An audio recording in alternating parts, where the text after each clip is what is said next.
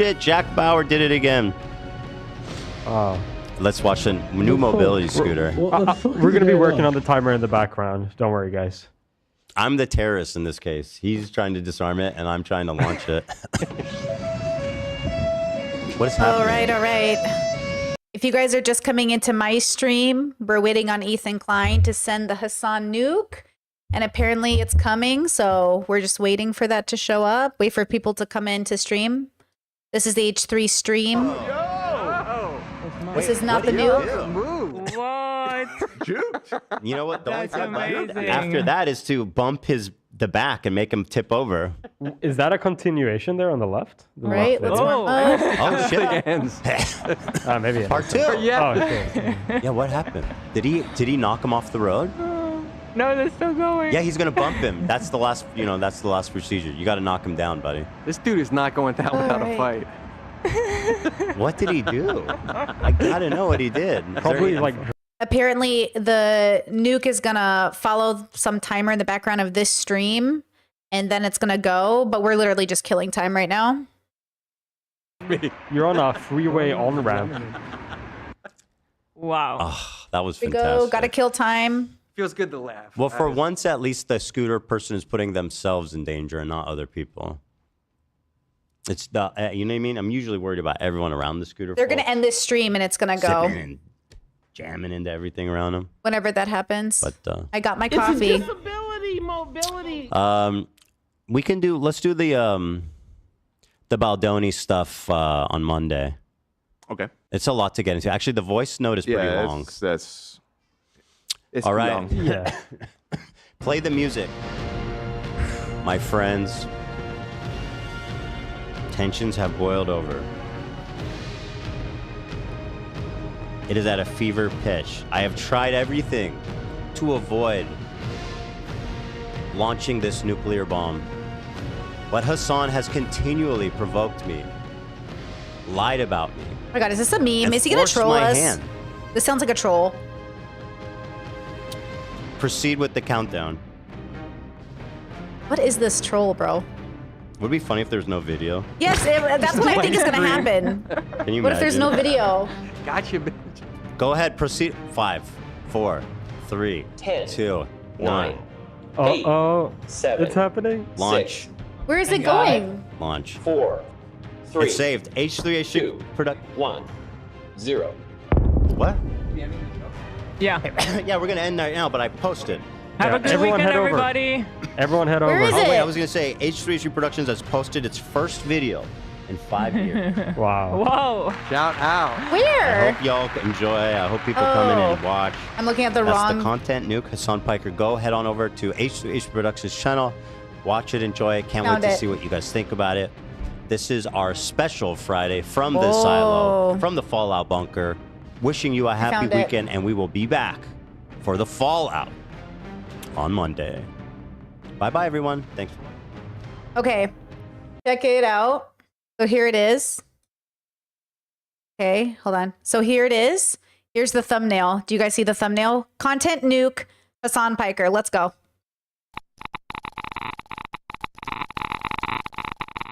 The world would not be the same. Few people laughed. Few people cried. Most people were silent. I remembered the line from the Hindu scripture, the Bhagavad Gita. Vishnu takes on his multi-armed form and says, "Now I am become death, the destroyer of worlds." What? We think the Houthi Ansarallah is doing what Houthi should not. Fucking bloodthirsty, violent pig dogs. Why am I held accountable? God forbid you throw up the fucking green Hamas banner. Happy birthday to you. I'm cooked, Together, I'm happy cooked. birthday from Twitch, Hassan. Happy birthday from Twitch. Okay. Let's see if it's anything. Oh, okay. Here we go. Oh, hi there. It's me, your old friend, Ethan Klein. It's been a while since we've last spoken. In that time, I've had 3 kids, all boys. I've lost 100 pounds. And I've pissed off 75% of the internet. True. Probably a lot of you guys, too. Actually talking about there at the NRA meeting that's today in Texas. Someone should bomb. Oh, yeah, and I got a tattoo also, so. Nice. I'm cool like that now. Left or right, I always thought that, despite our differences, there was one thing we could all agree on. And what was that?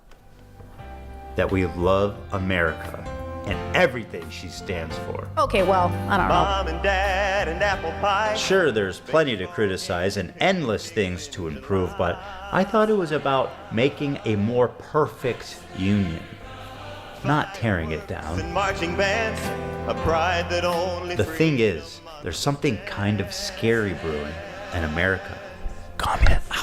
Communism. That's America. That's America to me. I started a show a couple of years ago with my acquaintance, Hassan Piker. You might remember him from such classics as America deserved 9/11, dude. Fuck it. I'm saying it. Yeah, kill them. Kill those motherfuckers in a video game. Sorry. Holy shit. That's not what I said. You dumb cracker bitch. and of course, the Leftovers podcast, which was our show, which we made broadly to goof on the antics of the right. Now, to be clear, I knew about all these edgy and controversial jokes at the time we made the show together, because who am I to judge? Here is Ethan Klein being a delightful human being. I was just going to say, if there's another Holocaust, if they start rounding up the Jews again, I hope Ben gets... Bad joke. Bad joke. He presents himself as someone like me, a left-leaning Democrat who supports basic things. And we went on making the show for about 2 years, and everything was good. Everyone was having fun. The audience was having fun. No problem.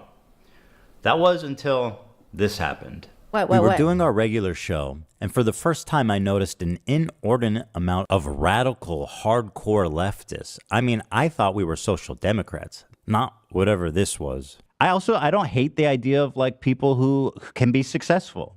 I think it's good that people can achieve success in the term monetary success. I mean, that's what that means, right? I do. You know, there's nothing wrong with that. Because I see so many people in the chat saying no. I don't know what y'all are tripping about. Like, what the fuck do you What want? is the idea that you guys, people like, are just looking for? You guys are all like radical communists? There's that many radical communists? Suck it, chat. You're watching a capitalist pig. Deal with it. And then this happened. This comment from Hassan really started to sound some alarms in my head. Oh if you're my in a socialist God. country with multiple parties, and one of the parties is a capitalist party, If this whole video is Hassan as a communist, I'm gonna fucking cry. which would surely exist. Yeah. What would you do if that party started gaining momentum? The solution to that would always be education and offering more re-education. Re-education, certainly, yeah. There should be an enforcement mechanism, and in that enforcement mechanism, I think like rehabilitation, which would include re-education as well. If putting capitalists in re-education camps isn't disturbing enough, I started to notice that Hassan was carrying a lot of water for communist states' war crimes and Oh my genocides. God. What do you no. call Crimea? I call it a part of Russian territory, bitch. That's what I call Crimea. I call it Crimea River, a Russian river. The annexation of Crimea is absolutely a justifiable annexation. Tibet was literally a fucking feudal slave mandate. Is Ethan literally making a pro-America anti-communism video? I'm so confused. So autonomous zone. China did them a favor. That was one. I mean, in America, when I say something like this, people get very upset. You know, we talk about the Dalai Lama saying "suck my tongue" or whatever, but like that's not far from the norm in fucking normal Tibetan existence before the communist. Sorry, this is a great example of my level system and bubbles, is it not? Like, Ethan is so in his specific bubble, as is Hassan, and Hassan doesn't always have perfect takes. But please, this cannot be the whole 2-hour video. This cannot be the whole 2-hour video. I knew it. Didn't I say Ethan has nothing on Hassan? It's just going to be a bunch of Hassan political takes that Ethan just disagrees with. Like, you can disagree with Hassan politically without being like, Hassan is a horrible person. And I'm like, okay, I guess. Party came in and So China unilaterally took over Tibet, like squelched their culture, They basically are trying to, homogenize the culture. If your culture, They're trying to spoil the religion and the identity. The part of feudal warlords and slavery, abolishing that, yes, I do think that is good. No, China did them a favor. This is a good way to describe Taiwan as well. The American federal government going into the fucking South and killing, unfortunately not all of them, but a decent amount of slavers and defenders of slavery. This is violent retribution from a powerful federal government that squashed. Also, I don't consider Hassan anti-American, by the way. Chat says he's anti-American. This is a pretty common sentiment in this bubble. I don't consider Hassan anti-American. I consider Hassan and many of us I don't want to associate because I don't know, but it's more like anti-corruption of American politics, right? I feel like that's so different. Anti-West, I just feel like Hassan isn't anti-West. He's anti-Western propaganda, assuming they're the best and end-all be-all. It's narcissistic for the West to think it's the end-all be-all. That's the point. Like, we're I feel like that's a total mischaracterization of like Hassan or even leftist politics. Like, it's not about being anti-West or anti-America. It's about reminding America they're not the end-all be-all. It doesn't revolve around us and our narcissism or our policy or the way we go around ruining the world. Like, we have a responsibility. But at the same time, like all these governments, who knows? It's not like there's no perfect government, but like it's not. America should be criticized by Americans. We live here, we pay tax, or at least I pay tax even if I don't live there. Okay, I pay American tax, girl. I have a right to criticize my own country. Okay. And still love her. I love America and I criticize her. South in the Civil War? Yes. And most disturbingly, a complete whitewashing. Especially with everything happening with Trump right now. Are you even kidding me right now? Sit down. Everything happening with Trump and you're not sitting here ready to criticize America? He's literally wiping away your rights with a signature right now. Don't F with me today, bro. So hopefully our checks and balances will keep him in check. Because America's system should work, maybe. But please do not even pretend right now with the way Trump is going around signing his name so you can fucking lose your rights. Don't even tell me. The Chinese genocide against their Muslim minority group, the Uyghurs. Don't they have Uyghur death camps? Is that? It's not a death camp. They were re-education camps, and they are no longer in operation. Is that according true? to the Associated Press? Okay. I saw this crazy documentary, and I don't know. I don't know the surrounding narrative or anything about it, but it was about there was doctors in the area. They would be able to procure organs. No, no. I'm telling you, they were in China with that one is like Shen Yun, they're like, Falun we can Gong. get you an organ from a Uyghur.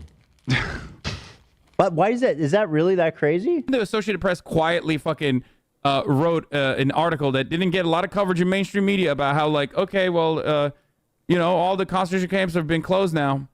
Like, all the re-education camps are closed now in fucking Xinjiang, and it's like very different vibes in Xinjiang. And now, it's the tourism hour. Let's see what the Associated Press actually had to say about this. These are all AP articles from the last 2 years. UK independent body reports China committed genocide in Xinjiang. China sanctioned a U.S. research firm and 2 individuals over a report about the human rights violations in Xinjiang. It's the tourism hour. To China's fury, UN accuses Beijing of Uyghur rights abuses. Tourism hour. Uyghur County in China has the highest prison rate in the world. 1 in 25 people is in a Chinese prison. It's the tourism hour. 48 Uyghurs detained in Thailand for almost 11 years are on hunger strike to protest their imminent deportation to China, where they face imprisonment or execution. Not only does this AP article seem not to exist, reading the AP proved exactly the opposite. Hassan has happily eaten up the Chinese propaganda on this and has regurgitated it to his mainstream audience. Why is he defending China's genocide of their Muslim population? How does this even make sense? It only makes sense if A, he's being paid, or B, he has the political complexities of a 5-year-old. I know America Bad is a meme that people laugh at online, but with Hassan... Hold on. Chet says, would love to hear your thoughts on how Ethan will go on after this. Worried for him as a human being. I think he's fine. I think he's just disagreeing with him politically and doesn't understand the difference. I think Ethan might just literally not understand Hassan's position, but also might just disagree with his perception of the position. Like, I don't think Ethan's losing his mind in every aspect. I think he's stressed because he doesn't get it. And he doesn't get why people are mad.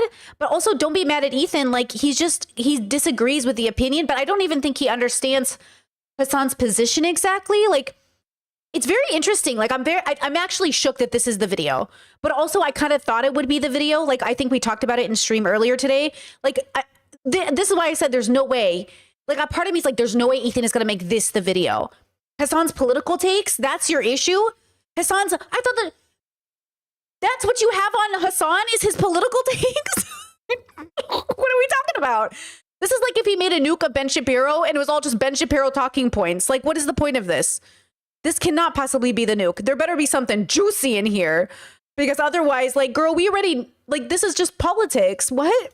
Hassan, this does actually seem to be the beginning and the end of his analysis. 2 principles. Let me explain to you. 2 principles that you should keep with you, coming from a person who's Turkish, okay? When you look at a situation in the Middle East, you look at what the local government is and who the Western forces are.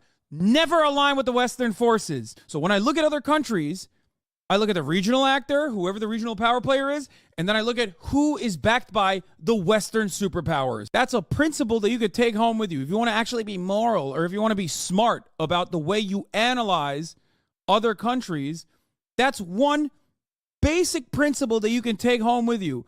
All of a sudden, magically, you are above on your foreign policy analysis. You're going to be better off than 90% of people that look at the situation. After seeing all of this, I was already getting uncomfortable with our partnership. I started to wonder if I had any idea who this guy actually is. And then this happened.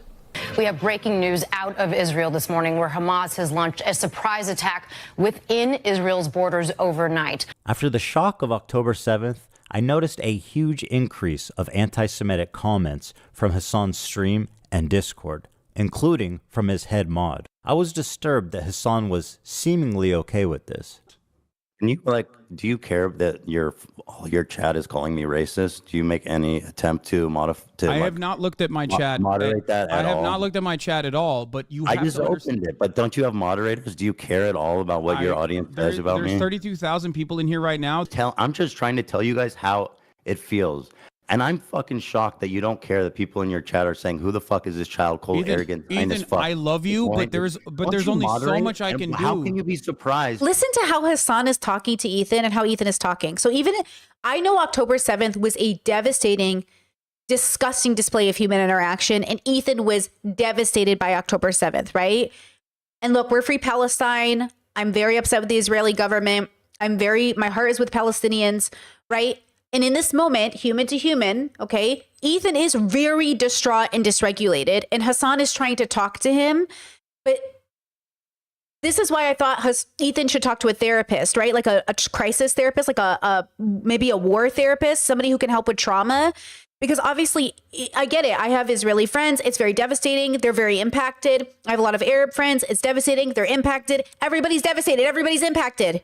Who knew that the war would impact, the genocide would impact people? Yes, the genocide is impacting people. And it feels like people have to understand Ethan is being impacted. But the last person who can help him with this is a friend on the internet. He needs to go to a professional, right? Because, of course he's being impacted. Friends, he knew people who died on October 7th, right? So I don't know why we're acting like he doesn't have the right to be sad. And yet, does nobody love Ethan enough to be like, Habibi, please get therapy off the internet, because this is a big deal. This is a big deal. You need to get somebody professional to help you instead of being upset that Hassan's chat's calling him a Zionist. Because in the world of politics, as much as we want to say we have a lot of empathy during a lot of these tragedies, a lot of people are still stuck in the debate politics bubble.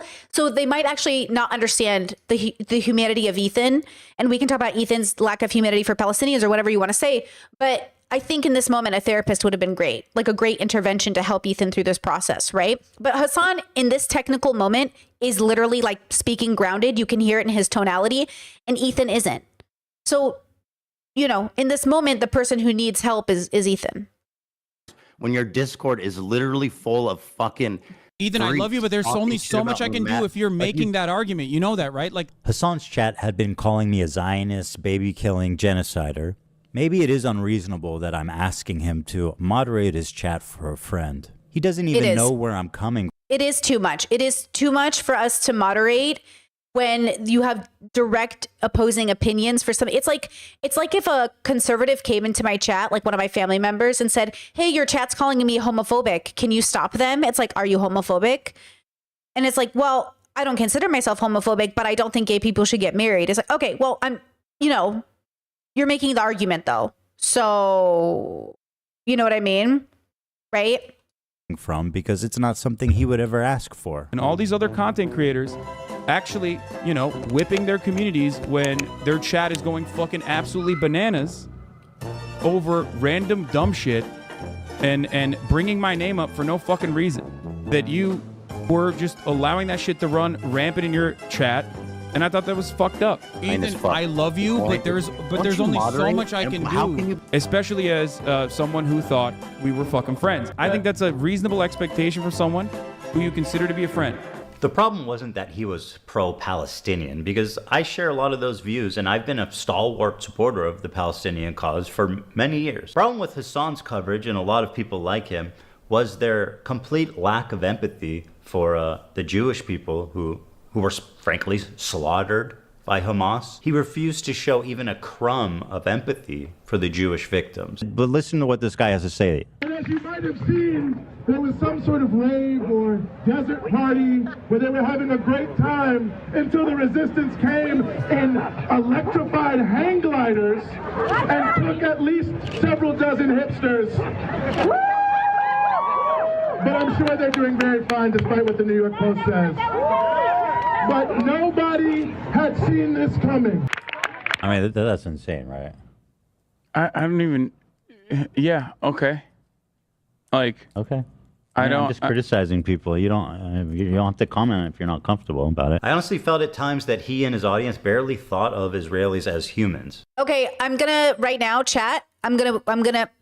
If you mention the brothel story one more time, and you get it wrong, I'm gonna be very annoyed with you. Hassan went to the brothel in 2010, according to Vice, and in 2016 it was raided. Okay, and I'm sick of people mentioning this story because it is the most ridiculous argumentation to make about Hassan engaging in anything wrong with this brothel. It was a guest, not responsible, and there's an argument about what it was even rated for. Tax evasion, who knows? So I don't want to hear it one more time in my chat. I just Googled it to double check, and I don't care what your news sources are, especially if they're Reddit. But I swear to God, if you mention it one more time in my chat without receipts, I'm gonna ban you. I'm gonna ban you. Thank you. But this dude just called babies militants. No, I understand. And there are baby settlers as well. But there are baby settlers as well. There are babies in the settlements. Part of running defense for Hamas is downplaying the violence, specifically the sexual violence, which he's done a lot of. Doesn't matter if fucking rapes happen on October 7th. Like, that doesn't change the dynamic for me even this much. So that's the other part of this problem that many people that can't contend with. Like, the Palestinian resistance is not perfect. They're not like so good. They have magical bullets.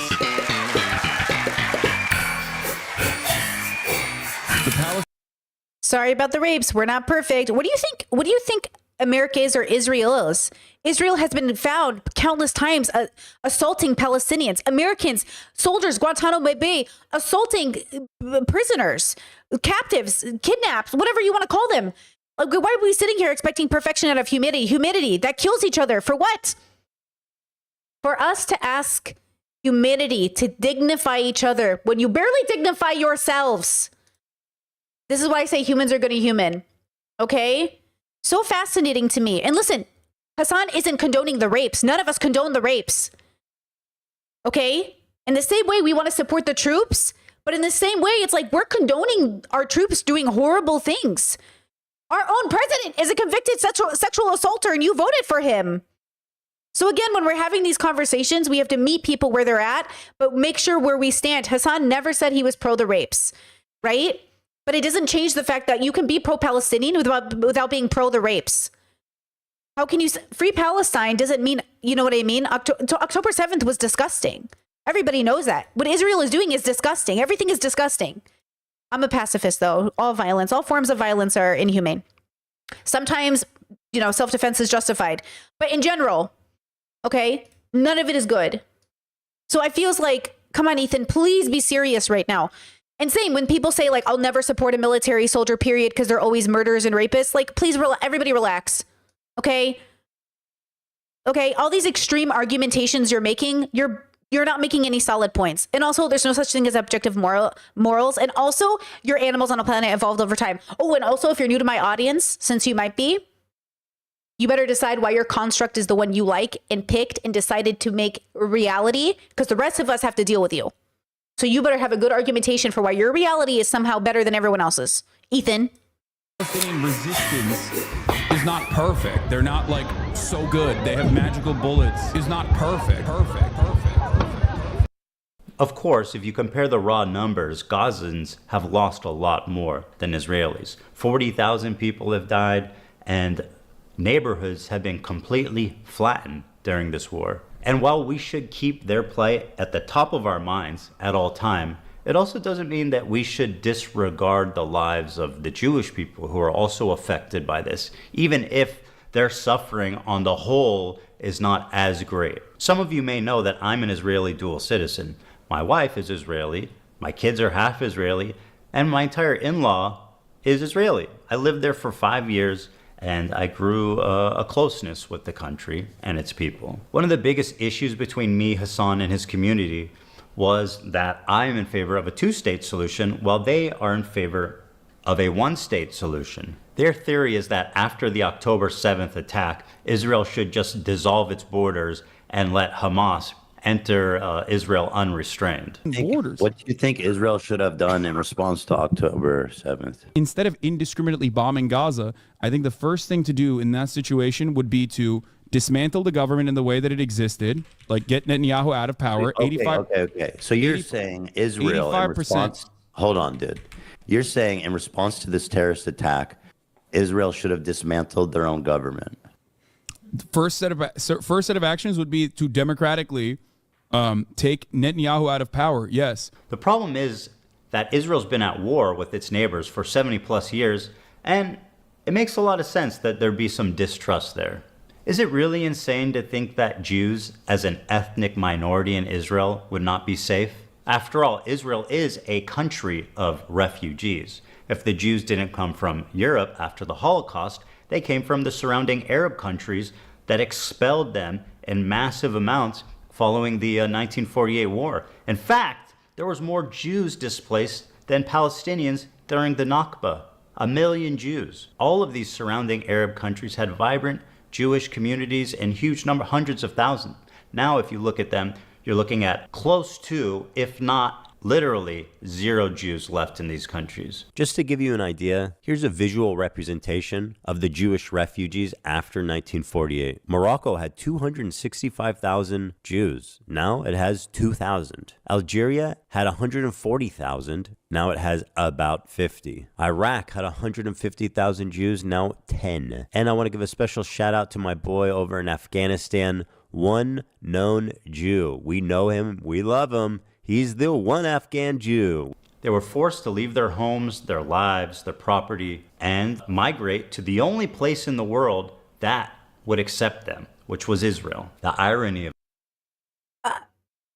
I'm not a historian, and I don't know that much about history. This is going to be my new special interest starting next week. History! But the framing of that feels wrong from what I do know. Like, the only safe haven they had was Israel. The state of Israel was the only safe haven for Jews in the Middle East after other people kicked them out, which, by the way, my family's from Iraq. There's a lot of controversy that's there, and the groups do fight amongst each other. That's not just, hello, people fight everywhere, right? But I feel like the way you tell a story changes the narrative. All people are the same everywhere. The way you feel about your family and other people is how they feel about other people, right? So if Arabs were there and everyone was established, but Israel came in and established this state, and then people felt like angry about it because in order for them to be established, they had to fuck up the ecosystem that was already there and people got mad, wouldn't the Jews naturally go to Israel? Did I miss something?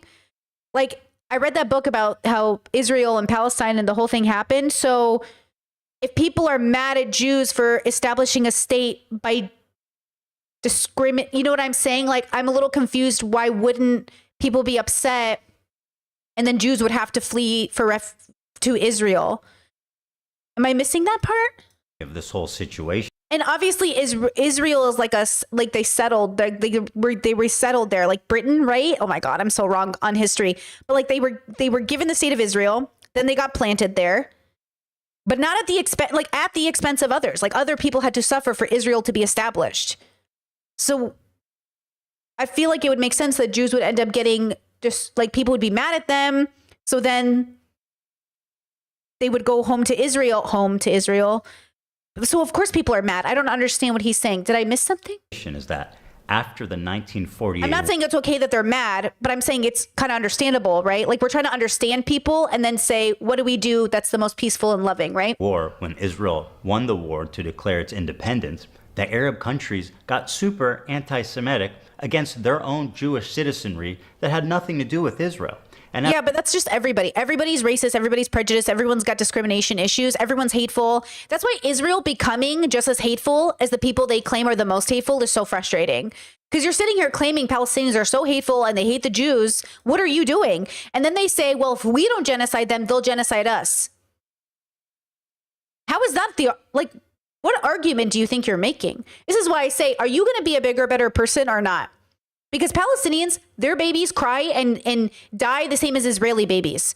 But I do think people really just want their people to live, their people to be this, their people. Again, it shouldn't be their people versus their people. It should just, what are you doing? Palestinian babies. I saw this video the other day of two brothers meeting after a year of being separated, twins. I was bawling because I have siblings and I just know like being away from your family like that must have been so devastating to be like, moved from your home. Like refugees don't want to be away from their home. They want to go home. Didn't you see all the Palestinians returning during the ceasefire? And Israel's fucking it up as we speak. So part of me is just like, it feels like Israel wants the justification to genocide because they are afraid they're not going to have a place to be. But the question is like, why is there so much anger and hate between everybody that you guys couldn't figure out a way to get along? Because there's a denial of responsibility. Like they're just denying the responsibility. They're denying the fact that like the way this started was gross and unfair. It's the same way America pretends like Native Americans just, what? Look at Trump talking about how like, kids who are born here shouldn't have the right to be American just because they're born here. Okay. Talking about anti-immigration. Okay, bye. Then give the land back to the Native Americans since apparently you don't like immigrants. Like, what are we talking about? As a result, they kicked them all out, 1 million plus of them, and forced them to go the one place they hated the most, Israel. And now those same people that forced them out of their homes are telling them they don't belong there. So I can't believe you made me stay up I can't believe I'm awake for this. I can't believe I stayed up for this.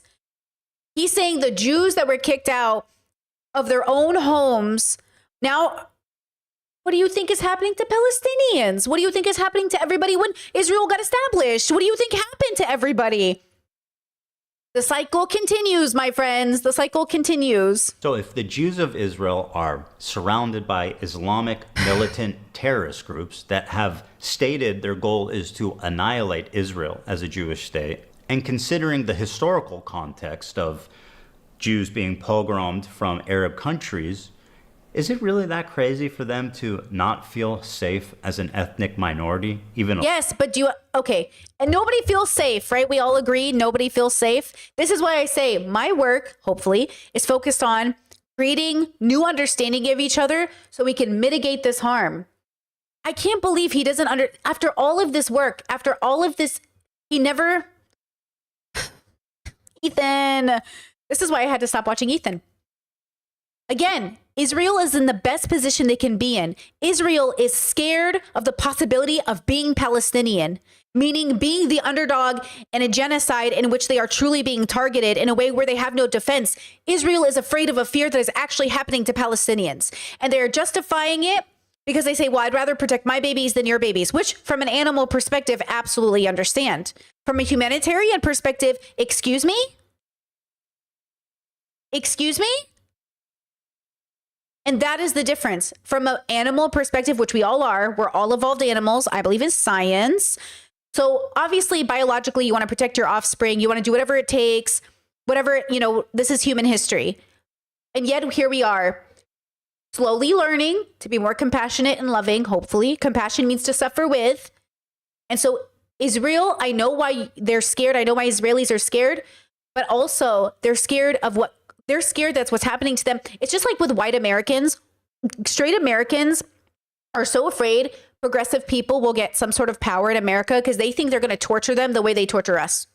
I swear conservatives are so afraid of progressives because they think we want to discriminate against them the way they discriminated against us. We don't care if you're religious, bro. We just want fucking civil rights and to use the bathroom. But they don't get it because when you're hateful, when you're bigoted, and look, when you have prejudice, everybody has prejudice. But when you're like moving on fear, this is why I say fear is the root of all evil. When fear is the foundation of your belief system, your understanding of other people, you always think someone's out to get you. I'm not out to get you. I just want to pee. Thank you.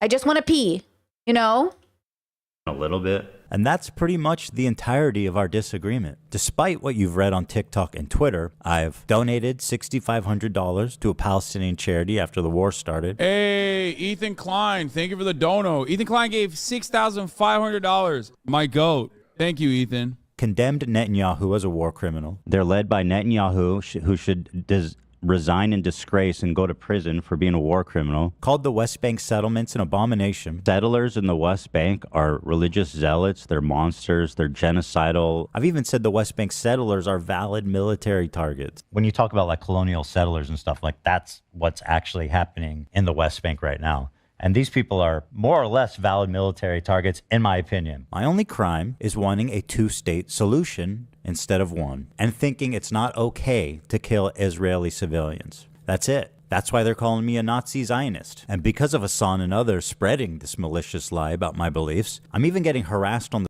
He's being called a Zionist because he doesn't understand their argumentation. It feels like only a Zionist could literally be this dense after this long of this discussion, not understanding it. Genuinely, it's been like 2 years, a year at least. Like, why haven't you done any work to research why their argumentation is if you understand their perspective, you wouldn't be reacting this way. And the fact that you are tells me you're like snorting Zionist propaganda. Even if you don't realize you are, that's what it does. That's what propaganda does. It makes you parrot their talking points, but you think you're not. And that's the point. And that's what he's not getting. I don't think Ethan is a conservative Republican. I think Ethan is one of those dirty centrists. And I do think you're dirty, guys. Get over it. Read a book. Choose a side. Jesus.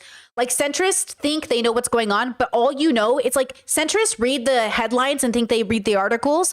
Conservatives read the Fox News and the whole article. And progressives read like progressive stuff, but the whole article. Centrists just read the headline. They're like, I know what's going on. You don't. You don't know what's going on. You don't know what's going on.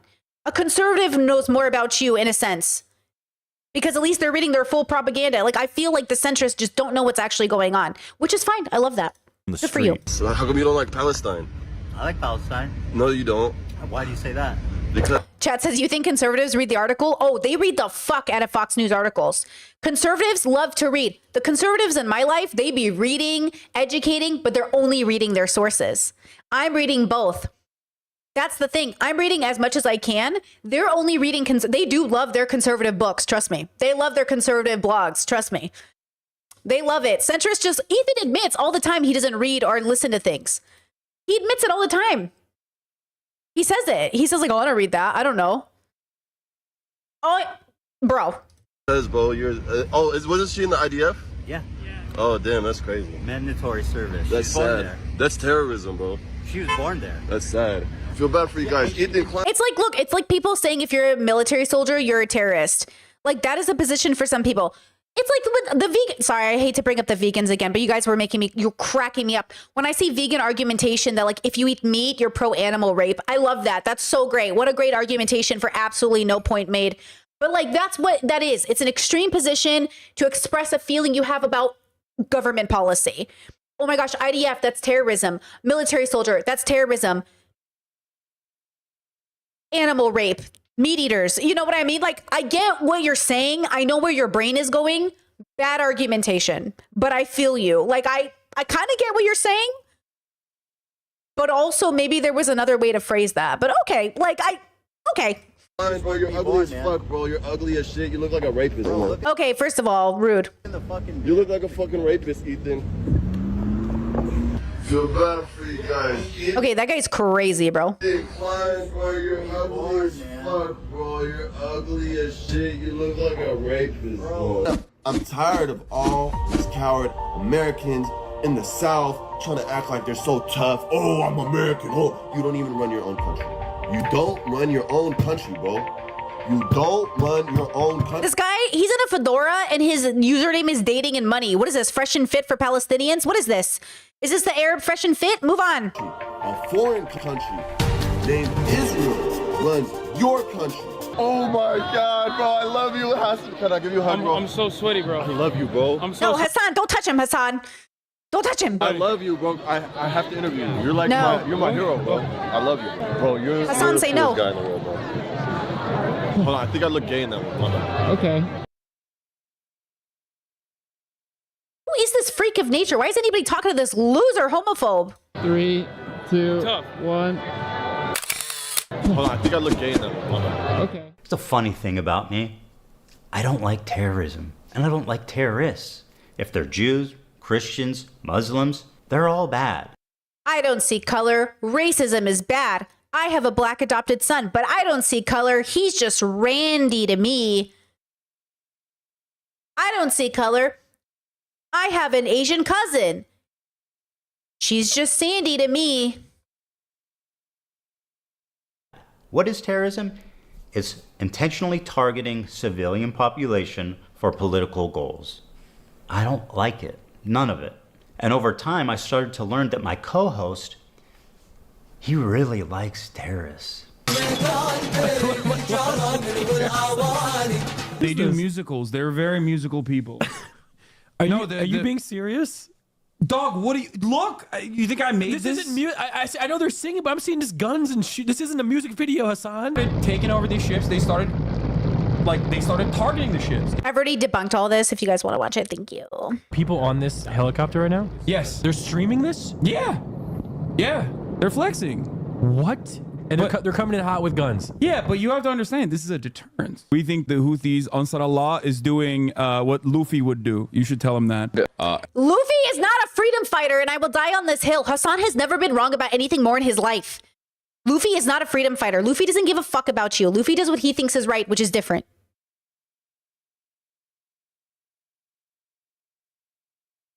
Okay. Hezbollah is a paramilitary organization. Do we like them or no? I don't have an issue with them, let's just say. But they are a terrorist organization. Like they're designated. They are designated by the American state as a terrorist organization. I do not like them then. Well, he is regarded as a pretty brilliant a person in terms of like everything that he's done. Then I saw clips like this where Hassan is explaining how he's hiding his power level to funnel in normies into radicalization. I think that in the short term, in order to combat against that, you have to advocate for a much lighter form of propaganda. You want America, in the way that I feel about it, and if you want America to get out of the way for places with more revolutionary potential to do what they would normally do, I think that, one thing you have to do is advocate for a lighter form while simultaneously still doing agitated propaganda that goes beyond social democratic ideas. I just wanted to put emphasis on the exact point of the so-called radicalization funnel where, for example,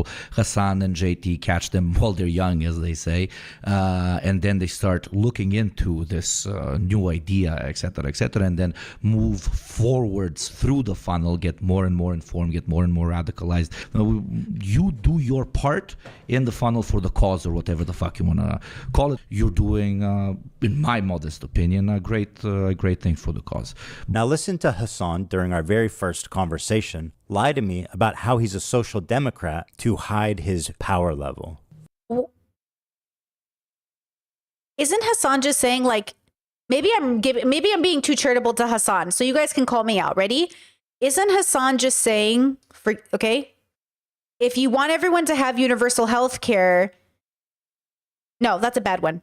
No, if you want everyone to have universal health care, you have to explain to conservatives why it benefits their wallets. Like, it's the same way gay people during Prop 8, I protested, I advocated, I was there. Okay, in order for us to get people to be chill, we had to put our best gay foot forward as a community and represent us in the most family-friendly way. Because God forbid a gay person's on a float, everybody panics, okay? So you have to like feed it to them, like calm them down because everyone's moving off of fear. So they're calm with you. And so like, you know what I'm saying? Is that what Hassan is saying? What's Hassan's ultimate agenda? Universal health care, not destabilizing countries, which is never going to happen because, America and billionaires. Okay. So what's the ultimate agenda Hassan has, right? Chad says, Britt, the context is he's on a far, far left commie podcast. It wasn't universal health care. Yeah, I know. But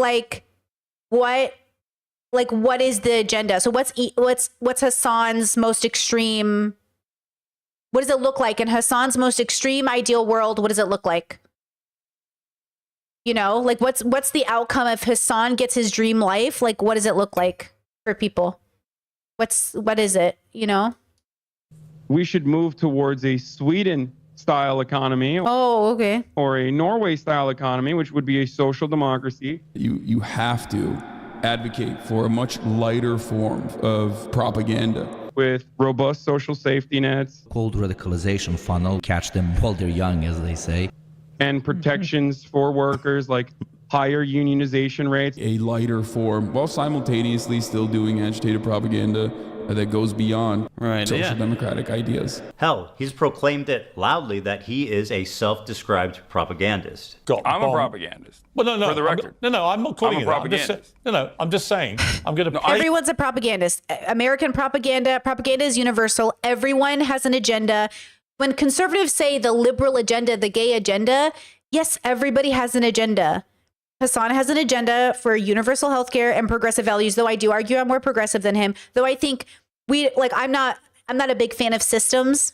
I'm more a big fan of people. So I don't really need to advocate for systems. I need to advocate for systems that benefit people. That's my philosophy. But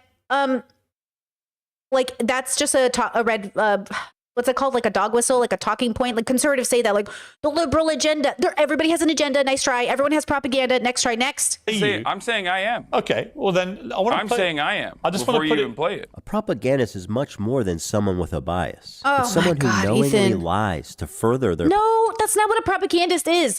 Everybody sells you propaganda as a way of marketing. Think of propaganda as marketing with your life. even like Rosie the Riveter was propaganda. Do you know what I mean? Like it's all propaganda. Military ads are propaganda. Like it's marketing. Political agenda. And then I had a terrifying vision. Had I been duped? Was Hassan presenting a Trojan horse to my community where he was just a left-leaning Democrat like myself, and as he said in the previous video, was funneling them into radicalization and turning them against me? Liberals are some of the easiest to manipulate people on the fucking planet, dude. I learned how much he hates liberals. Hold on. Okay, so definition of propaganda, since Chat's talking about it, information, especially of a biased or misleading nature, used to promote a political cause or stance or view. So obviously when Hassan is using it, he's being sort of facetious, right?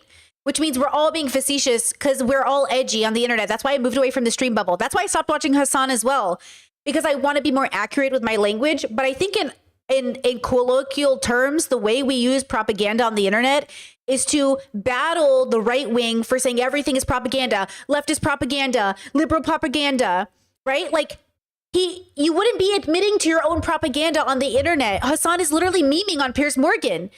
Why would you get on Piers Morgan and say, yeah, I'm a propagandist? Why would you say that? That makes no sense.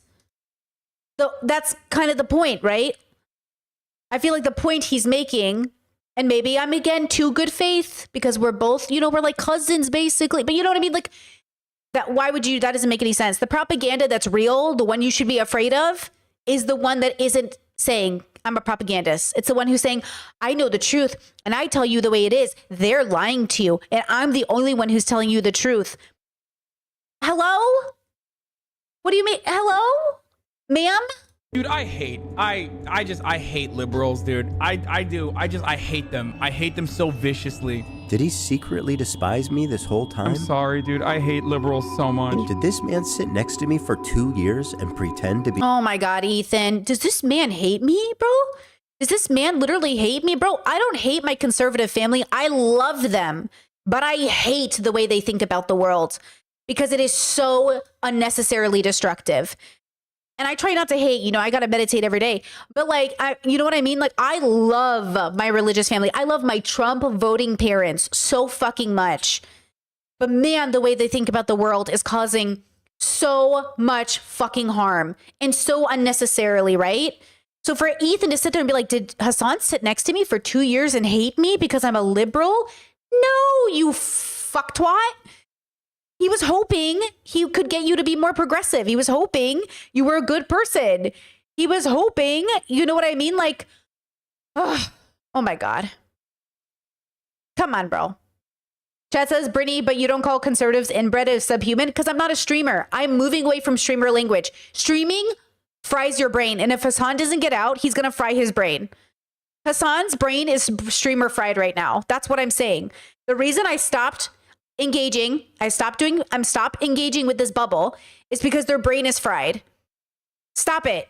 And in the next 4 years, my transition is going to be after Trump is gone and I'm 40, I will be better. I will be more grown up because the stream. Ethan, listen to me. Hasan, listen to me. These Machiavellian mothers were chopping off the tits of their daughters. They're commies, tankies. Listen to me. Okay? In 4 years, we have to be better. We can't keep doing this. We're all getting old. So it's time. It's time for us to fucking get it together. Okay? I give everybody until the end of Trump. Ethan! Listen, I give us until Trump is out to get our game going. We all need to grow up and get away from this streamer language. And I hope we get there. Okay? But for the record, a lot of conservatives are fucking inbred. Stop marrying your cousins. Thank you. Be my friend? Dude, liberals are a burden on this planet, dude. Liberals are the most, scummy, vile, fucking idiots. Liberals are incredibly stupid. I hate these petulant liberals, dumb fucking liberals. What else is someone this sociopathic capable of? Oh my God. Did you hear that? I'm going to rewind it. Did you hear that? Are incredibly stupid. I hate these petulant liberals, dumb fucking liberals. What else is someone this sociopathic capable of? Liberals.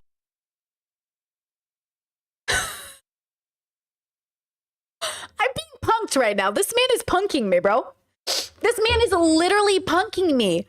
This cannot be the nuke. This is so unserious, bro. This cannot be the nuke. Sociopathic? Ethan, it's not a sociopath. He's a Machiavellian tanky. Get it right. Liberals are some of the easiest to manipulate people on the fucking planet. Was I being manipulated this whole time?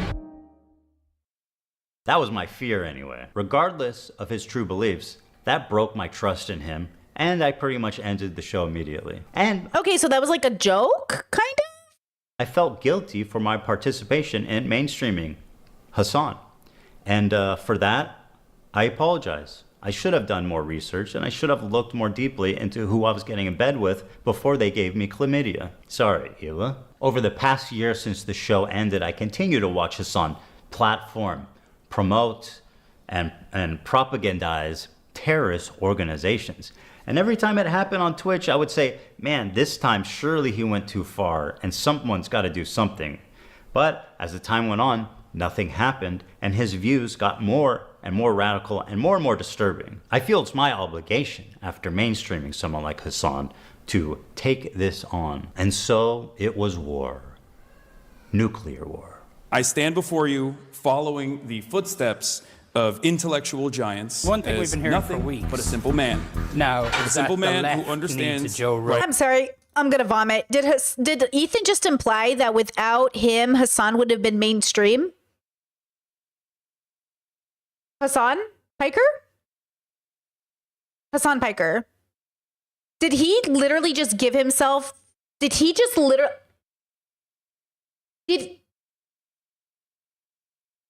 I'm sorry. Skirt. Even I know that's crazy, Ethan. Even I know that's fucking insane. What? Why did he just say that? Everybody knew who. What? That doesn't even make sense. Right from wrong. Yeah. See how. Brittany, bad joke. Okay, I'm gonna make the joke, but I'm gonna preface the joke because it would have sounded really bad and clippable if I just said it. This reminds me of other people rewriting history. Like, what? You're an important, influential voice to a lot of people. I'm an idiot. I'm a dumb bimbo. I don't know what I'm talking about. And there are some things I've gotten numb to criticism like this. It's not. Oh, and by the way, when I was in the other bubble and I didn't understand who Hasan was, and I thought the Gamer Bro was correct about Hasan, I was told that Hasan leaves Gamer Bro out of his origin story because he's jealous of Gamer Bro. And I was like, oh my God, is this true? That's so sad. Like, Hasan's like a sociopath. He's crazy. He's a narcissist. Oh my God. And then I did my research on Hasan and I was like, oh, the reason he leaves Gamer Boy out of all of his origin stories is because Gamer Bro's literally a predator and an offender and a horrible person. And every time you tell your origin story, mentioning this shitty person, it's just like, you got to stop telling that part of your story. I would. If my origin story has a bad person in it, I'm taking them out of my origin story. Fuck you. Like, so a bad person helped you once. What are you supposed to vouch for them every time you tell your origin story? No, fuck that bad person. You don't have to bring bad people with you into your success. You should keep them out of your story because though everybody knows they're there, you're platforming a bad person. Just because a bad person helped you when you needed them doesn't mean you need to mention them every time you tell your origin story. Thank you. As a matter of fact, I seek it out now because I make content out of it. I think it's funny and fun. And there are baby settlers as well. Can you just shut the fuck up, bloodthirsty, violent? Oh, I kind of like this edit.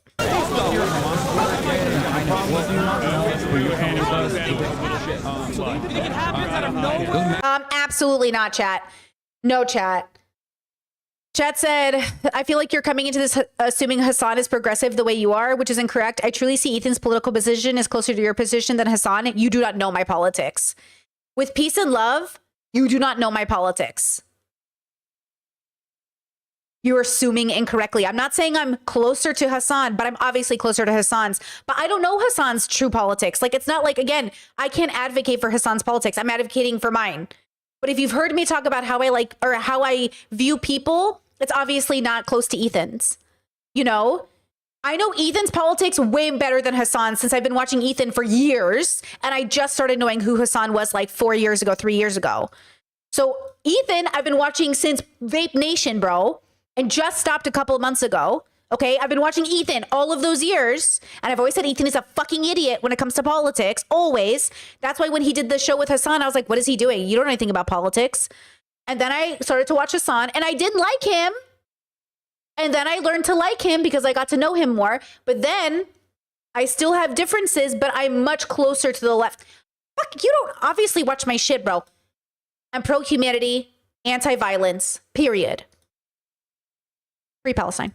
Matter if fucking rape happened.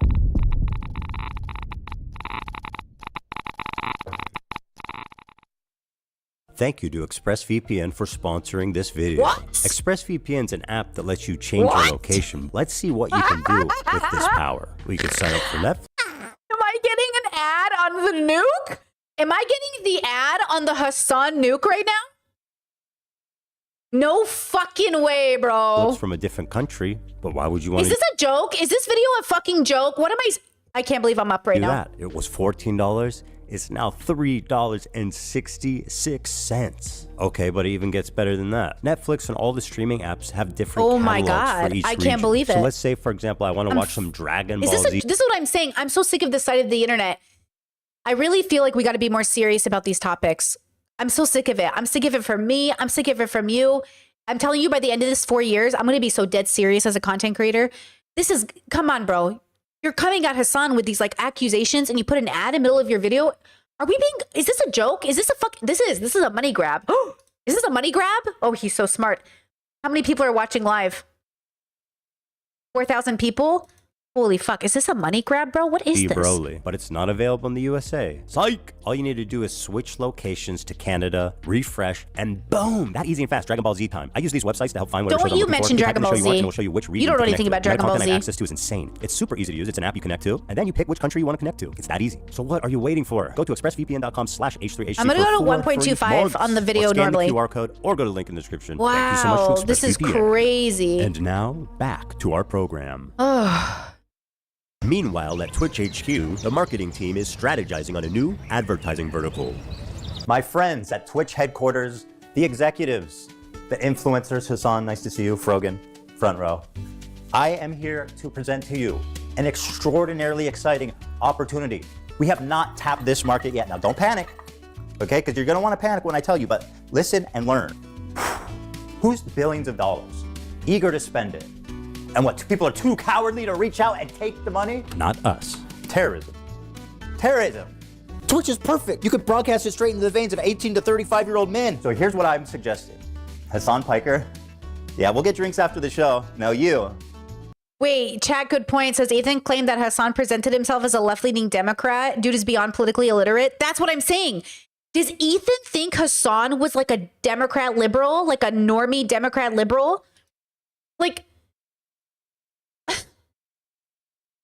That's what I've always said this. All my fan years of H3H3, I said Ethan doesn't know shit about politics. He doesn't understand it.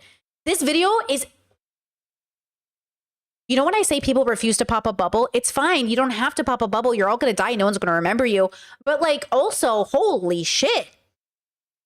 To look at Hassan Piker and think, yeah, that guy's just a normie, like a Democrat, which by the way, fuck normie Democrats, not humanitarily, just policy-wise. Policy-wise, Democrats, not the future, but also we love our Democrat neighbors. I'm a registered Democrat. We love us, but also not the future. Not the future. Like the future has got to be more progressive than this. And I do think it will be. But Ethan isn't a part of that group. When Ethan says I'm a progressive, he's not a progressive. He's a Democrat. He's a liberal. That's why I say all of these debate bros who say they're progressives, they're not progressives.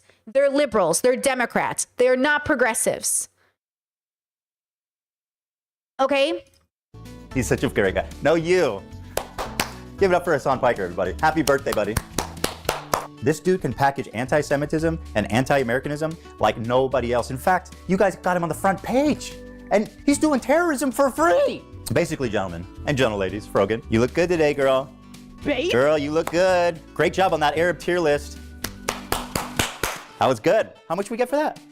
Yo, you got 10 million from Qatar for that? Yo, I made some great hummus the other day. I told you guys, my partner had never had hummus because, you know, Croatian. And I was like, I make you hummus. Killed it, bro. That's what I'm talking about. That's what I'm talking about, Twitch.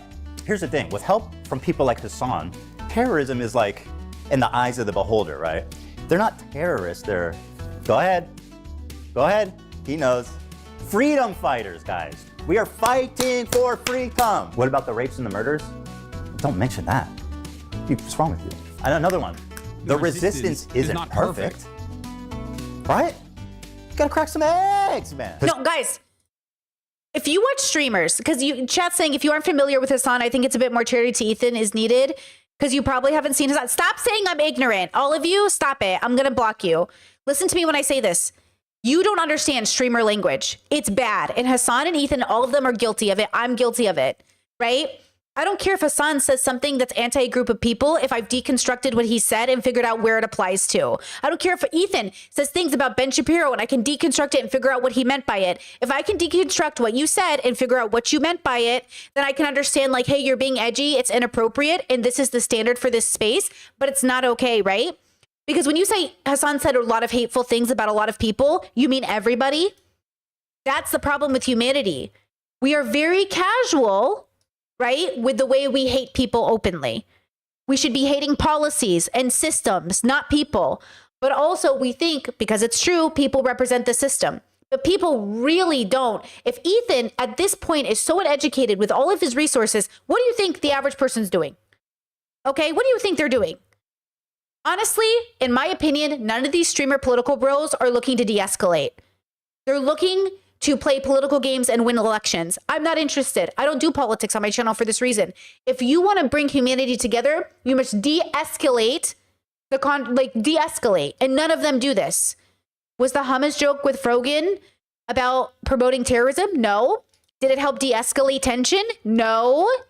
Should she have gotten banned? No, because I don't think it was about terrorism. But at the same time, like, it's not de-escalating. Ethan is not currently de-escalating. He is currently escalating. So again, we should de-escalate, not escalate, right? So again, this conversation we're having is just so silly when everyone's like, well, you're a bad person and you're a bad person. Humanity has a problem, guys, as a whole. You can stop pointing fingers now and look in the mirror. Hassan, you know Socialism didn't buy you that car.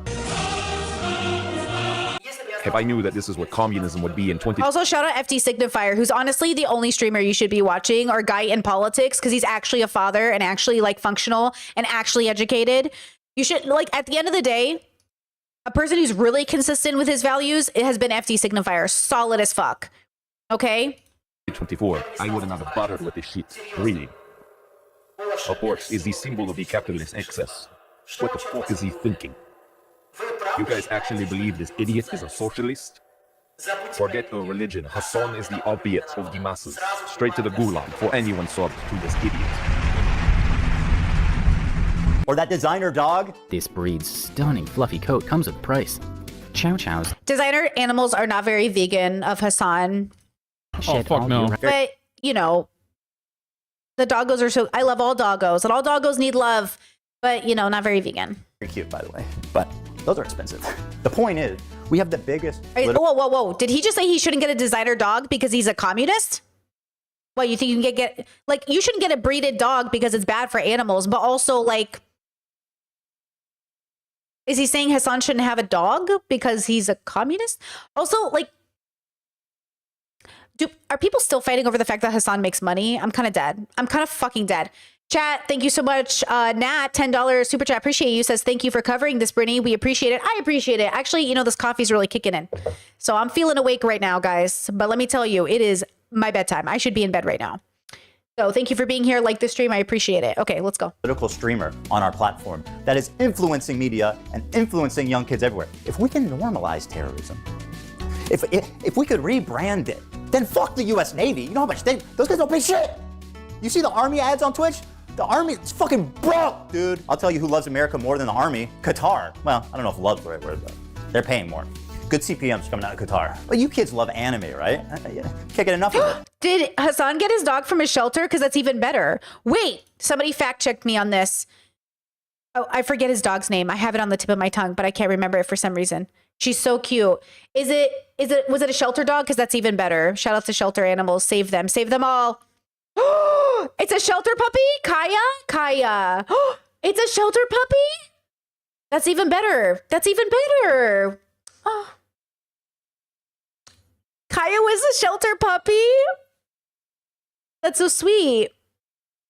It was from a fam that couldn't keep her? Okay, either way, we love Kaya. She's beautiful. Man, look at what we've already done with Hassan. You're the fucking man, dude. Happy birthday again, man. No, we got a big party for you after. No, don't do it. Let's wait, because we got a big party. Camilla, membership for 3 months. Thank you so much. Says, this is what I call a crash out. Love your stream, Britt. Thanks, guys. Appreciate it. Cake and everything for you after in the back. The prostitutes, too. Don't tell anyone. That's part of the past. Look what we've done already. This Houthi pirate. I mean, Who are you kidding? This guy's a fucking terrorist. I already debunked this on one of my streams. I can't find anything credible that says he's a Houthi pirate. I can't find one thing fucking credible. I still can't find it. I've looked. I've tried to dig. Look, there's nothing I would love more than being right. I love being right. I love it so much. I'm autistic. Of course I love being right. But listen to me when I say this. I Googled, I searched, I did a stream. I tried to find it. I can't find it. What evidence are you guys using to say this guy's a Houthi pirate? I cannot fucking find it to save my life. And every person who sent me a link saying this is proof, it was not proof. And also, terrorist is just a word we use for people we disagree with. You know it's true. Get over it. And by the way, you can disagree with people who do bad things, but the word terrorist is a political term used to make people hate people that they disagree with. And you know this is true if you know anything about politics. It's not to say that terrorism isn't bad. Terrorism is bad. But dubbing people a terrorist is a political move. It's a chess move. So just remember that, right? He literally tweeting out he wants to kill Jews and put their heads on pikes. And somehow. Yes, super not good. And I'm sick of the violence, especially exhibited by people who are born male. Y'all need to slow down with your violence. Your desire to kill people, you need to quit that. Everyone's desire to see people dead, we need to stop this. Humble yourselves and stop wanting everybody dead, huh? Okay? Stop.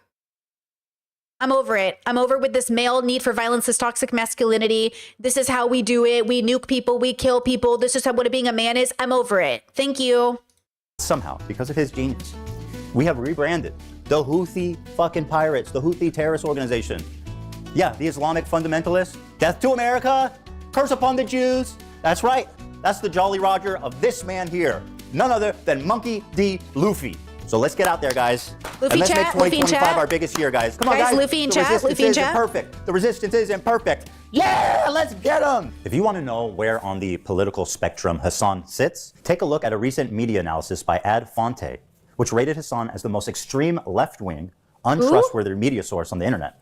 And to give you an idea, he is opposite of InfoWars. Is this Lex fucking loser Friedman? So Lex is in the middle. Lex can suck it. He's obviously a conservative fucking like agent, bro. How was like, okay, fine, I guess he's a centrist. Is that fucking Peterson? Is that my daughter? Michaela! Michaela, is that you, Michaela? Oh my God, it's Michaela. Wait, I know her. Look, it's Michaela. That's my daughter. She only eats meat now. No vegetables for Michaela. Okay, so Michaela's here. Rogan is left of Michaela. Crazy. And how is Lex Friedman more left than Joe Rogan? What the fuck? They're literally like the same. Okay, Queerty. Okay. What is this? Who made this? Who made this? Your media source on the internet. And to give you an idea, he is opposite of InfoWars. Now, I'm not going to sit here and tell you that Hassan loves all terrorists. But what I will say is that there isn't many he don't like. Let's start with our good friend Luffy here and his organization, the Houthis. And yes, this is what it looks like. They are hiling Hitler. The Houthis are an Well, that's not good. Don't be doing that, guys. Islamic military group. They're known for their cruel measures, forcibly recruiting child soldiers. Yeah, that's fucked up. Shelling civilian areas and blocking food from entering already famine-ruined parts of Yemen. They've also set up landmines in agricultural spots. Okay, here's the thing. How does Ethan not understand? Okay, how does Ethan not understand that if Israel uses its army to kill civilians and rape them because they want to protect Jews, that other people might be also protecting their people by killing people and raping them? And this goes for all people. No one is exempt. Don't even try to name your group in the chat. Be like, my group didn't do this. Oh, yeah, really? I don't want to hear it. Because even those countries that claim they're so neutral, what were you selling to the Nazis? Remind me? What was it again? Don't even come for me in the comments, okay? So again, everyone is the same everywhere until we start to we have to deconstruct everything. Your gender, because your toxic masculinity is killing everybody, okay? You need to deconstruct money, because this construct we made up is killing us. We need to deconstruct our relationship with being alive and what it means to be a human on the earth, because you're killing the environment. We need to deconstruct this idea that violence is the only way. We have to kill them before they kill us. No need for violence if you've deconstructed, okay? Your desire for violence is proof you haven't deconstructed to me, no matter who you are. Next. Making the fields virtually worthless. Women have virtually no rights, and homosexuality, of course, is punishable by death. That lines up with leftist values. Now, just how little rights do women in the Houthis' Yemen have? Well, according to this, there's been 1,181 violations committed by Houthi rebels against women, including torture, rape, and murder. So, not. Yeah, not good. What statistic just came out that women are most in danger at home, everywhere, globally. So again, every issue Ethan has with that group, you can find it in our groups because it's a human problem. It's not a Palestinian problem. It's not an Israeli problem. It's not a Houthi problem. It's not anybody problem. It's a human problem.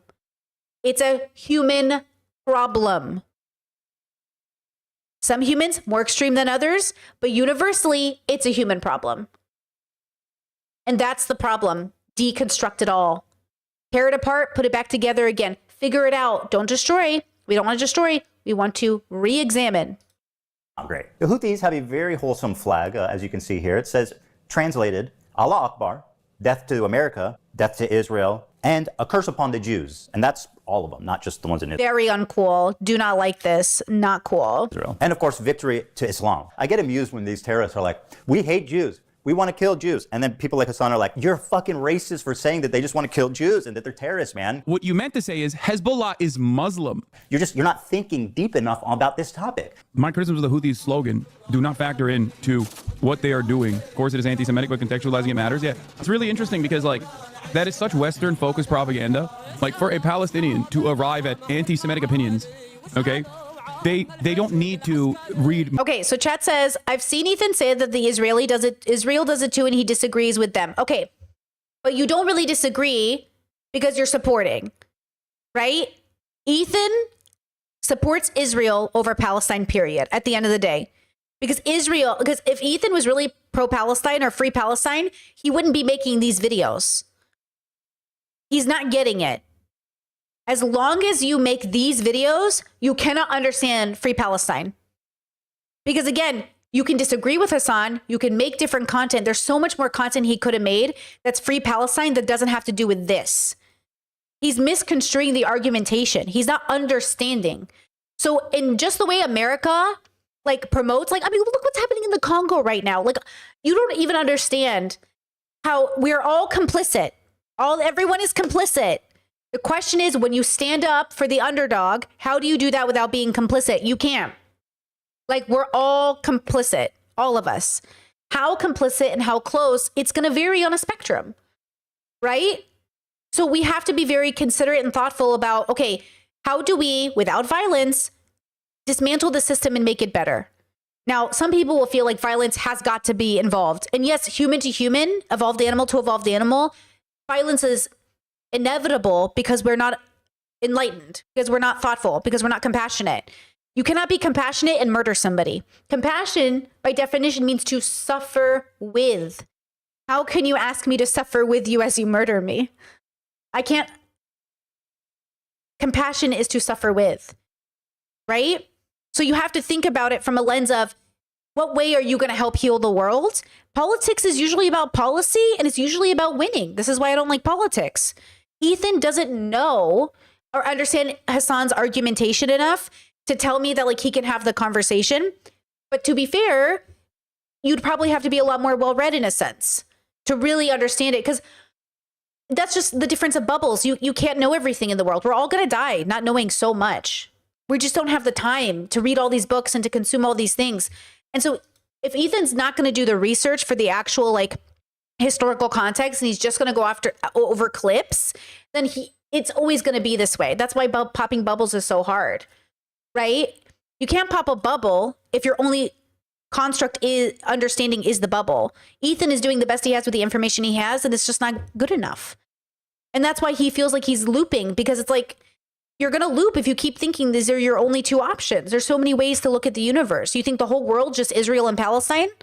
The whole world has its own life, and conflict and war and genocide is happening everywhere for horrible reasons, government interventions. Okay, so you should learn why people do what they do. But Ethan's not going to do that. He's not going to read a book. Mein Kampf.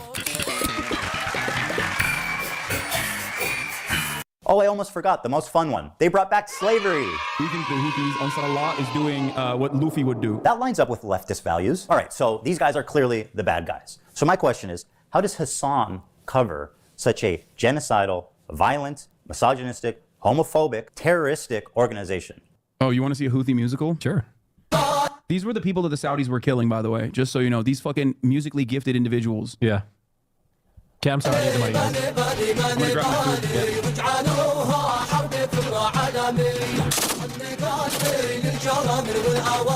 I'm so confused. What is this? Yeah, all forms of glorifying violence, I'm against. I think violence is not glorified. I think it's horrible, but it's also where humans are. We're just violent. That's a part of our relationship with our like biology right now. But we can be better than this. But do not get it twisted that America is one of the most violent oriented countries. Like, I feel like it's so weird for Americans to look at other people with their guns and their propaganda and to be like, oh my, I can't believe it. They're talking about guns and violence. And it's like, America, my whole life is guns and violence. I grew up a Republican. I was a Republican. This is a very long time ago, guys. Very long time ago, okay? But this is what I'm saying. Like, America is all about, we won't take guns out of schools because we're so pro-gun. Do you know what I mean? Why are they looking, like, I get what you're saying. Like, you're looking at these guys and you're like, oh my God, they have like kids with guns and all this stuff. Yeah, violence is bad and toxic masculinity is rampant in Middle Eastern countries. Okay? How is this? But it's the problem with America and the rest of the world is they can't imagine that these people are just like us with their own idea of the world. They're just like us. If you were them, you would have thought just like them. In the same way you defend America and the way we promote guns and violence in this country is the same way that they're sitting there and being like, yeah, like, it's just normal. It's just their life. People look, now that I live in Europe, people look at Americans the way I'm getting like, oh, that's how you see us. Like, they see us as like these violent, crazy gun fanatics. And I mean, are they wrong? You know, I get it. بالفخامة والمعالي واسألوا عنا الحشود العسكري يوم سيطرنا على الخوضة بآلي I'm just dancing to music because I love all forms of music, but I am not supporting any violent lyrics because I don't support any violence. Okay?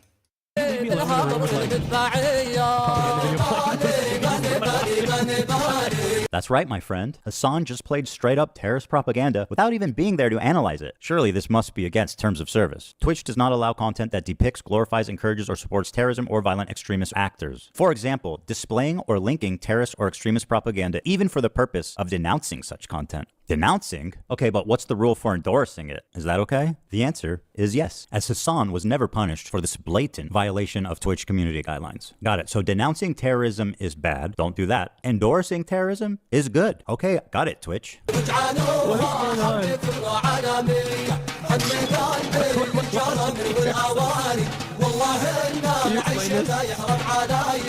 This is a 3-minute video. By the way, I gotta say, when I talk to my Arab friends about this, I'm like, how you doing? And it's funny when you talk, it's crazy. It's not funny. It's actually devastating. But when I talk to my Arab friends and I talk to my Israeli friends and I talk to different people who have different connections to the places, everyone is just people. Everyone's just afraid for their family. Everyone just wants to go on living. Everyone finds the beauty in their own religions and their own languages and their own foods and their own musics. And like, there's a fear. Everybody's afraid of each other. They are. There's a real fear in everybody, and the fear is the same. I'm afraid these people will take away the life that I've built for myself. I'm afraid that they will look at my children and think they are the spawn of Satan. I'm afraid that they will kill me and ruin my life or ruin my family's life or ruin these buildings or ruin my place on earth, my dirt. The way people come home to Palestine and lift the dirt off the ground while praying, it's the dirt, it's the soil, it's the earth. Like, people are looking at each other and they're afraid of each other. And we're escalating that fear, whether we like to admit it or not. And it's so human, but also watch Fern Gully, watch any Disney movie. It's like the simplest lesson. Read the Bible, read the Quran, read anything, any philosophy, read anything about humans. What is the common factor in so many of these stories that we've passed down from generation to generation? We're not doing the right thing with all of this violence. We know we're not. We're doing the wrong thing. But it's rooted in fear. I'm telling you, it is. Fear is the root of all evil. It makes you paranoid and it makes you hate everybody. What a waste of our 70 years on life. We only have like 70 years on this planet. And we're just going to spend it hating each other for what, bro? For what? Video of, what do you mean a music video? When you said music video, I'm expecting like, bad example, Chris Brown dancing, you know? No. They do like, they do musicals. They're very musical people. Are you being serious? Dog, what do you, look, you think I made this? I know they're singing, but I'm seeing just guns and shit. This isn't a music video. No, chat. Don't you dare say I'm about to quote the Bible for you. No. All the violent stuff in the Quran, all the violent stuff in the Bible, we're going to ignore that. The real passage is about peace. Peace is a universal word in all these places. Honestly, if the religions were just focused on the peace part, it'd be kind of fire. But they're not. Your God's not real, but I respect your right to believe in him. But you should focus on the peace part in your books. Because peace be a very common language. Yo, Hassan. Or a very common word. They do musicals about like their fucking, like their actions all the time. Hold on, guys. Hold on. I've got this. Instead of terrorist propaganda, let's call it musicals. They do musicals. Instead of violent jihadists, let's call them musically talented people. They're very musical people. Are you being serious? Guys, let's just use our brains. Fiddler on the Roof, Wicked, Alexander Hamilton, man. There's no reason we can't put these Houthis on Broadway. Well, they go, listen, you want to fucking bring a ship through here? We're going to take it. So that's exactly what the Houthis start doing. They start fucking sending in helicopters onto fucking ships. Bro, they fucking, look at this. They got the Palestinian flag that they painted under the helicopter with the Yemen flag. They fucking they start overtaking the ships. Like Hassan, all men suffer from misogyny. First of all, people born as male suffer misogyny. AFAB people, we all suffer misogyny, all of us, because we're born into the patriarchy. Okay? We all suffer from misogyny, which is why we have to deconstruct. Hassan, also toxic masculinity. I've seen it. He's kind of doing it right now. Right? Like at the end of the day, Hassan, you know, ooh, look at the guns and they're musical people and they're blah, blah, blah, blah. Like, I'm rolling my eyes at you right now. Like, what is this? Like, what is this? Okay, we're your meditating monks. We're your meditating. What are the leaders in the Muslim religion? What are their leaders called? We're your meditating religious leaders. Where are your you know what I mean? Where are your peace bringers? Which I know I can't remember the word. Imams. Where's your imams? You know, where are they? Where's like your peace bringers? You know what I mean? But men, I'm telling you, the masculinity thing, women who want to be protected by providers, they just love this toxic masculinity shit, bro. And they're like, guess what, dog? No more trade to Israel. If you are sending ships into Israel, if you are owned by an Israeli Imam, not Iman. Imam. Oh, Iman is my cousin's name. That makes more sense. The reason people don't focus on peace is because it's not profitable. Ding, ding, ding, ding, ding. Ain't that the fucking truth? If you're owned by an Israeli corporation, we're going to take over your ship. You cannot fucking use this trade route anymore. Guess what, bitch? It's our fucking territorial boundary, and we're going to enforce this until you stop doing genocide in Gaza. So let's review his claims. His first claim is that the boat is headed for Israel. It's not. It's going from Turkey to India. The next claim is that it's owned by an Israeli company. It's not. It's being chartered by a Japanese company, and the boat's owners are registered in the Isle of Man. I'd like to remind everybody that the crew that's kidnapped in this video has been missing for over a year now with zero updates on their health. Well, hold on. We went over the article. It was the BBC, wasn't it? Which is not exactly a great source of information. But we went over the article and said the families were like seeing their family. They were getting videotapes. They were seeing updates. Not that it's good. Hostages are bad. All violence is bad. Kidnapping people for use as pawns are bad. But like that's the problem is like we sit around and destabilize these countries and then we're like, why are you mad at us? Why are you like mad at us? You know, like, why are you mad at us? And I'm like we're doing things to civilians. Like we're really killing the planet here. Like we're really ruining the earth. And people are going to get mad over that. Rightfully so. So it kind of feels strange to me. I think this idea that there wouldn't be some pushback, it's like people, and this is why I say violence is inevitable, because you will push people to the brink. And then when people retaliate in any way, you're like, what the fuck? Like, what the fuck? Why you retaliate? What do we do? And it's like, I don't want them to retaliate, and I don't want you to have to cause them to retaliate. But you can't keep pushing people into a corner. Peace is the answer. whereabouts, or anything. That lines up with leftist values. Hassan's third claim is that this attack happened in their territorial waters, which is also a lie. It happened. I don't know if it's a lie or if Hassan's just getting the story wrong. Do you know what I'm saying? Like, if Hassan is telling a story on stream to somebody and he's not reading the facts, then is he lying or is he just like misremembering the story and all its details? I don't know. It feels weird for him to. I don't know if this is that important. Like, okay. In international waters. Hassan is lying for the Houthis like he's being paid. And honestly, at this point, is he? I'm a propagandist. Well, no, for the record. I'm not calling I'm a propagandist. This is like a hostile. They're streaming this? Yeah. Yeah. They're flexing. What? And they're coming in hot with guns. Yeah, but you have to understand, this is a deterrence. Israeli society is going to start getting upset. They're going to be like, I can't get my treats. I can't get my Amazon Prime deliveries. What the fuck is going on? I hate this. Israel sucks. I'm leaving Israel. That's the goal. I find it disturbing that Hassan thinks that a slowdown of imports is going to cause Jews to flee Israel. 80% of Israelis were born there and do not have citizenship anywhere. What? Israel sucks. I'm leaving Israel. That's the goal. What? Amazon Prime deliveries. What the fuck is going on? I hate this. Israel sucks. I'm leaving Israel. That's the goal. I find it disturbing that Hassan thinks that a slowdown of imports is going to cause Jews to flee Israel. 80% of Israelis were born there and do not have citizenship anywhere else. So where do you want them to go, Hassan? Back to Poland or back to the Arab countries they were forced out of? Israel sucks. I'm leaving Israel. That's the goal. Where does he think Palestinians are going to go? Where does he think Palestinians are going to go? I don't understand why Ethan is being so fucking obtuse right now. Like, is he discounting the whole forming of Israel? I'm just so confused. You know? Like, is he discounting the whole origin of Israel in the area?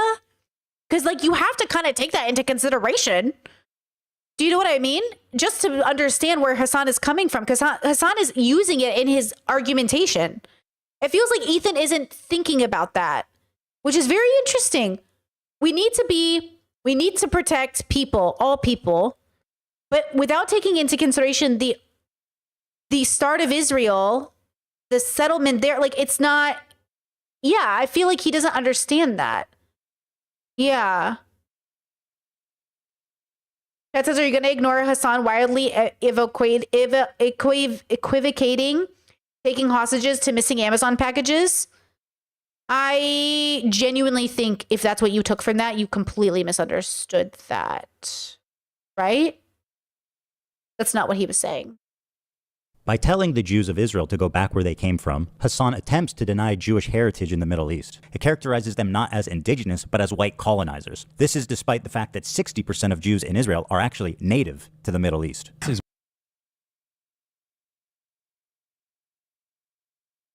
Oh my God, what?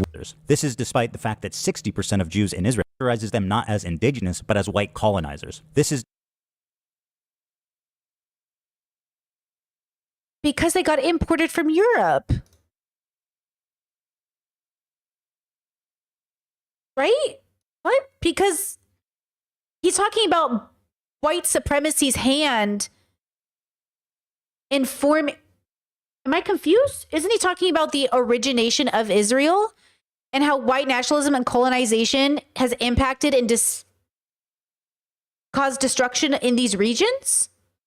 Maybe I'm wrong. Am I confused?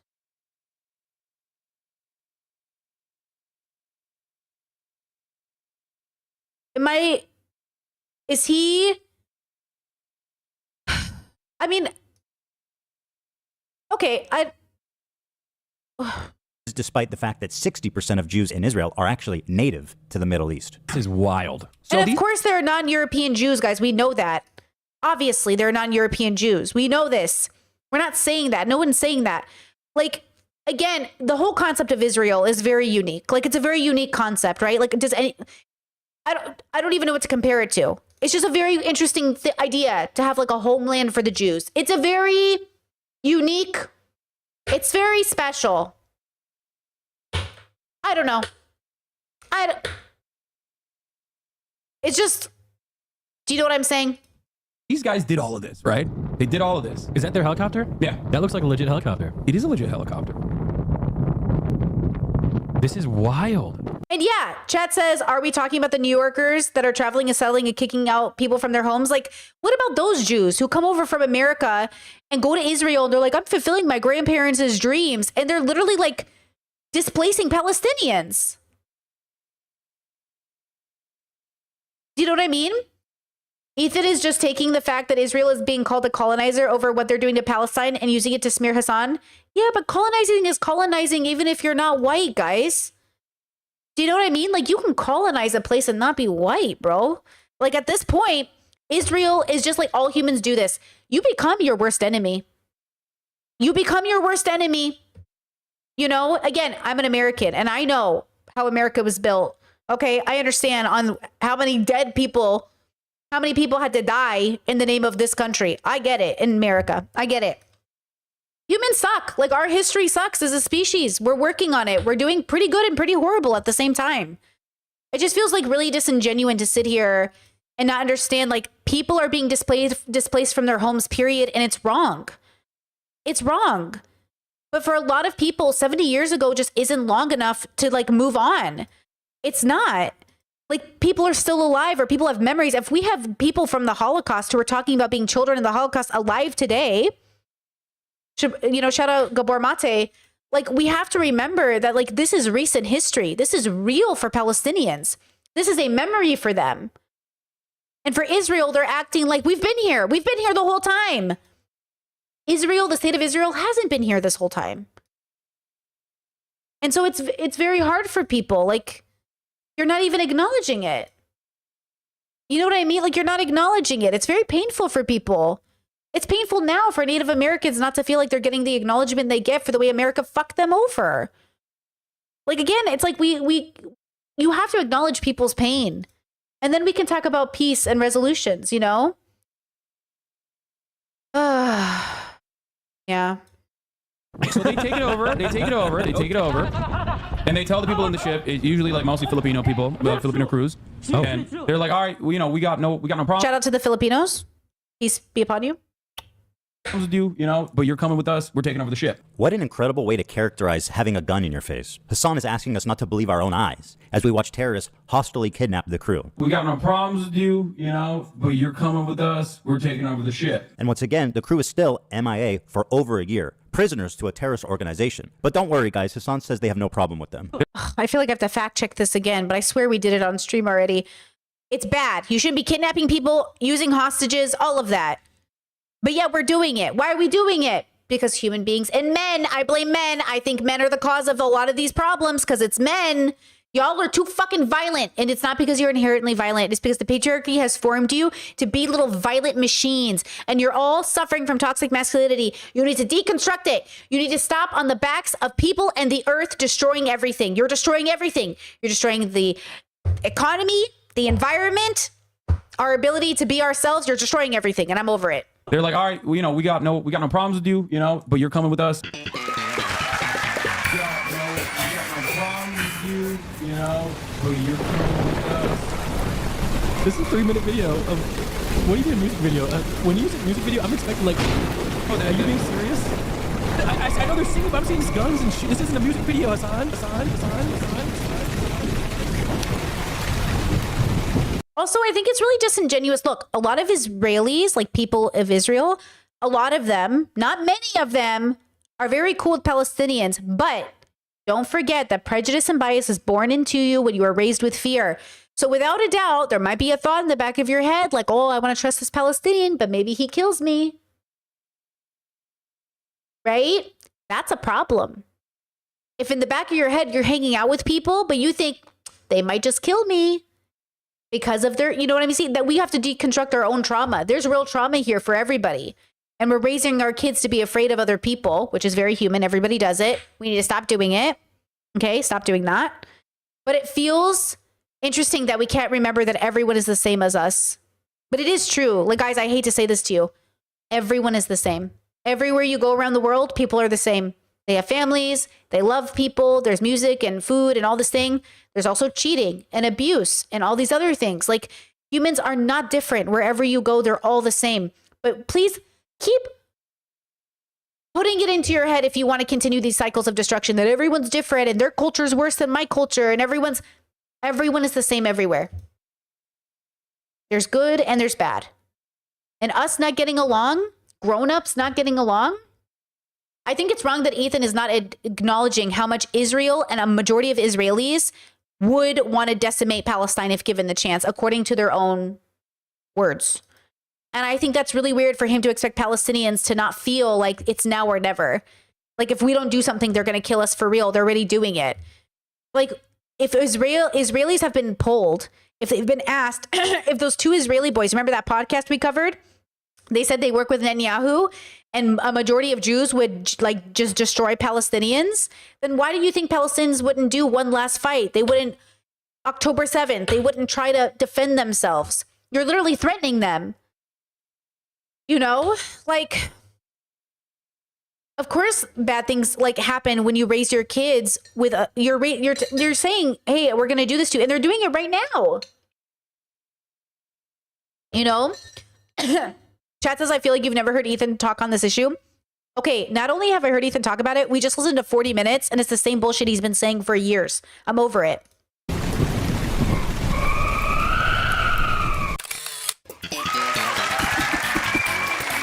I bet Hassan's friend really appreciated being fed terrorist propaganda on camera. Let's see what he had to say. Because hell, even a couple days ago, I was hanging out with my buddy Hassan, and this guy unironically put a terrorist propaganda music video on and then left the room. Left the room? Yeah, and I was just like, and the thing is, like, in hindsight, it's hilarious, you know? But at the same time, I'm like, what is going on here? This is wild to me. Yeah. But like, I just and like, he was like, yo, they're such great dancers. And oh my God. I was like, okay. Wait, is that how it works? If you watch like a politics TikTok, you get recommended Hassan right after? Is that how it works? Bro, he's all over this page.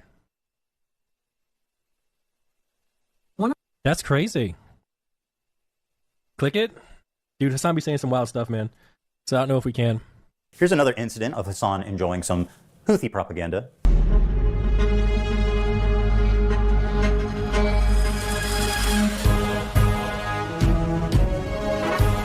Yo, is this fucking American produced, bro? This is literally every fucking military ad I've ever seen in America. What the fuck?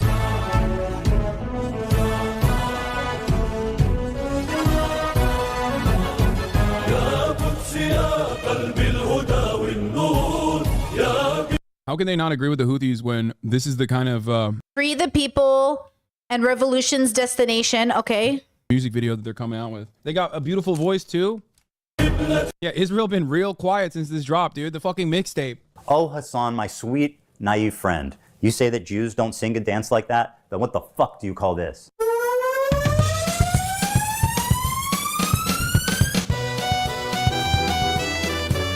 That's right, bitch. What the fuck you stepping on our shit? Okay, this is the most unserious video I've ever seen. Ethan loves Hassan. At the end, are they gonna make out together? Please, at the end of this video, Hassan and Ethan, OnlyFans, let's go. Not for anything personal. I wouldn't see it. I'm married, but I would support it because I think they're trying to bring Palestine and Israel together. What is this? This is the most unserious video in the world. I thought this was a nuke. What is this? Ethan, stop fantasizing about Hassan. He's not gonna sleep with you.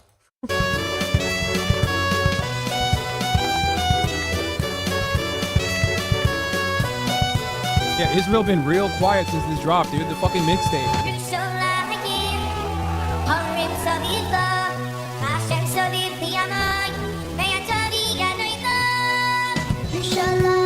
Got a beautiful voice too. Israel been real quiet since this dropped, dude. Israel been real quiet since this dropped, dude. Ladies and gentlemen, we got it. Yo, this is crazy editing, bro. Houthis been real quiet since this dropped, dude. Now we come to our sweet, beautiful, cute little TikTok twink. This hairless young man is the fantasy of every tween and twix and all the boys and girls on TikTok. He's cute. He's got a mustache. He's a freedom fighter. Beautiful eyes. They call him Timothée Chalamet because he's a Houthi. Bro, are we about to have a Houthi rebel on stream? Yes, brother. What do you mean? Excuse me? Of course I'm about to have a... I'm a journalist, okay? This is journalism. It's so weird. It's so weird. Motherfuckers want journalism, and when I'm trying to do journalism, they go, why are you doing that? Bro, you are going to get banned? I think it would be ridiculous to do that. Hassan now has the opportunity... I mean, Hassan did just call him a Houthi. journalism. It's so. Excuse me. He's a Houthi. Bro, are we about to have a Houthi rebel on stream? Yes. I mean, guess he's a Houthi, but you know. Brother, what do you mean? What does that mean? Excuse me. Of course I'm about to have a. I'm a journalist, okay? This is journalism. I can't tell if he's being sarcastic. Man, I'm really autistic, bro. I literally can't tell. I cannot tell if he's being sarcastic right now. It's so weird. It's so weird. Motherfuckers want journalism, and when I'm trying to do journalism, they go, "Why are you doing that?" Bro, you are going to get banned. I think it would be ridiculous. It does kind of feel sarcastic, doesn't it? I'm telling you, I feel like he's being sarcastic, but I cannot tell. Do that. Hassan now has the opportunity to express. This is before he asked the kid if he's a Houthi. Oh, yeah, and the kid said no, didn't he? Right? Express his journalistic chops, to get his boots on the ground and show us just how good of a reporter. He said he thought he might be a Houthi, but then found out during the interview he wasn't. Oh, yeah, that makes sense. That's what's been reported, at least. He can be. I'm doing journalism, chat. Does he know what One Piece is? He's been watching it since he was a kid. No way! Yeah. That's sick. Yes.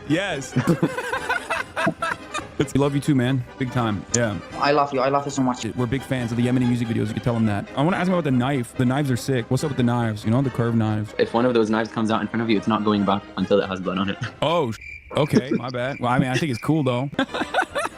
That's so crazy. So they're just chilling with the captains? Like, I don't understand. Yeah, I think I'm going to be real. Okay, I'm going to say this again. I don't believe violence is the answer. Right? So any form of advocating for violence, I'm like not a fan of. So even like, I can't even get like, even like rebels groups, I feel like I would love to see a world where like we mourned people we killed. We're like, we showed respect for the death of our quote enemies. Nobody should have enemies, by the way. Enemies are words that misogynists use to keep us hating each other. Thank you. So I feel like there's something to be said about this where I don't like even Hassan being excited to talk to this guy is fine, but it's not any different than any American I've seen being excited to talk to a military soldier who's like, yeah, dude, in another life, we would have been friends, but I had to kill this guy for my country. It's like, or you could have just been friends, or like, you could have just like not, but it takes two to tango. We all have to decide not to be violent towards each other, and nobody wants to do that. Okay, so, you know, I think Hassan is in the bubble where he wants liberation for people, and liberation often comes in the form of violence. And I think he's right that could be true and is true. And often violence does move political things forward. America's whole MO is violence to conquer. So if you want to learn anything from America, it's if you want to be a free country, you kill everybody who lives there. Or in Trump's case, deport everybody, apparently. So, you know, it's like we look at the world and we say, how can you be so violent? You're an American. What are you talking about? You know, like, what are you talking about? I don't even know where we get off even having this conversation. But at the end of the day, like, it does take it takes all of us to stop the violence. And I think Hassan does contribute more to escalation than de-escalation. But that's why I think all political streamers do that. The crews on these ships, and they like win them over with their charm, and they make them hate America and the U.S. government. That's so funny. I'm a journalist, okay? This is journalism. It's so weird. Motherfuckers want journalism, and when I'm trying to do journalism, they go, "Why are you doing that?" What do you mean? I'm just chilling. We're just vibing. Yeah, we're just vibing. We're vibing big time. Hassan uncritically interviewed this kid for about an hour. It was the most brazen display of disgusting terrorist propaganda that I have maybe ever seen in Western media. What has happened to, does he know what has happened to any of the crews? Like, I heard Hassan almost asked a good question, but it's actually leading to the most obscene part of this interview. He's saying he hasn't spent much time with Chinese people, but one of the captain was Chinese, and he did clout with them, and he danced some music with them, and he was vibing, so he likes him, yeah. So, I mean, what? Shout out to Honey and Chad, just gifted a membership. Appreciate you. That's so crazy. Don't forget to like the stream, boys. They're just chilling. Just kidding. We're all girls here. 76% audience. AFAB. Let's go. The captain's like, I don't understand. Ask yourself, why is he able to hang out with the captain and the terrorist propaganda? So do you like watch One Piece? So true. Hassan is such a terrorist. So do you love One Piece? And what they're going to say is, oh, he's trying to humanize these terrorists like they're just like us, like they watch anime too. Yeah. Congratulations, terrorists are just like you. They also watch anime. You got it. Exactly. K membership for 19 months says, like the stream, everybody. Thank you so much. This is the problem. You're right. Guys, murderers watch anime. Offenders watch anime. Everybody watches anime because it's good, bro. That's why we all watch it. Okay? Look, everybody watches anime. So that's really what should bring us together. We can't de-escalate trauma or de-escalate violence until we deconstruct trauma, until we have real conversations with ourselves, until we humanize each other. You have to humanize people. Everybody. That's why we say even Nazis and homophobes deserve universal health care. Your families deserve to be seen. You deserve medical care. Your kids deserve to be fed. Your families deserve to be educated. You should be housed. We need to show humanity to everybody. And that's what causes, hopefully, de-escalation and the need for violence, because then you can dispel the fear. The fear is what keeps people bigoted. And the prejudice you keep teaching to your children turns into bigotry. Stop teaching your children to be so prejudiced, but you can't until you deconstruct your own. Crew of this pirated ship. Why would he even have access to that? Hassan knows why. Of course, he is a Houthi terrorist. Instead of challenging him and demanding more details about these kidnapped and missing people, he just runs defense for this guy, acting like he doesn't know why that would even happen. And by the way, I know a lot of the people in my audience were progressive, but we're also in the philosophy bubble. So we look at this as like we're humans, animals on a planet. We're trying to understand each other, trying to meet each other where they're at. I have compassion and love for military soldiers. I have compassion and love for the IDF, not the IDF, the organization, but people who are, forced into service or have to face jail time. I have empathy for everyone who's born into a bubble where they feel like this is the only reality that's real. I wish I could pop all of your bubbles and give you other options of how to exist on the planet. But how can I begin to do this if we don't even, we don't even promote the tools in the first place? We're usually born into culture and bubbles that teach us this is the only way and there's no other way.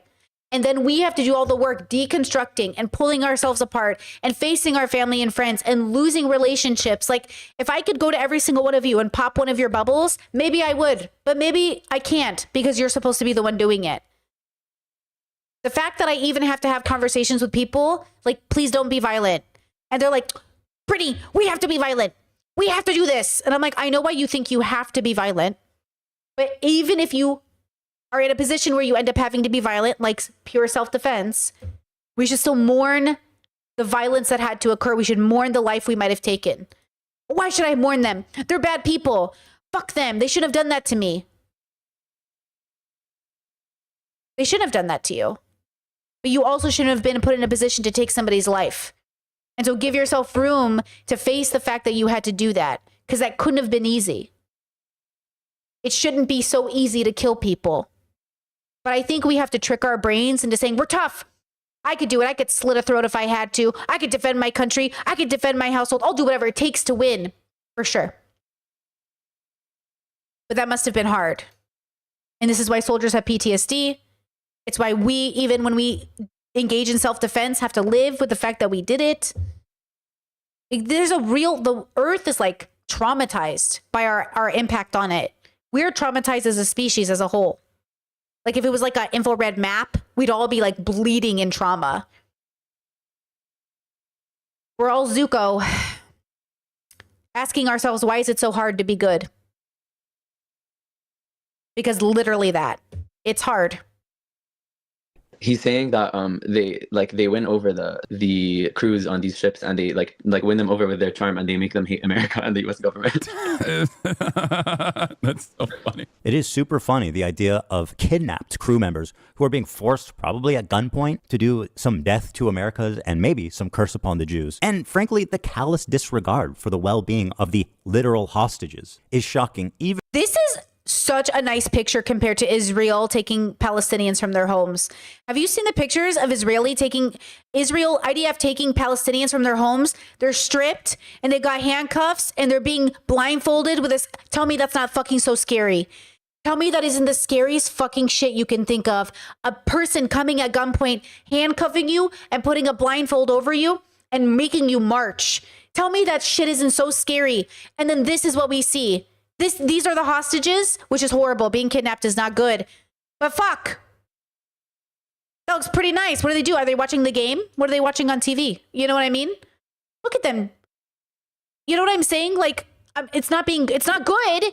But if we're going to be kidnapping people, we should probably be like, I don't know, treating them like humans. Kind of a fire picture, honestly. Even for somebody that loves terrorists. That's so funny. Is there a KFC there? They're everywhere. I don't think there's a KFC in Yemen, dog. He says they have to. Oh, What? they do have KFC in Yemen? They have KFC? You know what? I do kind of miss American food sometimes, bro. That's crazy. Okay, that's sick. Is there a KFC I don't even eat KFC, bro. I don't even eat it, but I'd eat it. In Yemen? No way, dude! Holy fuck! There's a KFC in Yemen! He's just like us! Does he know what? Yeah, see, Ethan doesn't get it. Ethan doesn't get it. He doesn't understand why we're humanizing people. Yeah, he doesn't understand why we're humanizing people. Huh. How interesting. One Piece is. Oh, what if he's been watching it since he was a kid? No way! Yeah. That's sick. Yes. That's fire. That's so fire. Oh my God. We think the Houthis, Ansar Allah, is doing what Luffy would do. No, they're not.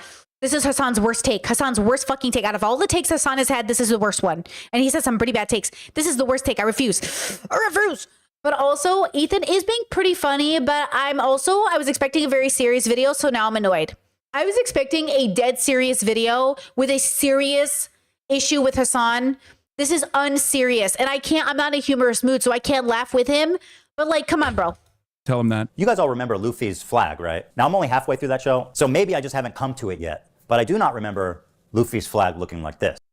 Ethan stopped watching One Piece because he said the fan service was too much for him, which I understand. It is a little bit much, but also that's probably why you don't understand what happens later. Chat says human rights groups were there monitoring their condition the whole time, not defending violence, but to compare to Israel's treatment of prisoners. And that's the thing, is that was what I read. I was a little confused because that's what I read. It's not good. Nobody's saying taking hostages is a good idea. Everyone's saying that fucking sucks. But if you're going to take hostages, you better treat them with dignity. Okay? That's the point. If you're going to take hostages, you better treat them with dignity. But also, it's fucked up you're taking hostages. Predictably, there was some blowback after this interview, and Hassan went immediately into damage control to rewrite history. He said that he was just simply a Yemeni person and not a Houthi. Yeah, I mean, we don't even know if he's a Houthi or not. He's a teenager in Yemen. The dude is neither a Houthi, nor a terrorist, nor a pirate, is not a Houthi rebel. They didn't fucking call him a Houthi either. You want to know why? Because he's not one. He's not a Houthi himself. He's not a pirate, but you know, I don't think he's not a pirate. He has reiterated the position that he is not a Houthi. Trust me, bro, I'm not Houthi. Be for real. You sucked him off the entire stream. Not even a Houthi militant or anything like that. When I interviewed the dude, Chet says, why do you think he's taking an unserious approach? I don't know. What is your guys' thought on this? Why would Ethan take this approach to something that he said was so serious? Why would he make it like a joke? Why do people do this? You know what? Who said it? Wait. Who said it? Oh, I actually think it was Abba. Abba was saying, like, the debate space is the most unserious space. True. Abba, no longer a friend to the show, but that's okay. It is what it is, you know? He was right, though. This is the most unserious people on the internet. Not that I don't have criticisms of other people, you know. But, like, this is so unserious. Like, everything is so unserious. All of this, YouTubers are so unserious. We're all so unserious. We really are. We really are. We're very unserious, you know? And I just think that, you know, we should pay attention to that. We're so unserious. They still to this day call a Houthi terrorist. Tim Houthi's not even a fucking Houthi. I thought he wasn't a Houthi because he's not. No, he was just some fucking Yemeni TikToker. Random fucking Yemeni teenager. Didn't you brand it as him being a Houthi? Oh, sorry. Chat saying what happened with Abba. With peace and love, we ended things on good terms. But when I approached him 2 months ago after I made my video, he decided that it wasn't a big a deal enough to cut ties with this fucker on screen. This predator on screen you see here. The interview, though? This one? Yeah. I approached everybody who took his side after I made my video, and I said, are you sure about that? And they said, basically, they don't care if abusive people abuse bad people. So, you know what? With peace and love, I ended things with good. We ended things on good terms. But if you're going to side with a predator, like, I don't know what to say to that. So I approached everybody a couple months ago when I made my video, and they said I didn't make any good points. It wasn't serious enough. They don't care to look into it. They want to research it. They felt like it wasn't that big of a deal if he abuses abusive people. And I said abuse is abuse no matter who it's towards. And we agreed to disagree. What are you going to do? What are you going to do? Men, am I right? Oh, bro, are we about to have a Houthi rebel on stream? Yes, brother. What do you mean? All right, let's just take Hassan's word for it and assume, okay, this kid is not a Houthi rebel. He's just some ordinary Yemen teenager. Let's go ahead and take a look at his social media and see if that lines up. All right, let's see here. Tel Aviv will burn in the coming hours. Ready for sacrifice and eager for martyrdom. Maybe he's talking about football? Here he is singing a song with the words, "Do you threaten us with what we are waiting for, son of a Jew?" Super chat from Hayden. Ooh, Hayden Arnold. Hayden. That's a good name. Thank you so much. Says, well, who was right in the end, LOL. What are you going to do? The meaning of Houthi is a title, and it's not something to fear, but for the Jews. They are very afraid of this title. The execution we will carry out on all Zionists, with the lovely depiction of a man impaled through super fucked up his asshole and out of his mouth with a pike, or how Hassan likes to say it, a pike for a cut. Okay. You know what would have been cool if Ethan made like 50 videos about Israel and all the fucked up things Israel has done in great detail, and then made this video. That would have been better. But see, he didn't. But he had the audacity to say he's free Palestine. He had the audacity to say, he doesn't even like Netanyahu. Oh, he's got problems with Israel. Okay. Well, why don't you actively dedicate as much time as you have to Hassan, to the bullshit Israel is doing? Okay, why would he retweet this article called "Houthis use social media to boost global prominence and support"? Israel falls. Wait for the new operation in Tel Aviv, the Jaffa drone, which no Israeli defense can stop. The ships we bombed and sank. I know the red arrow is supposed to be a cool military Hamas thing. It looks like a butt plug. This is a butt plug. It's a butt plug. I said it before he did, because it is. I know what a butt plug is. I've owned many of them. Just saying. To every Zionist, I will put this into your stomach. And let me state the obvious. Jew and Zionist is clearly interchangeable to this guy. Okay, but hating Jews doesn't make you a Houthi. Are you a soldier? Yes. That seems pretty definitive. You know what makes you a Houthi? Being a Houthi. At least one of the two of them is being honest about it. No way! Yeah. Sick. Yes. That's fire. Who made this picture? This can't be a real poster from the FBI. Yeah, that's so fire. Oh my God. We think the Houthis is... Who made that picture? Look at it.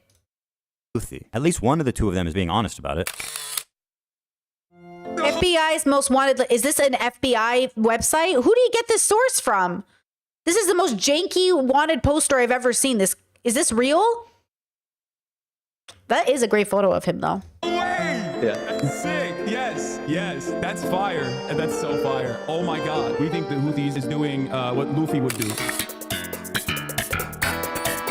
They're tweeting an image of a Jewish person on a pike. I don't understand why this problem can't be approached with nuance, because he is a teenager in Yemen, dude. Talk about the bigotry of low expectations. He's a kid in Yemen, dude. What do you expect? Of course he's going to want to put a pike through a Jew's asshole and through his mouth. That's just what kids in Yemen are like, man. And also, what do you mean? It's just a person on a pike. There's no Jewish person on a pike on that photo, unless I saw something different. Hassan claims this isn't even a Jewish person on the pike. How exactly is a naked, piked person supposed to look like a Jew for you, Hassan? You know what? You're right. Let me make it a little clearer for you. First, he needs a bigger nose, right, Hassan? Of course, he needs a yarmulke, the curly things. Oh, look, Hassan, he dropped his dreidel. He must be Jewish for sure. Or, you could just read what he wrote, you dumbass, liar, terrorist-loving propagandist piece of shit. This is why this entire conversation is fucking idiotic. It's not a Jewish person. He said, why am I held accountable for some random fucking 19-year-old in Yemen's tweets? What is happening? True. How many steps removed are we from this situation? 0. I mean, you platformed him. Do you not remember?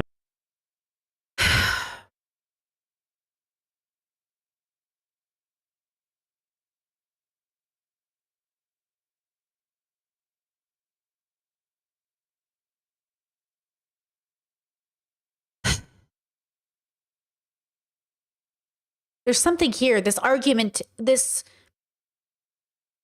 interesting. There's so much here.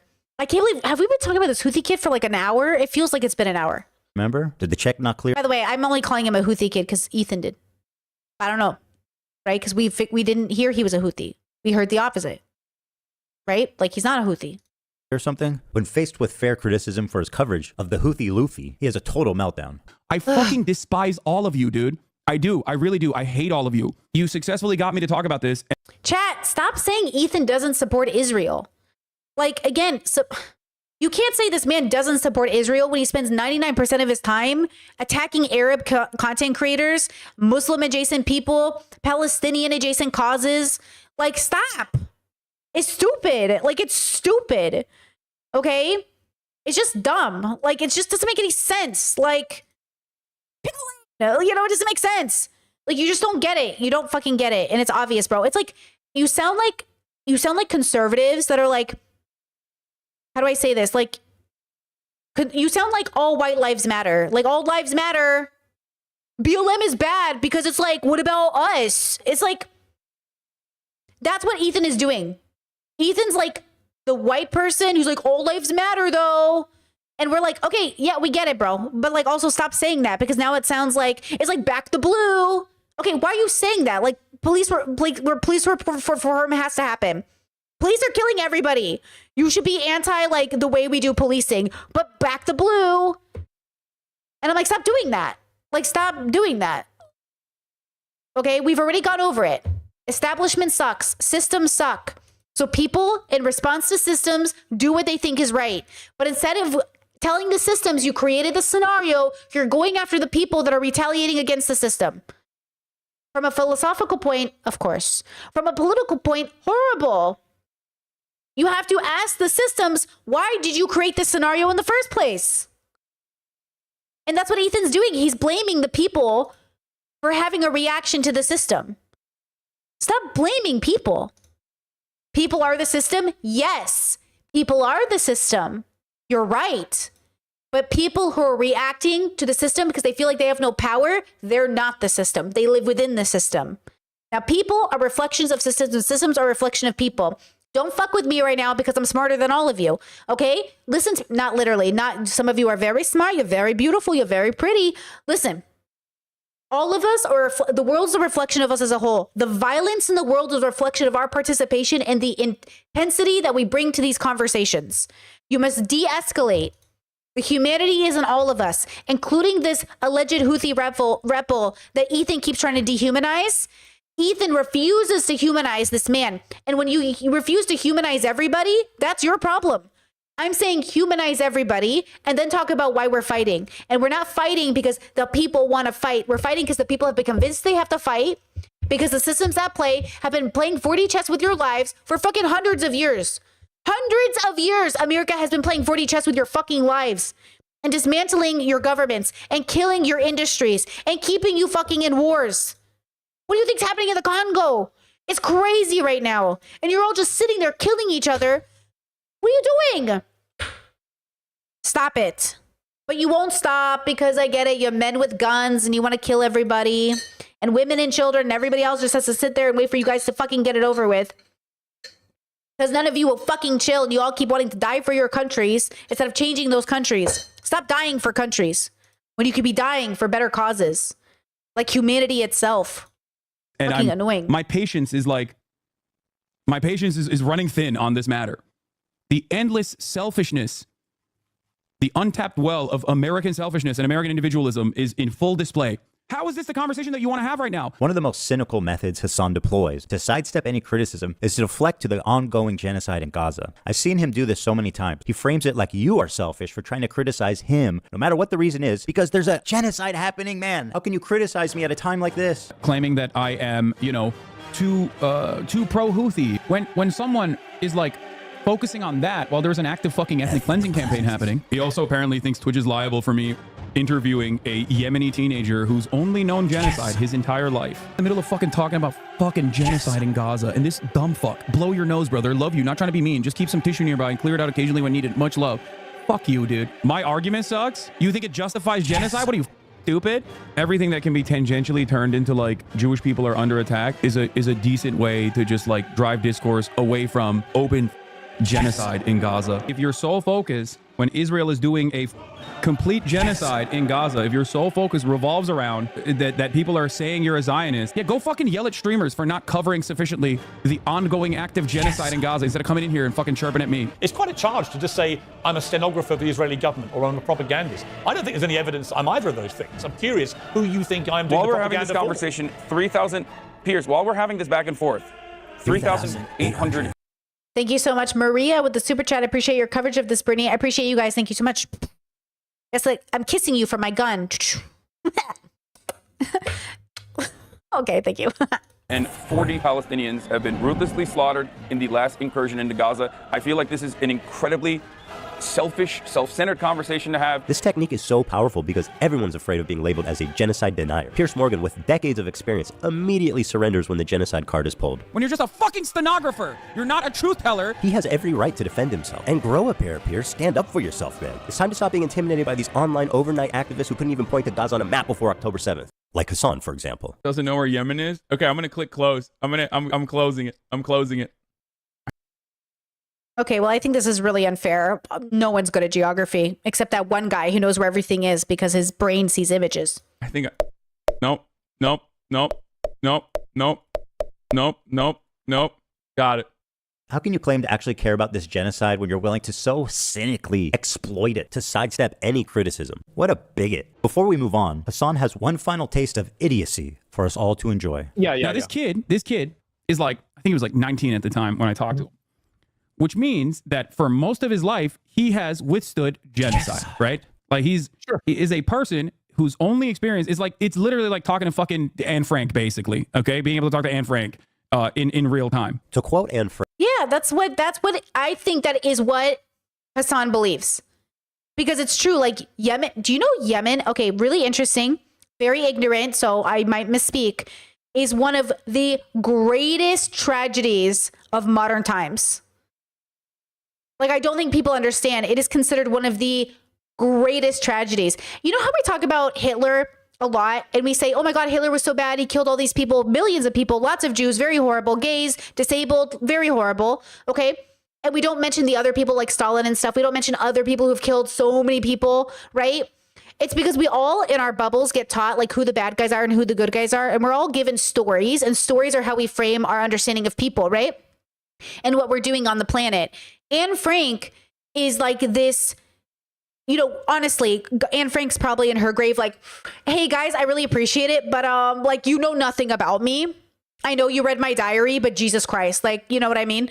I bet she's sitting here looking at us like we're also, you know, whatever, fine. You know, if it helps, you know, make people remember what happened to my family, great. But like, you imagine being a teenager and someone finds your journal and is like, we're going to make this a book. You know what I mean?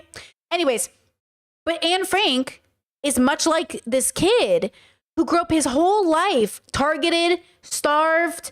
There's violence. It's horrible what their people are going through. And so for Hassan, he might actually, and I think he does, really sees this kid as real living history like we all are. We are all living history, guys. You don't have to be Anne Frank to be living history. You don't have to be this kid to be living history. You are living history. And well, you know, Hitler was doing his thing and everything was happening the way it was, right? Everybody was doing exactly what we're doing now. The world has always been at war with itself. And we've all, in times of war, been going to Disneyland, being hanging out with our families, posting our slushies on the internet, whatever variation of that was throughout the time, we've all been doing that. The question is, how do you spend your limited time on Earth, and what actions do you take to participate in the de-escalation of violence in the universe? That's up to you. So Hassan, in my mind, is really trying to do something. Ethan is trying to do something. I'm trying to do something. My parents are trying to do something. The question is, whose pathway leads to the most and the most harm reduction? And that is really what the debate should be. And it kind of is. I think mine leads to the most, just, you know, de-escalation and like, you know, harm reduction. But, you know, obviously, otherwise I wouldn't be doing it, right? Michelle, thank you so much for the super chat. Says thanks for staying up. And the excellent second stream, Britt. Thank you. Oh my gosh, we streamed twice today. Hope you have a relaxing weekend planned after this. Girl, you know I'm going to film BoJack reviews for members, and you know I'm going to film The Ultimatum for y'all. You know I'm gonna work, girl, but I will find time to relax. Also, book club, we're finishing up Bell Hooks in the Discord, 18 plus. I don't want to talk to teenagers. Thank you so much. We're finishing up Bell Hooks, and then we start our new book club or watch show for February? March. Okay, now, with that said, hold on, let me think. We're going back to Anne Frank. Hassan saying this kid reminds him of Anne Frank. Okay, now we're here. Frank, I keep my ideals because in spite of everything, I still believe that people are really good at heart. And hold on, chat. Chat says, I'm confused. Does everyone here support Hamas and Houthi? Nobody supports Hamas and Houthi. That's not what people are supporting. I'm not supporting Hamas or Houthi. What a crazy statement. That's not my bubble. I don't know those people. I don't know who, they're not my people. It's not about supporting. It's about recognizing, humanizing, and understanding how we got here. That's what we're doing. We're recognizing the humanity in everybody, even people we've dubbed our enemies. Frank continues to inspire generations of people because in the face of a genocide that eventually took her and her entire family's life, except for her dad, she refused to give in to hate, malice, and violence. And then there's this guy who would have killed Anne. Hold on. Chat says, wasn't that kid escalating violence instead of de-escalating? He had nothing to do with the hostages. I just want to be abundantly clear. That kid had nothing to do with the hostages. He's just a kid on the boat that the hostages were taken from because it became like a tourist destination for people in that country, which by the way, is super cringe, guys. But like that kid had nothing to do with the hostages. He was simply explaining the situation, but was proud of the situation because he saw it as a military win, which is causing a form of escalation, but no more than a military soldier in America escalating a win for America bombing people in the Middle East. I just want to make that abundantly clear. You. And Frank, if you ever met her. You might think this is... Sorry, I got to rewind that because I kind of missed the point he was making. Her entire family's life, except for her dad. She refused to give in to hate, malice, and violence. And then there's this guy who would have killed Anne. Okay, you have no idea what Anne Frank thought. You have no idea if while she was in her bed on her last moment, she was like, fuck these people. I hope they all burn. Are you saying that Jews don't sit around thinking, fuck the Germans? Are you saying that if a Jew in the concentration camps had a cell phone and Twitter, that they wouldn't be tweeting, fuck the Germans? Is that what you're saying? I want you to really think about that. Are you saying that because right now Israelis are saying, fuck the Palestinians, I want to genocide them, and they're not even in a concentration camp. So I need it to make sense, okay? Because that's literally what this kid is doing. He's in his own genocide saying, fuck the people who I feel put me here. And you're sitting here like... And Frank, if you ever met her. You might think this is a sweet, innocent girl. Well, I'm happy to tell you guys we are working on a new edition just for you, Hassan. You should hear about the time she went roaming the streets of Berlin at night with a knife, slitting the throats of families, including children, babies, and the elderly. She's killed children, you guys. She even rapes people. She's just like Luffy. There is no other way to describe... Don't slander Luffy. ...this than... The tone of this video is crazy. I don't even understand the point of this video either. You're right. I don't even... What is this video? Terrorist propaganda. Not only is he platforming terrorist propaganda, right, uncritically, he's participating in it. He's enhancing it. He is not just a conduit. He is an active participant who's disseminating it to more and more people in a way more consumable form. This is extremely fucked up. But why should he care? Their flag doesn't say death to fucking Turks. It says curse upon the Jews. Hassan likes to obfuscate on this and says, nobody cares when Sean Penn interviewed El Chapo. Sean Penn literally interviewed El Chapo. Exactly, dude. Nobody is saying you can't have difficult conversations with controversial people. You just have to ask them hard questions, guys. We know this. Now let's move on to everybody's favorite terrorist organization, our friends in the north. It's Hezbollah. Where do I even begin? Thousands of civilians have been killed globally from their terrorist acts, car bombs, and suicide attacks. They even assassinated the Lebanese prime minister. They've hijacked civilian airplanes. They've shot 15,000 rockets into civilian centers. And if you can imagine, that's not even the worst things they've done. They participated in the slaughter of over 500,000 Syrian civilians to help a dictator, Bashar Assad, stay in power. Ugh, awful. Oh my God. The videos of his prisons and the captives there.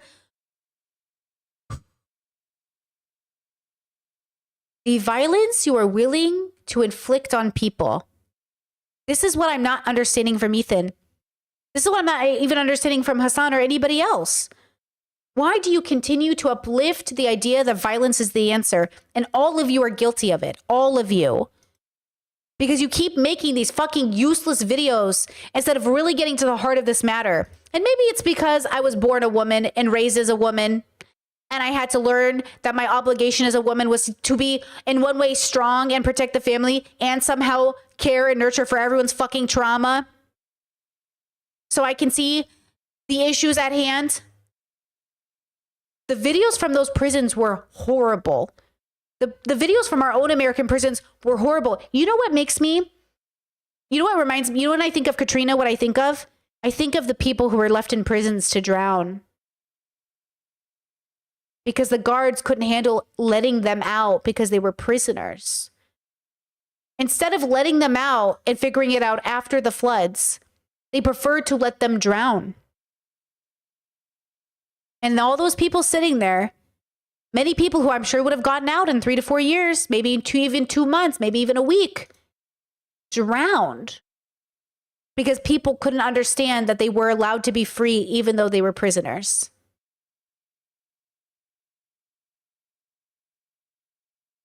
And I blame men. I blame the patriarchy. I blame men. And I blame all of you. I do. And I blame all the women who want to be men. And I don't mean non-binary, gender fluid people. We're great. I mean women who think they need to be better men by being more misogynistic and more violent.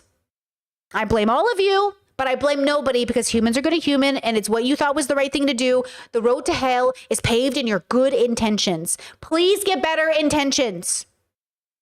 Indiscriminately bombed over civilian centers, and they killed hundreds of thousands of civilians in what can only be described as a genocide. They are a designated terrorist group by the US, by the EU, and, oh yeah, the entire Arab League. Yes, but why are they terrorists, but the American military isn't? The IDF isn't. Why does the IDF get to exist without the terrorist label? Because they're friends to America.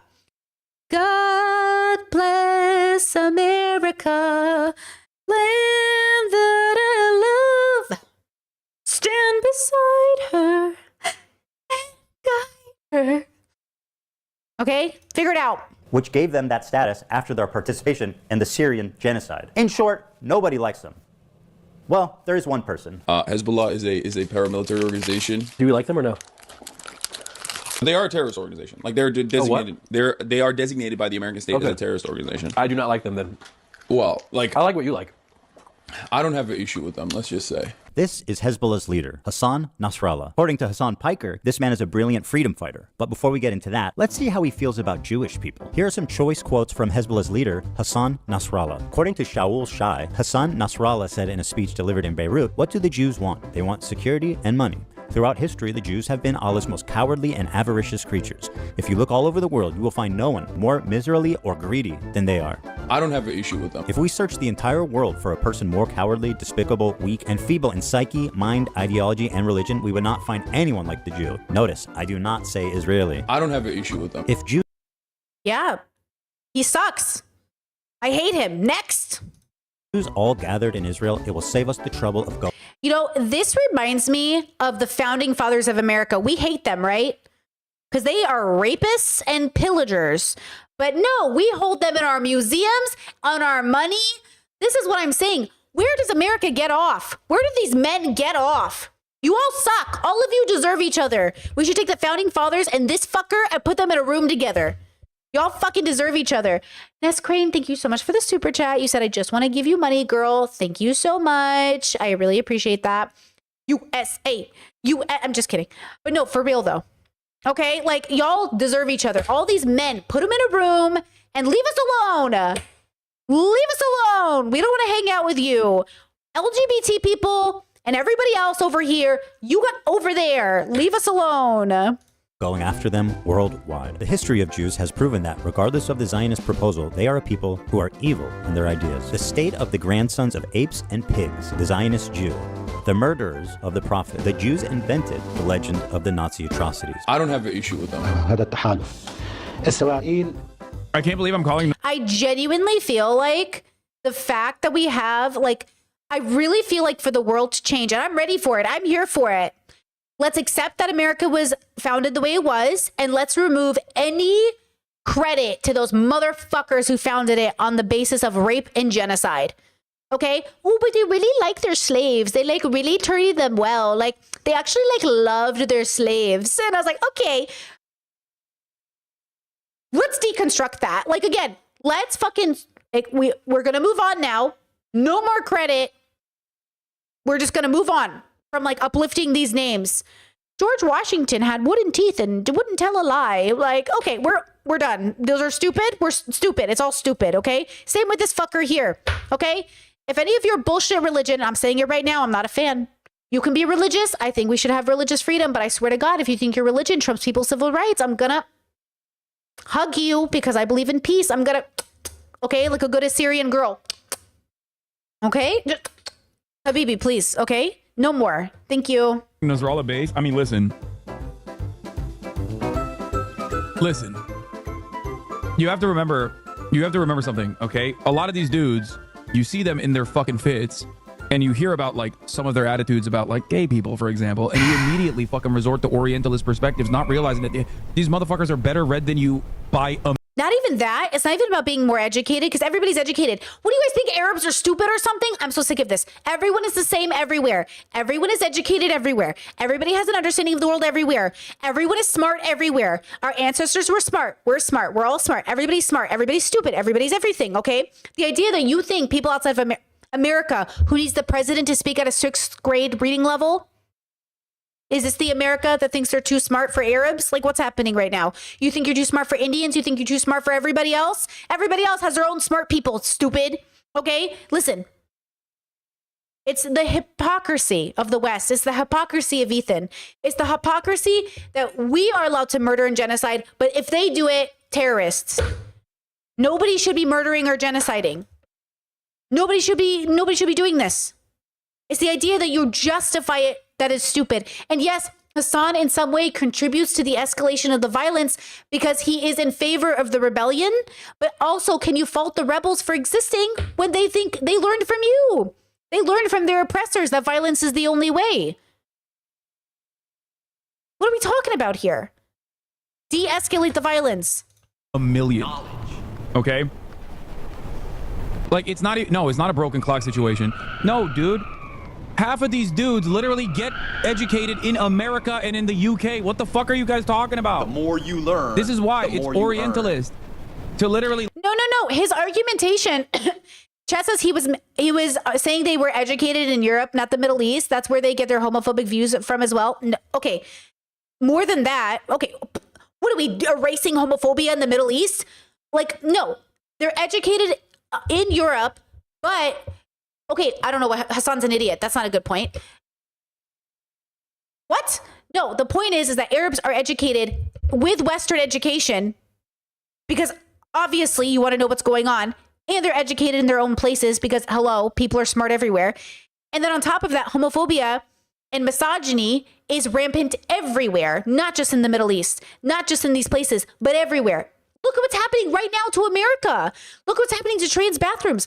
Trump just made his stupid speech where he's like, there's only men and there's only men and there's only women. And sometimes I wish I was a woman because maybe Melania would actually make love to me. Because Melania, she told me the other day, Trump, I don't want to sleep with you. You're not as pretty as other women. And I said to her, Melania, why can't I though? Why can't I be a woman? Maybe I feel like a woman today. But she said, Trump, you can't be a woman because you're a man. And I said, oh, boo. A boo. I wish I could be a woman. Technically, a woman like my daughter, because honestly, if I was a woman, I'd want to be like her. Honestly, I think she's like a 10. If I could, I'd bang her, but Melania would not find that funny. But if I could, I would. You know what they say. Look at these dudes and go, oh no, they're fucking barbaric baboons. And like sometimes they get this shit right. No, dude, he knows. It's crazy. He's read more books than you could ever imagine. Knowledge. And also, ultimately, he is regarded as a pretty brilliant. Brilliant people are terrorists every day. Y'all see the founding fathers are brilliant. What's their excuse? A person, in terms of like everything that he's done, you might not agree with his methods. You might not agree with his attitude overall in terms of like, his. This is the problem with educated people. They educate themselves right into genocide. Logic bros logic themselves right into destruction. His opinions on civil liberties and shit like that. But ultimately, this motherfucker has read a shit ton of books. Knowledge. I feel I've shown you guys enough evidence that Hezbollah is an evil terrorist organization, but have you considered this? What you meant to say is Hezbollah is Muslim. Okay. Tana, I just saw your super chat. Thank you so much. Says thank you for streaming for a second time today. You got me through the work week. Let's go. Let's go. That's what you meant to say. What you meant to say is they're Muslim. So of course, as they're Muslim, it's different. If you're wondering why Hassan's audience is so radicalized, it's because of stuff like this. Israel, America's greatest ally, the most important country in the world, the most moral nation, the most moral democracy on the planet, is ruthlessly and mercilessly bombing southern Lebanon, including southern Beirut. What did Lebanon do? They just kind of were there. They happen to be Israel's neighbor. You're kidding. Yeah. Even as someone who's critical of Israel, this retelling is fucking insane. They just kind of were there. Hezbollah started launching rockets into Israel hours after the October 7th raid began. They launched 12,000 rockets, killed nearly 100 people, including 12 children, and displaced 250,000 Israelis from northern Israel. That's what caused them to respond. What did Lebanon do? What? Yeah, Ethan is, he's doing the thing that everyone does. And I understand why you're doing it. I do. With peace and love, I totally get it, right? Papa bless.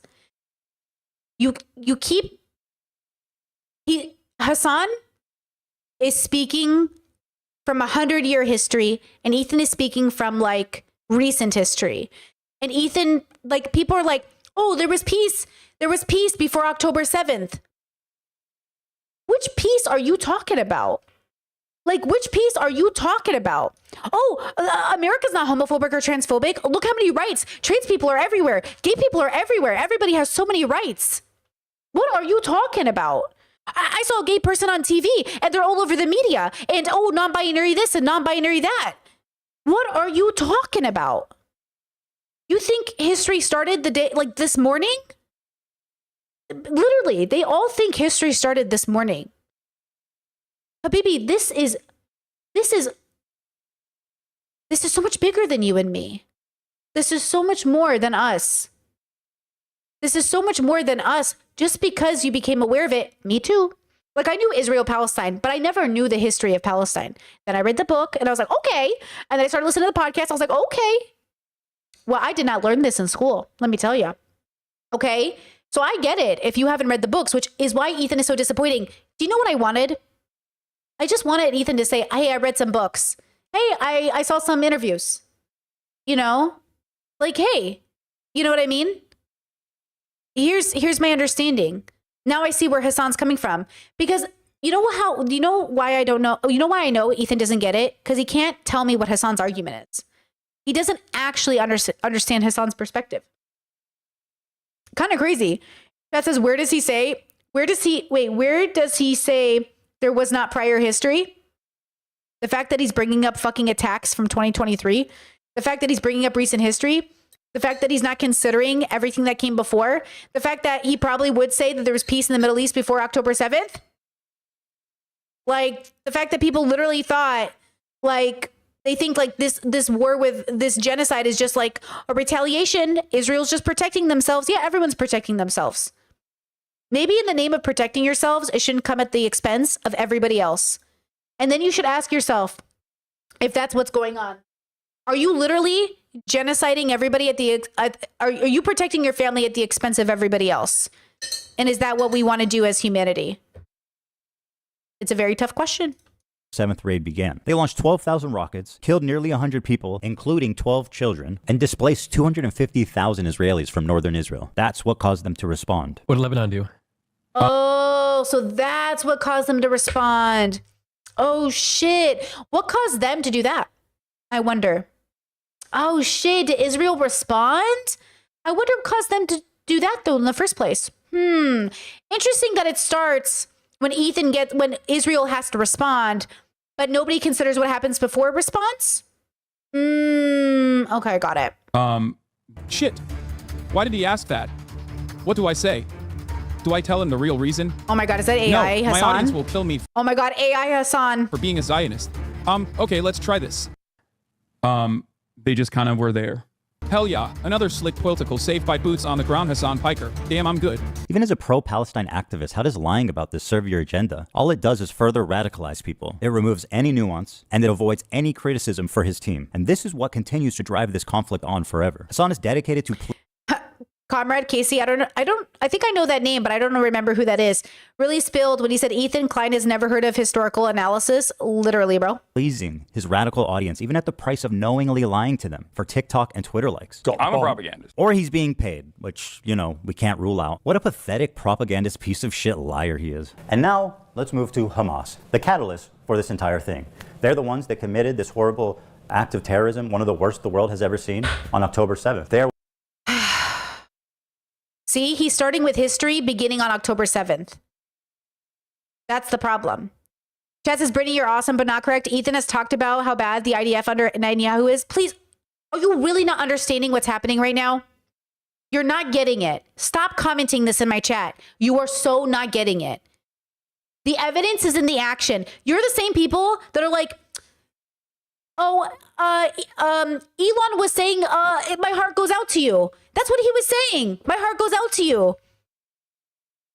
Bro, at the end of the day, you're signaling with your action your stance. That's the point. You're signaling with your action your stance. And Ethan is sending a big fat symbol out. It's big and it's fat. Not that there's anything wrong with being fat, but it's large. Okay, and Ethan is signaling. He goes, Netanyahu bad. Netanyahu bad. Netanyahu bad. But also, it's like, bro, at the end of the day, it's not de-escalation. It's just he wants to be able to say he's pro-Palestine without doing one single thing that's truly pro-Palestine. And it's like, no.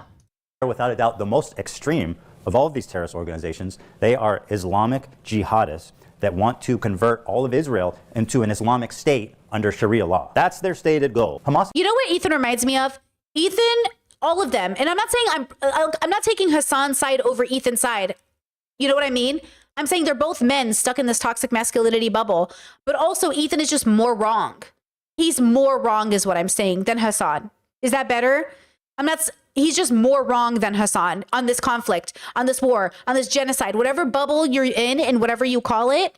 He's just more wrong about the history. He's more wrong about the stats. He's more wrong about the efforts. He's more wrong about the news coverage. He's more wrong about the labels. That's all I'm saying. Hamas has been on the designated terrorist group pretty much as long as there's been a group. These guys have been suicide. He's going after Hassan more than Netanyahu. He's going after Hassan, a streamer, more than actual terrorists. He's spending all his time, effort, millions of dollars to go after a streamer he used to be friends with than literally any of the people actually like impacting the world in a more negative way. Hassan impacts the world. We all do.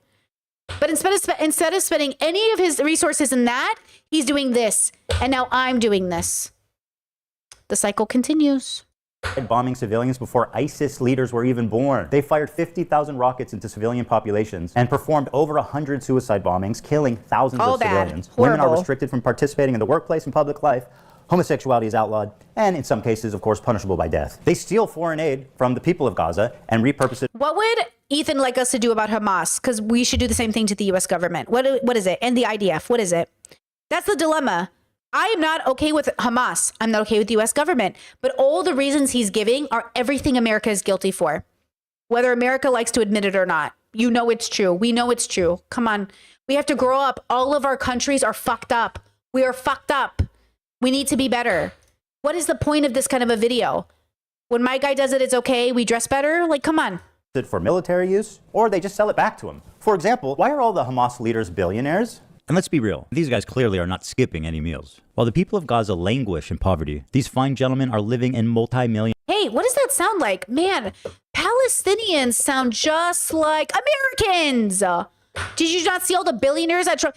I got all the billionaires, billionaires, and they send their hearts out to everyone. Like me, I have a heart. I've sent it out to everyone, but not the non-binaries, and not the blacks, and not the Asians, and not the disabled, and not the dwarfs, not them. What are we talking about? $1 million penthouses in Qatar. That lines up with leftist values. Or, well, they were billionaires. Because they're all dead. They're all dead. Hamas is a bunch of psychopathic terrorists of the worst order. And nobody would be crazy. Did you hear that Trump wants Guantanamo Bay to put migrants into prison there? I want to see that video. What are we talking about? I'm going to take them all, every single one of them.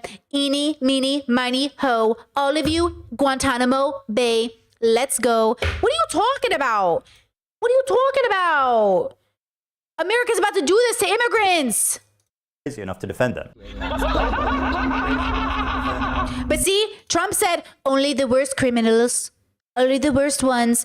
A man, did you hear how many people entered Guantanamo Bay and were kept there and tortured for over 20 years with no crime against them?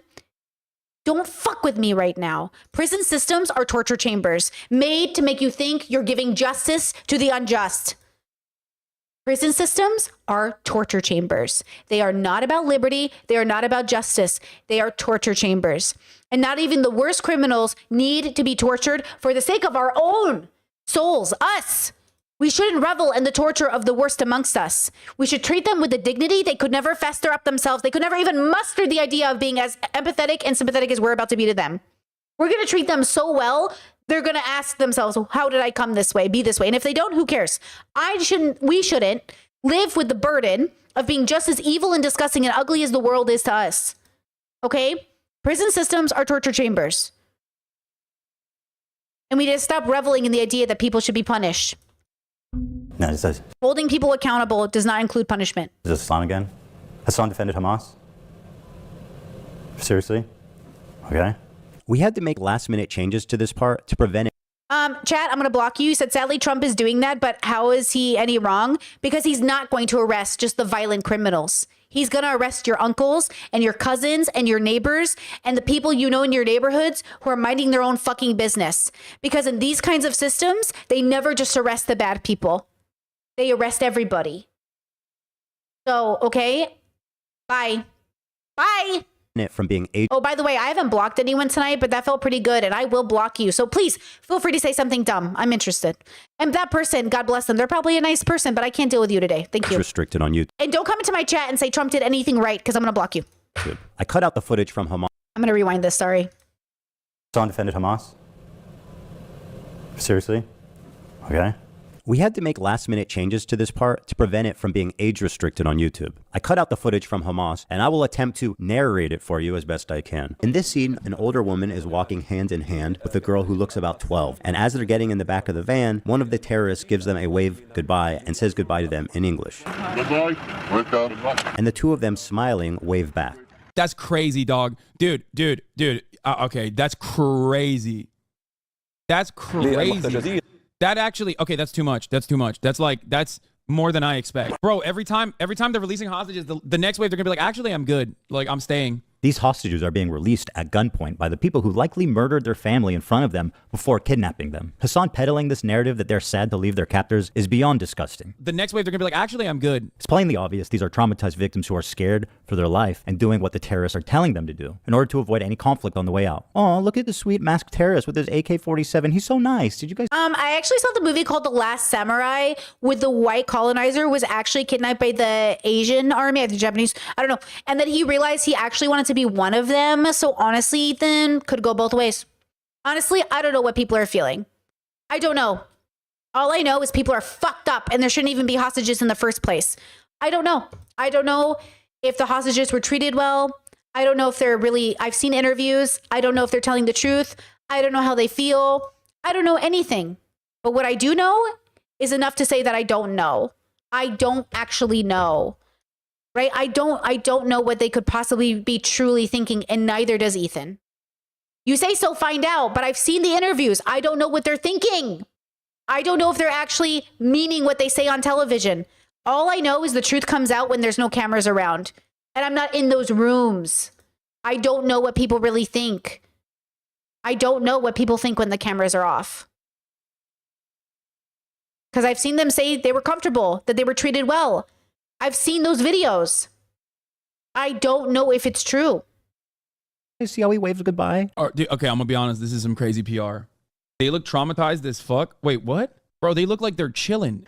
They're probably both. They're probably literally both. I don't know. I could not possibly know, but they're definitely probably both. Could be one or the other. Could be both. Girl who had her foot blasted off on October 7th and then operated on without anesthesia or painkillers is so sorry to say goodbye to her captors. She's going to miss their hospitality, like being raped and being watched showering and changing. Okay. Blocked to the person who said, take a guess. How about this? Take a block. Okay. Block button, beach. Listen. Okay. Again, here's the issue we're having. And chat said this is where you lose me. Like, Ethan has said as much about America. Okay, you're not getting it. With peace and love. Yo. Oh, I love the block. Oh, I'm getting turned on by the people being hateful in chat, guys. I'm going to block all of you. You'll never be able to comment on my channel again. And that makes me so happy. Please continue. Okay. So again, what I'm saying is, and I know you're not hearing me, if Ethan thought this about America or Netanyahu or anything else, then why is he making a video about Hassan? Focus. Why is he making a video about Hassan? Think about it. Think about it. Next week, they're going to be like, actually, I'm good. Like, I'm staying. It's so obvious the terrorists are telling them what to do. Ethan, how can you say that? They look so happy. Keep waving. These morons forgot to cut out this part. Yes, that's a terrorist giving them an order to keep waving. And she does. See how fast she reacts? Totally not a fearful victim of terroristic kidnapping. Anyone peddling this nonsense should be embarrassed and ashamed. How pathetic can you get? The next wave, they're going to be like, actually, I'm good. Bro, they look like they're chilling. All right, the Houthis is one thing, but he's not going to turn on Hamas propaganda videos and watch it on stream. There's no way. Okay, it's getting hard to defend him. Freedom fighters, musical shit. Here is a video that came out of how Hamas produces their own motherfucking sniper rifles. He can hardly contain his admiration for them. Produces their own motherfucking sniper rifles. Let's see how long he can go without offering any commentary or analysis on this Hamas hype video.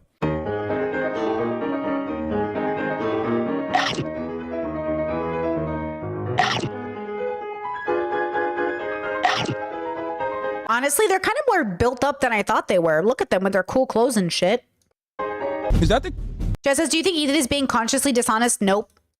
I think he fully thinks he fucking nailed this. I think Ethan is being 100% authentic. I think he absolutely believes this. He's absolutely... The way your conservative parents literally think trans people are grooming kids in public schools, for real, they believe that. He believes this. He believes this like people think the earth is flat. He believes this like the moon landing didn't happen. He believes what he's saying so fucking hard right now, and my heart goes out to him. I know, I get it. I get it. Is that COD?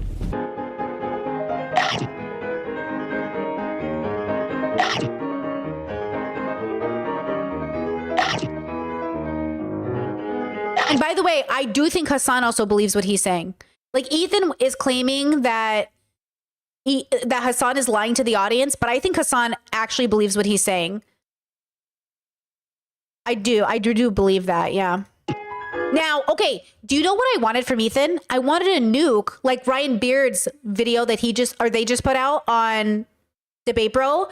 That video is exactly what I expected. A nuke, information we haven't heard, an actual hypocrisy video, a video that shows like, oh my God, Hassan's like the fucking devil, bro. Ryan Beard's video, they just put out this video. It is truly like, oh my God, like things I genuinely didn't know, like things that people I don't think know. I don't think they know these things about Debate Bro. I'm telling you right now, you've got to go. And the reason I call him Debate Bro is, you guys know, I get harassed by the community. As you know, he tried to paint me as a crazy person. Right? So I try to be self-conscious of that, right? Stay out of it, mind my business, but also promote people who are still, who are showing the receipts. Ryan Beard's video shows this. That's what I expected from Ethan.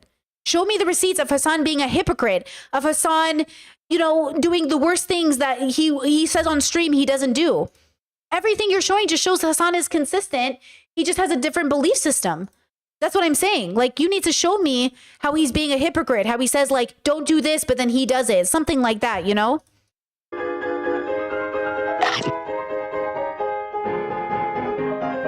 minute, 36 seconds. Nice. He's taken his time to analyze and think. I expect nothing less from a journalist such as Hassan. Quiet, everybody. He's about to speak. He's going to talk. That's crazy. He's done it again. We love you. We will continue killing your soldiers by our locally manufactured snipers. Wow, there's a little message for the Americans out there as well.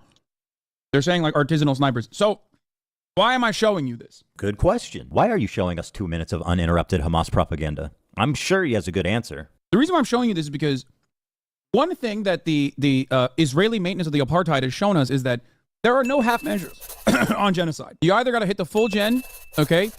You can't do half genocide, a little bit of displacement, and then continue maintaining an apartheid state and maintaining an occupation, okay? Which is basically what America did back in the day when, you know, we were building America, Manifest. Hold on. Chat says, were the hostages kidnapped and raped? How is it hard to believe that they don't like the people who kidnapped them? Are you talking about the Israeli ones? Okay, sure. But can you understand why Palestinians hate Jews or Israelis? Because of the way they've been acting? Can you understand why people hate Israel? Because of the way they've been acting? But also, again, all the mass reports say there were not mass rapes that happened during the attack of October 7th. Even Gabor Mate said this. So in that, he's a Holocaust survivor, bros. Okay, an infant survivor of the Holocaust. So just like keep that in mind, right? If that's what you're talking about. I don't know if that's what you mean. But again, I don't know. Look, life traumatizes us. Privileged Americans are going to be traumatized by their life. Like, we're all going to be traumatized by life. So I'm not saying hostages wouldn't be traumatized. Of course they would. Of course they would be traumatized. But everybody is. That's what I'm saying. Everything, we're all traumatizing each other over and over again. And no one's saying, hey, how about we just like stop? Stop doing it. It's all bad. All of it is bad. But that's how they feel. Israel sexually assaulted and raped Palestinian people they kidnapped or imprisoned. Doctors from Palestine disappeared. Didn't you hear about the doctor? They took him and then they threw his body in the streets like nothing. What are you talking about? All of it is bad. Everything is bad. All of you are bad. Bad, bad, bad. Do you understand why people are doing it? You sit here and you can make arguments for why Israel has to kill Palestinians, but you don't understand why Palestinians feel a need to kill Israelis. Make it make sense. It's bullshit. You're bullshit. Come on. Destiny, right? Hold on. You showed this to us because of Manifest Destiny? What the fuck are you talking? What? I have to rewind this because I swear to God. The apartheid has shown us is that there are no half measures on genocide. You either got to hit the full gen, okay? You can't do half genocide, a little bit of displacement, and then continue maintaining an apartheid state and maintaining an occupation, okay? Which is basically what America did back in the day when, you know, we were building America, Manifest Destiny, right?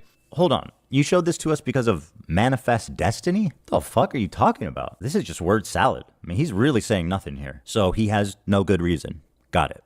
Okay, fine. He likes Hamas. He watches their propaganda, but he's not going to deny the violent rapes that took place. That is way beyond the pale. There is one instance in captivity that we have actually gotten verifiable evidence on. Beyond that, the systematized mass rapes that Hamas dealt on October 7, not a single bit of that has been verified. And people still run with it over and over and over again. Many young people who were simply attending a music festival, women were horribly raped. As I said then, I say today, Israel has a right to defend its... Kamala Harris, we love her, but also she is, as FD Signifier said, a Glinda, which we know. If we categorize people into categories, she's a Glinda, right? She works within the system to move herself forward, even if she wants to advocate for marginalized communities, because she is one. At the end of the day, she's playing Glinda. We love that for her because everyone has to play a role. We hate it for the communities because it impacts our people. So even though I voted for her, which we understand why we did this, we also understand, because she's a step closer to blah, blah, blah, we also understand that Glinda is a Glinda is a Glinda. Okay, and a lot of us be alphabas out here, so we're trying our best to like make it and understand the world as it is, right? So remember, like, he's not laughing at the rapes, he's laughing at the propaganda that Kamala is participating in as the vice president. What rapes did Hezbollah do? Bro, what rapes did Hamas do? What are you talking about? The Stop Anti-Semitism account that considered me to be anti-Semite of the week has also been hallucinating rapes once again. Exactly. Politics is Glinda's game. That's the whole point. Exactly. Sometimes I think Hassan is an Elphaba trying to be a Glinda, or maybe a Glinda who's an Elphaba. Maybe Hassan is a Glinda who's an Elphaba. Something like that. again, doing rape fantasies once again because they're fucking mentally ill. Hamas has committed horrific acts of sexual violence and took women and girls, men and boys slaughtered after enduring sexual violence. The deadliest day for the Jewish people. Doesn't matter if fucking rapes happen. And remember, America is allied with Israel. They're funding Israel, so they have to come out and use Israel propaganda to support and get Americans to want to kill Palestinians. This is called war and genocide and propaganda, and it is what it is. And that's why when you read about Palestine and realize they're just like you and me, bros. They're just like you and me. They just want to fucking hang out with their family and watch fucking anime. They're just chilling. They hate as many people as we hate in America. I don't know why we're all acting like, oh, our people are the most peaceful people, and they're not.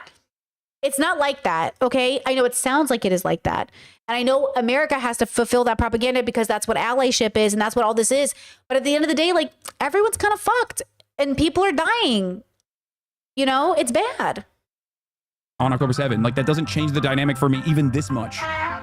So that's the other part of this problem that many people that can't contend with. Like, I can't believe how quickly leftists go from believe all women to Pixar didn't happen. The vast majority of people, if not all, who were raped were... What? Oh, that's the other part of this problem that many people that can't contend with. Like, I can't believe how quickly leftists go from believe all women to Pixar didn't happen. The vast majority of people, if not all, who were raped were murdered on the spot, obviously. Gam Goldstein Almo. What?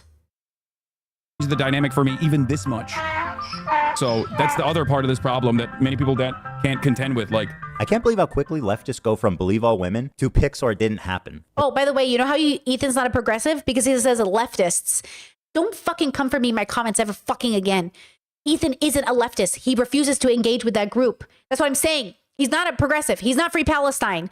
A Free Palestine Democrat is not a progressive. They are basically centrists at most. The vast majority of people, if not all, who were raped were murdered on the spot, obviously. Yes. Do we not know the difference between mass rapes used and rape occurred? No one's saying rape didn't occur. Right? Like, I'm using the data that came out from organizations. Like, men were involved, rape occurred. I said what I said. Men were involved, rape occurred. I said what I fucking said. And I'm not going to apologize. Okay? The question is, was it mass rapes used in the way that they're using against the Palestinians to make an excuse for the genocide? Okay? Or are you saying that mass rapes happened in such large numbers that now we get to genocide Palestine? Is that your argumentation? Okay? Lauren, thank you so much for the super chat. Moi, I love this commentary. Thank you, Brittany, for staying up this late. Appreciate you. Alex, thank you for the super chat. Says, bless, I found your cheese bread vid. Let's go. I'm making it this weekend. Let's go. Assyrian cheese bread recipes.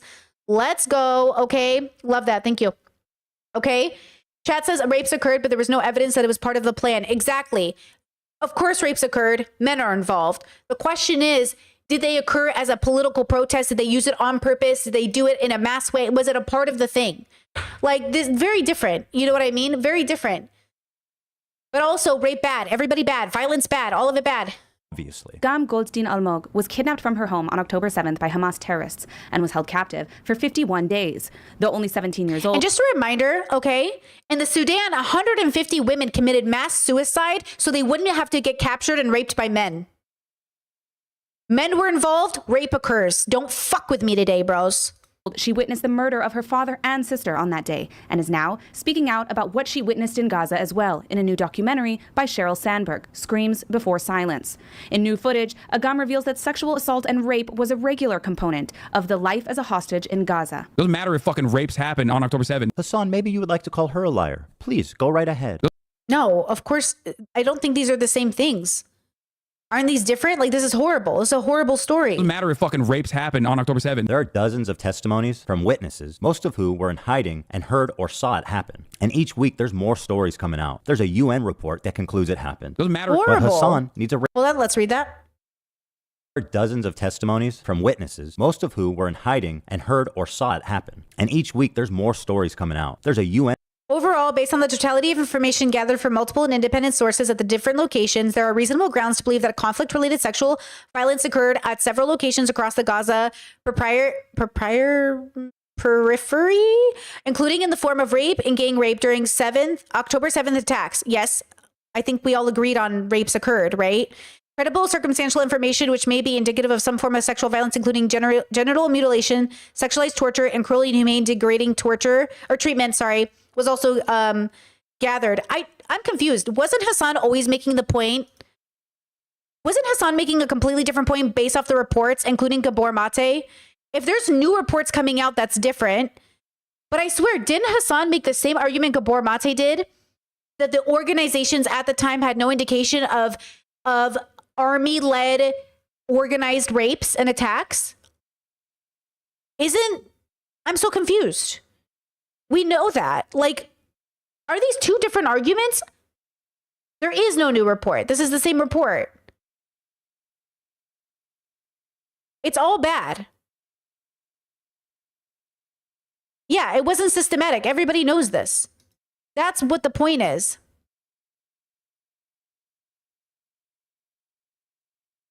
See, I can't take anything Ethan's doing seriously because it feels like he's not listening. I wonder what he would say to Gabor Mate. That's what I want to know. UN report that concludes it happened. Doesn't matter. But Hassan... And Hassan does know, he does acknowledge rapes happen. I feel like Hassan, okay, can I be real? Hassan shouldn't have died on this hill probably, but also it wouldn't matter because Ethan would have taken him out of context no matter what. I just feel like it sucks coming from a streamer, but it makes more sense coming from Gabor Mate because he's like educated and has status in society that allows him to be taken slightly more serious. That's the problem with being a streamer. The branding, I hate systems. I hate hierarchies.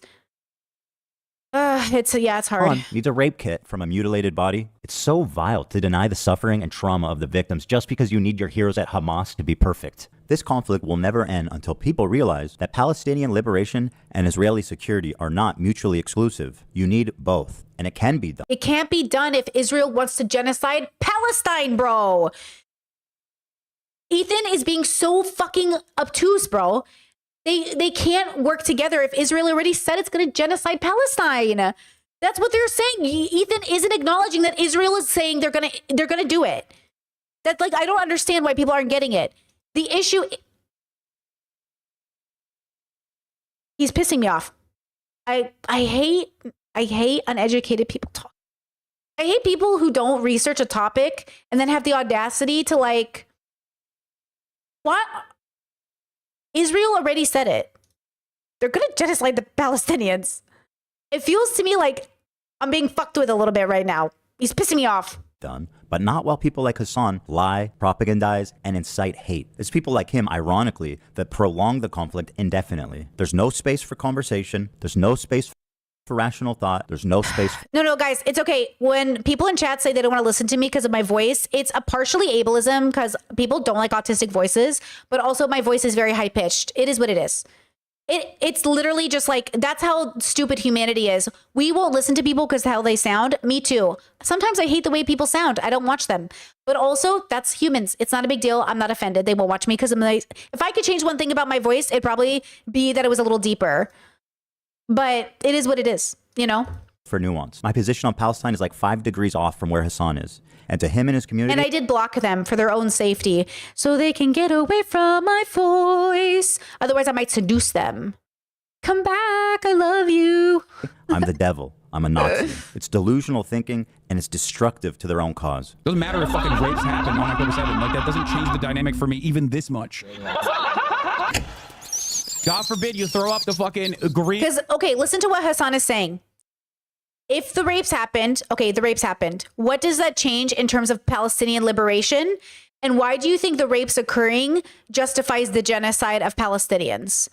That is what Hassan is asking. He's saying, okay, so the rapes happened. Now what? Does that change the genocide of Palestine? Does that now allow the genocide of Palestinians? Yes or no? No is the answer. Congratulations, we answered it. So of course that doesn't change Hassan's position on this. Because Israel using the rapes as the excuse for the genocide is the propaganda. And Hassan is saying, no, just because rapes occurred doesn't mean you get to genocide Palestinians. And Israel's like, but doesn't it? But doesn't it? No. No. Just like a little boy whistling at your white girlfriend doesn't give you permission to murder him. R.I.P. Emmett Till. Hamas banner.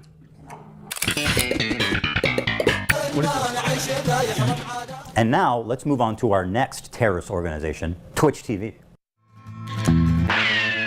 Sinwar, Nasrallah, Dan Clancy. Of course, I'm being a little silly when I call Twitch a terrorist organization. It's only a megaphone for terrorist propaganda. Dan Clancy has been the CEO for a few years, and under his leadership, there's been a few... Okay, again, guys, when you say Ethan isn't pro-genocide, he's pro-two-state solution, where are the Israelis supposed to go? If Israelis continue to say, fuck the Palestinians, we prefer them genocided, we don't feel safe with them, then it is one or the other. Do you hear what you're saying? It's not that the Israelis should go somewhere. It's the fact that Israelis don't want to go somewhere and they refuse to let Palestinians remain. They don't want to make peace with Palestinians. Overall, Israel's people have spoken. So of course Palestinians are like, fine, we don't want to make peace with you. And then they're all sitting here like, fine, I don't want to make peace with you. Okay, well, figure it out. You're adults, talk it out. But they can't talk it out. Because men are in charge.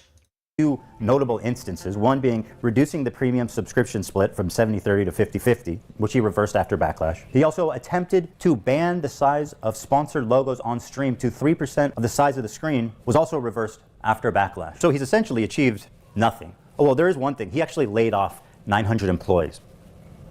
That one he did not take back. But here's where the trouble begins. He likes Hassan. He really likes Hassan. Let me read you an excerpt from a recent interview Dan did. Not a gamer himself, Clancy mostly watches musicians or talk shows on Twitch. He particularly enjoys leftist political commentator Hassan Piker. I like the frankness and the bluntness. He's comfortable saying whatever he believes.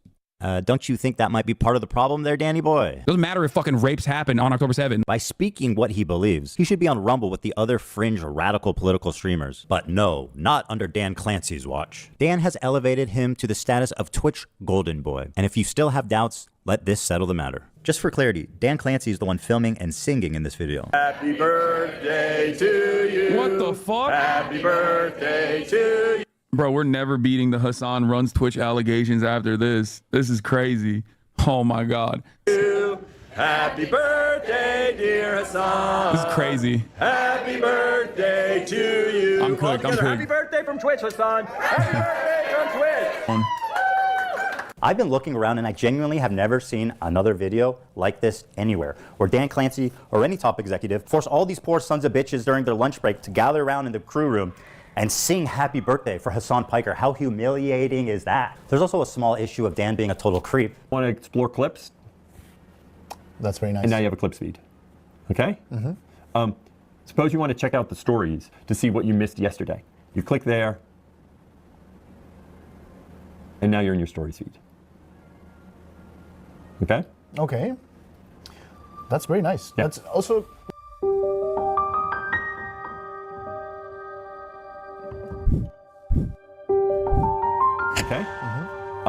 Okay? Okay. Suppose you want to check out the stories to see what you missed yesterday. You click there. And now you're in your stories. Okay? That's very nice. Yeah. That's also... Have a seat on that chair. Okay.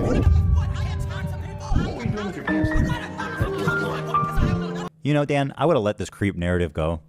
If it didn't happen twice, roll it. You want to see clips? Swipe this way, and now you're seeing clips. The clips are, and that's not necessarily the algorithm. First of all, it's gross enough you're a creep. I'm not defending Dan on this. Fuck old creepy men. But what an incompetent idiot you are. You're the CEO of Twitch and you get caught with the fucking... You get caught with the girlies on your homepage twice? Bro, come on, dude. Yeah, what does this have to do with Hassan? Got wife, man. Got daughters. We don't need to know about this. Don't want that in my head, bro. It's also a little bit disturbing considering, you know, he's these people's bosses. Okay. All right, so he's incompetent. He's a creep. He's protecting terrorist propagandists. So what's up? Okay, relax, bro. That says, how do you feel about those who highlight false prophets who claim to be righteous but are really apostates leading people down the path of damnation? Whoa, bro. I don't know if you're religious or autistic, but whoa, that was a poetry of a sentence. I feel like y'all should meditate and mind your business. Watch anime and relax. What's up? So what's the big deal with Dan Clancy? Well, what happened next is what really made me realize how corrupted and rotten Twitch is to the very core of the organization. First, let me introduce you to Frogan. Why do you go take a trip to Home Depot and buy some rope. She's one of Hassan's main moderators. She's leading great. Stop saying, isn't that totally not true anymore? Look, I'm not a Frogan fan, though I think she's beautiful. But literally, beauty is, you know what? We shouldn't be objectifying women. She is beautiful, though. But like, also, that is literally so old news. See how they frame it? Stop saying she's his mod. See, mods in my audience. Didn't I tell you this bubble? That's how they get you. They're like, oh, Britney's mods. Britney's mods. They're just people who are trying to help me out, get the fucking Nazis out of my audience when they swipe me. Because that Fuentes guy one time like raided me with a bunch of Nazi stuff, and I didn't know what to do. So I modded a bunch of people to help me. You remember? Or when the porn bots were in my chat, you guys helped me. See how I told you about this bubble where they make it a big deal that she modded for Hassan, like this means anything? It's crazy, right? So like, okay, I'm telling you, people are fucking weird. She's not his mod. She hasn't been a mod in literally forever. Discourse like Ethan's Islamophobic for saying don't kill civilians. She has zero talent. She has 100 concurrent viewers, but somehow she's always on the homepage. She's winning awards. Nobody's watching her. Nobody cares. Why is she relevant? We don't know. It's important for me to show you guys what an actual horrible person Frogan is, so that you can see who Twitch is elevating. So let's start with this clip. Ludwig, a large streamer on Twitch, donated $10,000 to the Palestinian Children's Relief Fund. That's a wonderful thing to do, right? No, not good enough for Frogan. I find ultimately, like, if I were to do a charity thing where the charity thing relies on your donations, it should be something where like 95% of people feel good and are down for it. Yeah, actually, fuck Ethan. I love Ethan. He's so sweet. What a habibi. Ethan has said the most disgusting things about people. Like, really gross. It's like Trisha, it's like wrong messenger. It's like Trisha Paytas. It's like when Trisha tries to sit on her molehill and pretend like she's a good person. It's like, guys, wrong messenger. You know what I mean? Ethan, you've said some of the like shittiest things to people. You said horrible things about Ben Shapiro. What are you talking about? A fellow Jew. I can't believe what he said about Ben Shapiro. Do you know what I'm saying? And it wasn't clip-chipped. It wasn't like clipped out of context. Unlike my haters who like to clip me literally out of context. You fucking suck, okay? Okay, but I'm serious. Okay, like Ethan wasn't even clipped out of context. Like, what are we talking about? Okay, we have to be better. Now, do I think being in this space makes you worse? Yeah. Look, I think being a streamer makes you worse. I think making content makes you worse if you're going to be obsessed with it, right? Like, all of this stuff sucks, right? You have to be very careful. Okay, you have to be very careful. Chat. Calling? No. You cannot say it is okay to say Ben Shapiro should be the first one holocausted, even if you hate his politics or hate his belief system. So if you want to take what you just said, back, you cannot be in my audience and be violent. But Ethan Clyde said, if a Holocaust happens again, he hopes Ben Shapiro's on the first train out. That's not okay. So if you are in any way in agreement with that, you can tell me now and I can block you. Fucked up. That's a fucked up thing to say out loud, bro. Okay? And he showed it in the beginning of this video, but he edited it out, so I don't know if you guys knew the context. Okay? He's a Nazi Jew. Okay, bro, you're not getting it. I'm sorry. Listen, guys, if you want to join my audience, you can't be pro-violence, bro. You can't. It's not a vibe. Okay? You got to be chill. You can't be out here, And again, violence, I'm not saying you can't be pro-violence via self-defense. You can always self-defend yourself.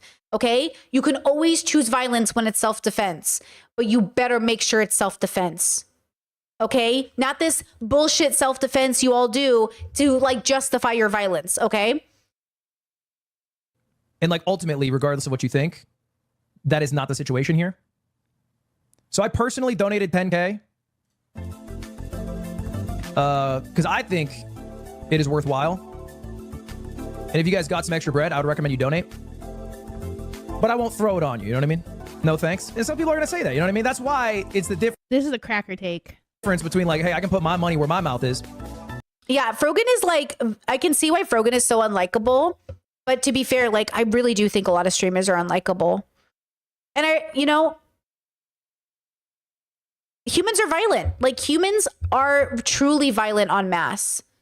Do you know what I'm saying? And like, Frogan and all these people aren't exempt from it. And it's by our language. And I don't blame them. Again, I can't blame them, but I can tell them, hey, you might want to we might want to grow up a little bit. Like, a lot of us are getting old. Okay? We can't be fucking streamers on the internet, in our 40s, guys. But I don't need to put your money there. I don't need to enter a fucking debate about whether that's Cracker-ass worthwhile. take. I know Arabs are dying, but you know, I'm not gonna tell you to donate. Do whatever you want. Me, I donated $10,000, but I'm not gonna promote it. Just don't say you donated $10,000 then. Look, if you're not actively believing, if you don't believe in the cause. And by the way, I also know why I'm very unlikable. So I'm not saying Frogan is unlikable and I'm not. I'm very unlikable. I can be very harsh. I'm very dominant. I'm very aggressive. I'm very clear. Like, I'm very like, no tolerance for like this bullshit. So like, I also know why I'm unlikable. So I'm just saying, like, I know why Frogan's unlikable because she's a woman. If you're not against genocide at this point, like, keep your fucking money. Keep your $10,000.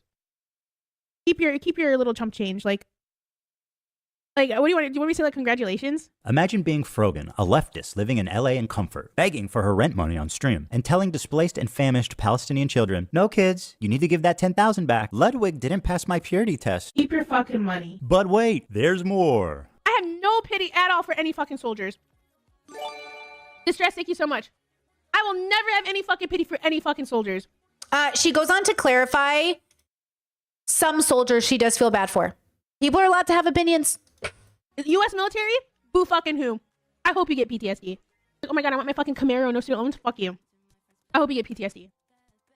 And I hope you get no health insurance when you get back into fucking America. This clip obviously made the rounds on social media. Show the whole clip. And rightfully outraged a lot of people. Here's how she responded the next day. I hope you get PTSD. Whoa, show the whole clip. And I hope you get no health insurance when you get back into fucking America. Listen, people will accuse me on my videos of clip chimping, but I show the context. I only clip dead spaces and words that don't matter. I do not take away the context. Frogan made a correction to this statement, which I think most people would agree with. In general, like, not all soldiers, not all anything. Just like the people who are like, I'm gonna go shoot some Arabs. You know what I mean? Like, but even them, like, I don't wish anything on anyone. I wish you all healing and peace. I wish you all humanity. I wish you all a deeper relationship with self. I wish nobody anything bad. Because one, it's bad karma. And two, you know what karma is, guys? Karma isn't you do good, you get good. Karma is a reflection of what you put into your life reflected back into you. So if you put into your life all of this wishing evil on people, evil will follow you. So no, thank you. But also, I'm just going to say my 2025 is going fabulous. And I swear to God, it's because, you know what I'm saying? And Frogan, she had a rough, you know what I'm saying? So like. And they posted it in my head. I'm like, based? Based?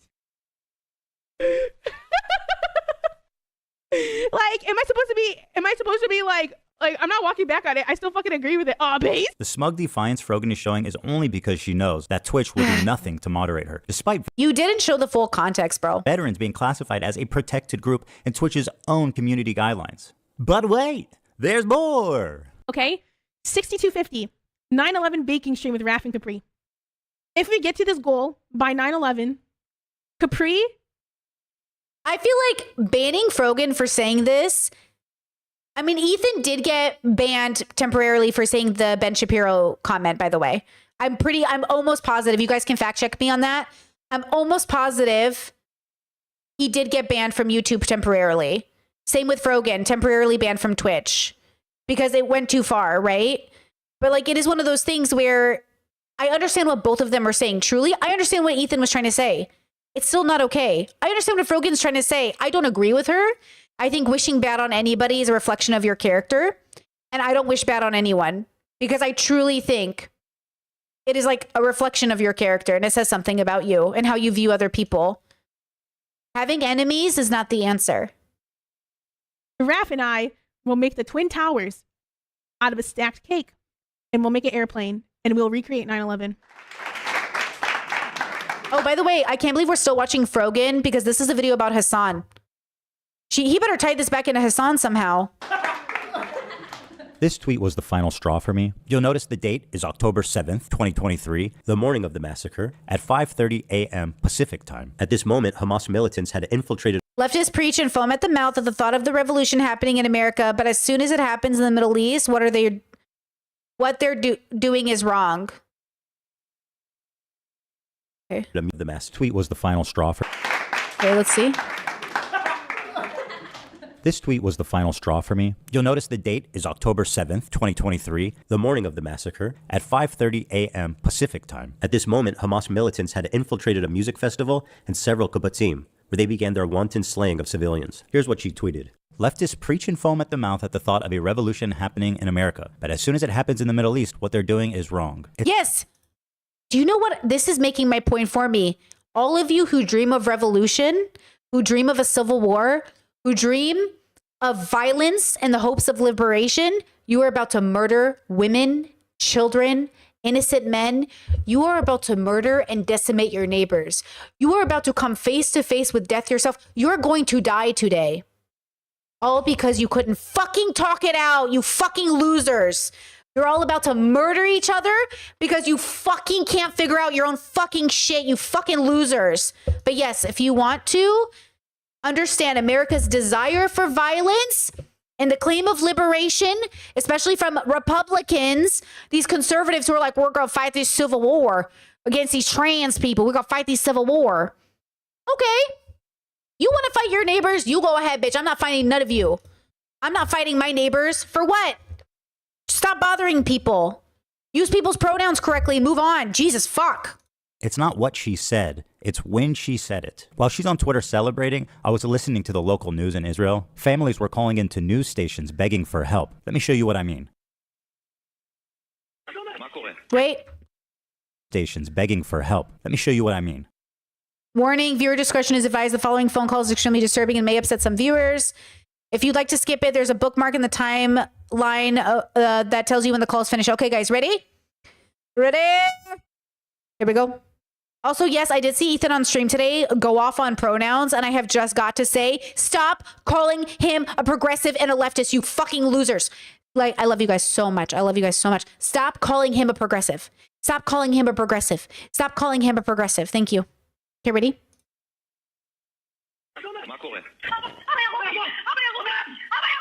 Dad, I was shot. Dad, I was shot. Where are you? I don't know, Dad. He's killing us. Ugh. Where are you? Where are you? Honey, send me your location. Hide. Find a place. Hide. Dad, I love you. We are in a car. I'm heading your way now. Send me your location. Send me your location. I'm coming, honey. Send me your location. God. The morning of October 7th, Israelis were listening to calls like this all morning long, dozens of them. Imagine reading this tweet after listening to this. This woman should have moved on years ago to another profession, but for some reason, Twitch is obsessed with keeping her on life support. And instead of moderating her, this is truly human beings and their own self-destruction. You talk about liberation.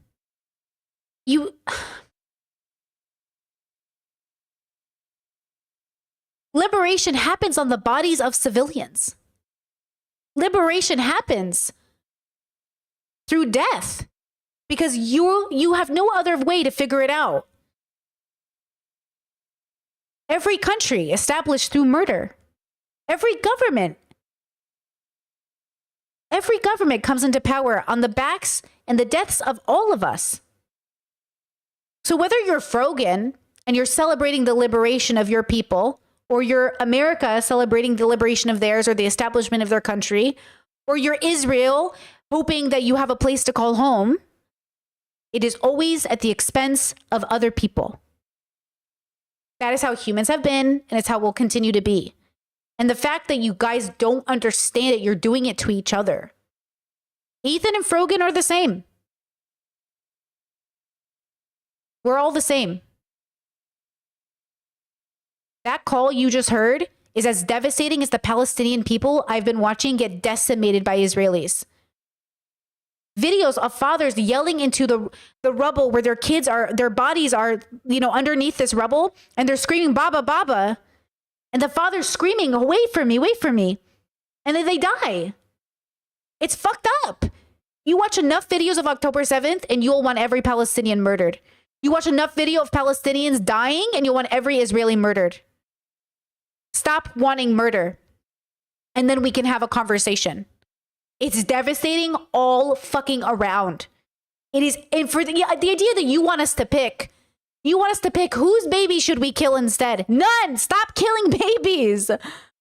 But Brittany, Palestinian babies or Israeli babies, whose matters more? Why is this a question? Why are you asking me to pick whose babies matter more? You're so fucked up. Thank you, RL, for the super chat. Says, I mean, Brittany, what are you going to do when they bring the violence to you? Are you not going to defend yourself? Wouldn't you join up with others who believe what you do?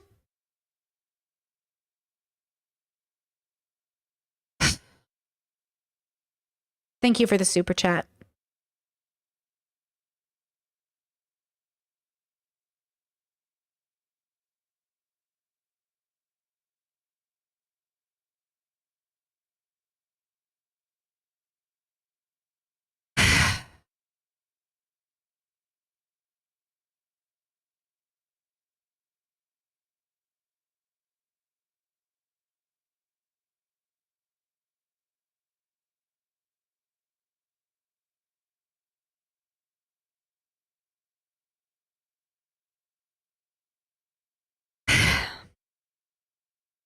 They actually gave her an award, Together for Legendary Woman, in which you would get front page placement all year long. This is actually my favorite detail about Frogan. She won a Rising Star Award at the Streamer Awards, an award show put on by her friends. And then the next year, guys, she gets nominated for Rising Star again. Are they fucking with her? You can't be Rising Star twice. It's up or it's down, man. In fact, you were never up. That was the problem. They tried to pretend like you were up, but you were always down. Rising Star twice. What's this, fucking Mario Kart? You hit a boost up there or some shit?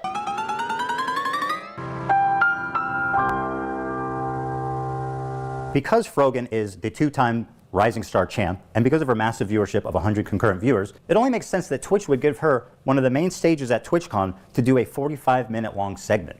Her idea, that was Twitch approved, an Arab to Jew racial tier list. So the premise is who can say Habibi, an Arabic word of affection like baby or sweetheart. And this tier list determines my love. Who can say it. Top and most desirable tier is Arab. And at the bottom, the worst one is, quote, loves Sabra. Now, why does loves Sabra equate to Jews? Sabra is a well-known Israeli company that makes hummus. They've been on the divestment I didn't know that. I stopped eating their hummus after a while because honestly, I make better hummus at home. List for many, many years. I can't believe he's dedicated this much time to Frogan. I'm fucking dead. So the activists are well aware of their status. Oh yeah, and Sabra... Bro, I swear to God. Y'all, it's 2 a.m. my time. I should be in bed. Thank you for being here. I appreciate it. Literally means a Jew that was born in Israel. It also plays up an anti-Semitic trope that denies Jewish identity in the Middle East. There's this idea that Israelis are all white colonizers who are stealing the culture and identity of Arabs to make it seem like they belong there. Watch Frogan and her co-hosts accuse Israelis of culturally appropriating Arab culture. The one thing that's like funny is that there's two types of like genocide, right? There's like genocide of real people. Hold on, chat. You said, I've always wanted to be a pacifist, but my indigenous neighbors have told me that it's not a luxury we can afford. I'm sorry, are they going around killing people? Are your indigenous neighbors going around killing people? Are you saying when people come and attack them, they defend themselves? Because it's not about being a pacifist. It's about actually wisely using self-defense. Right? And it's not saying you're calling me a pacifist. I want to be clear. I'm not a pacifist. I just think we're too prone to violence. Right? So again, chat, like I'm not saying you're saying I'm a pacifist, but I just want to remind people, I'm not advocating for pacifism. I'm advocating for harm reduction. Right? Harm reduction. And going out to be violent, to find somebody to be angry at is different than defending yourself when people come to your home. It is different, you know? So I just want to, okay, we're good. I think we're on the same page. So I just wanted to say, like, harm reduction is it. It's not about, like, never be violent, never defend yourself. It's about making sure you're not escalating to more violence than necessary, right? Don't bring a gun to a knife fight. And that's what keeps happening, right? Oh, interesting. And if I was a pacifist, I'd also be a vegan. But I'm neither. So here I am, you know? And then there's like cultural genocide, right? Like this is fucking funny. Like Those motherfuckers trying to take hummus and say it's Israeli is the most insane thing to me. Dude, the fact that they have the audacity to create sabra and make that like the staple hummus of America, insane. It's super offensive to us. And like that's actual like cultural appropriation. Like people get mad when someone has like dreadlocks and they call that culture. I'm like, come on, it's just like a hairdo. Like it's okay. People like white people are allowed to have dreadlocks if they want dreadlocks, but like actually trying to claim our food, our desserts. Just one.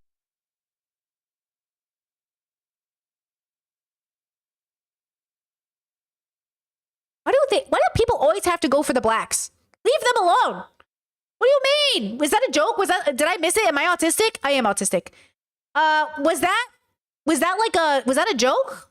I'm gonna rewind it. Allowed to get mad when someone has like insane. It's super offensive to us. And like that's actual like cultural appropriation. Like people get mad when someone has like dreadlocks and they call that culture. I'm like, come on, it's just like a hairdo. Like it's okay. People like white people are allowed to have dreadlocks if they want dreadlocks, but like actually trying to claim our food, our desserts.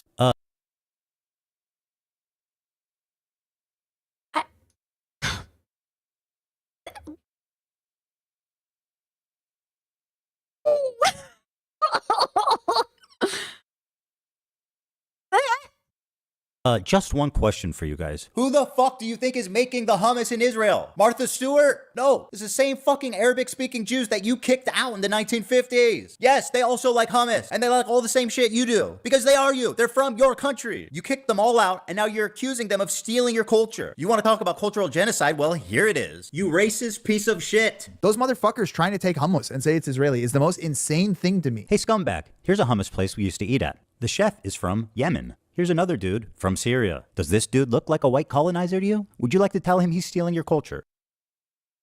Thank you to Kay, super chat. Thank you so much. Humans Gonna Human check or spoon check. Great stream. Spoon check. Guys, we're almost done here. So I'm actually doing pretty good, but I'm going to crash so hard after this. I've already streamed today. We're going over frenemies. If you guys are new to my chat, we're reviewing frenemies to see how much our bias and prejudice played into our initial responses to the series when it was happening. So if you guys want to join us on Tuesday, we'll come back for stream.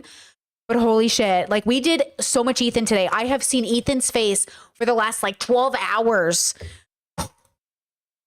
Well, this is what most Israelis look like. Dude, the fact that they have the audacity to create sabra. This is casual bigotry being passed around like a leftist talking point. It's exactly why people are saying that anti-Semitism is coming mostly from the left. And yes, I know this dipshit is also Jewish. Incredible. He picked up so many tokens, he actually became one. And by the way, everybody on this panel is looking pretty fucking white themselves. So bearing all of this in mind, it's really not a stretch to say that the Love Sabra bracket is a dog whistle for Israelis or Jews. The next person is one of my favorite people, Ethan Klein. I told you guys to clap. This is a good reaction. That was a good one. That's good. All right. Turn that up. Turn giraffe. We all know where this is going. You guys are missing a category for Zionist. That was a joke. That was just a joke in my... Stand up. Well, obviously it's Love Sabra, right? Yeah, it has to be. That's easy. That's Definitely Love Sabra. She apparently consulted with the head of the KKK, and he told her, more subtle. So if it wasn't obvious enough, they pull me, one of the best-known Jewish creators, and immediately put me in Sabra. Hassan, by the way, who's Turkish, not Arab, is Arab. That's the good one. That's the good one. The Arab ethnicity is S tier. Then Denham's jokes that we don't have a category low enough for Zionists. Once again, calling out my Jewish identity. Dude, where's the, you guys are missing a category for Zionist. And if it isn't about being Jewish, why would they put Ben Shapiro in the thumbnail, one of the other most prominent Jews on YouTube, in the category next to me, when he's not even featured in the game? Who's next down there? Anne Frank? Einstein? Seth Rogen? Schindler? Well, he wasn't Jewish, but they would put him down there, let's be real. It also doesn't help their case that both my wife and Ben Shapiro's wife were born in Israel, which would make them Sabras. So Love Sabra, literally in this case, means Jew lover. That sounds pretty racist. And what about the title? How Arab are these Twitch streamers? Hold on a minute. I thought this was about hummus. You know, I'm tired of these people gaslighting me. Haven't the Jews been gassed enough? So you're telling me you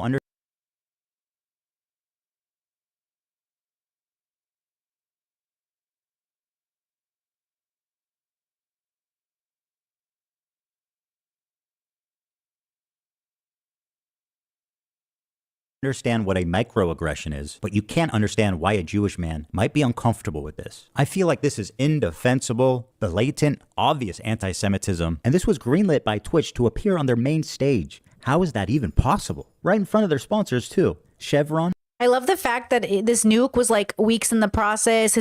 His crew was watching it, editing it, making sure it was good.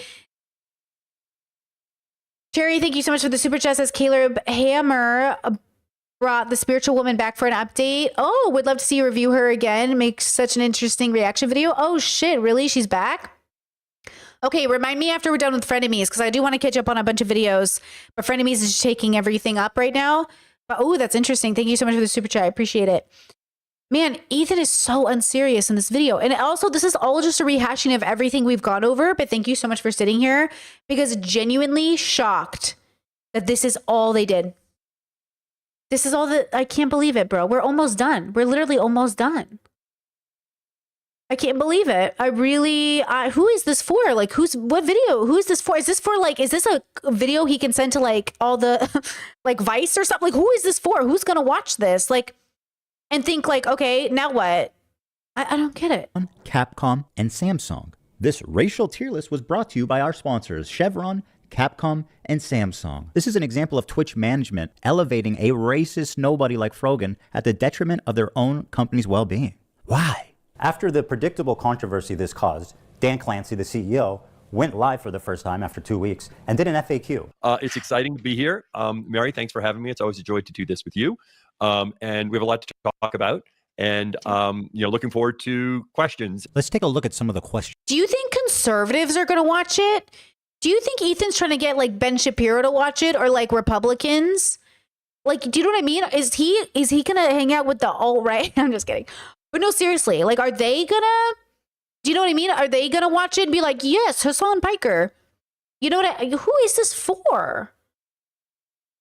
Questions they got. This person asked, do you plan on addressing the anti-Semitism problem? Dan's response, permanent ban. Why do you not ban streamers that show terrorist propaganda on your website? Good question. Permanent ban. Do you care to comment about the is he gonna bring, oh no. Okay. ADL and anti-Semitism on Twitch? Ban! Why the fuck is the CEO banning people for asking reasonable questions about a relevant controversy they've been in? What the fuck is this? These are not even written like in a mean way. You are banned, just like the entire country of Israel. It had just been discovered around the same time as this Arab tier list that Twitch had secretly, without announcing it anywhere, banned the entire country of Israel from creating new accounts. This was enacted right after October 7th, and it continued on for a year. And if you're wondering how you didn't hear about it before, it's not because the Israelis weren't talking. Here's the top Israeli streamer's video about it, which is entitled, Twitch does not want Jews on their platform. He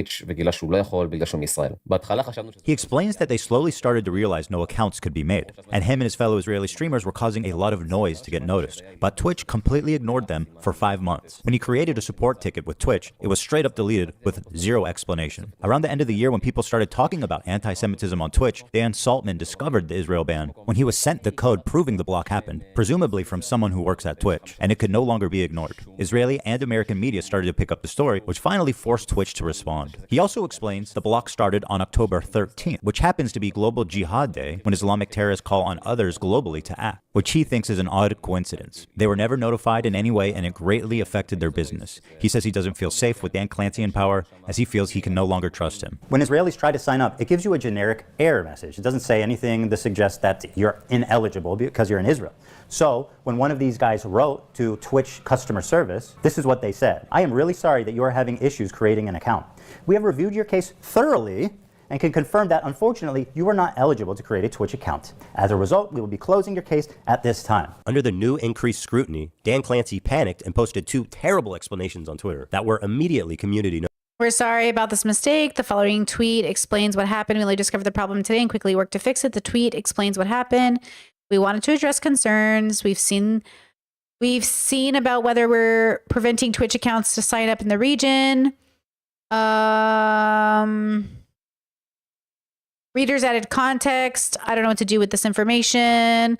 Allegedly, they banned everything from that area because of the conflict and want people streaming the genocide. That's my notes I'm putting into this. I'm not noted. How can Twitch say on one hand that they've reviewed the case thoroughly, and then on the other hand say it was an accident and they didn't know? This is all very fishy. A big media company like Twitch doesn't realize that their new account signups from Israel has completely flatlined? You're telling me that you guys didn't notice that? That's impossible. Then, at the same time, it was announced that Sneeko, Fresh and Fit, and the little Houthi twink terror. This was literally a mistake. Like, they banned them right after. Like, this is literally, it was Sneako's thing was a mistake, wasn't it? Were all unbanned and they could stream again on Twitch. This is like the holy trinity of anti-Semitism. So guys, yeah, we're back on Twitch. Welcome. I know we had gotten banned or whatever, or we got suspended, but I went ahead and appealed it, and we're back in the house, man. So for all the haters out there that were like, you know, oh yeah, they got banned on Twitch. Hey, be mad. Be mad, guys, because we are back. I think they're all banned. Okay? In the house. They can't stop us. They did stop them an hour later. All three of the accounts. Why did he bring this up if they banned him an hour later? Why did he bring this up? Accounts were eventually rebanned. But the decision to unban those three creators at that exact time, and being three of the best known anti-Semites on the internet, seems to clearly be trying to send a message. And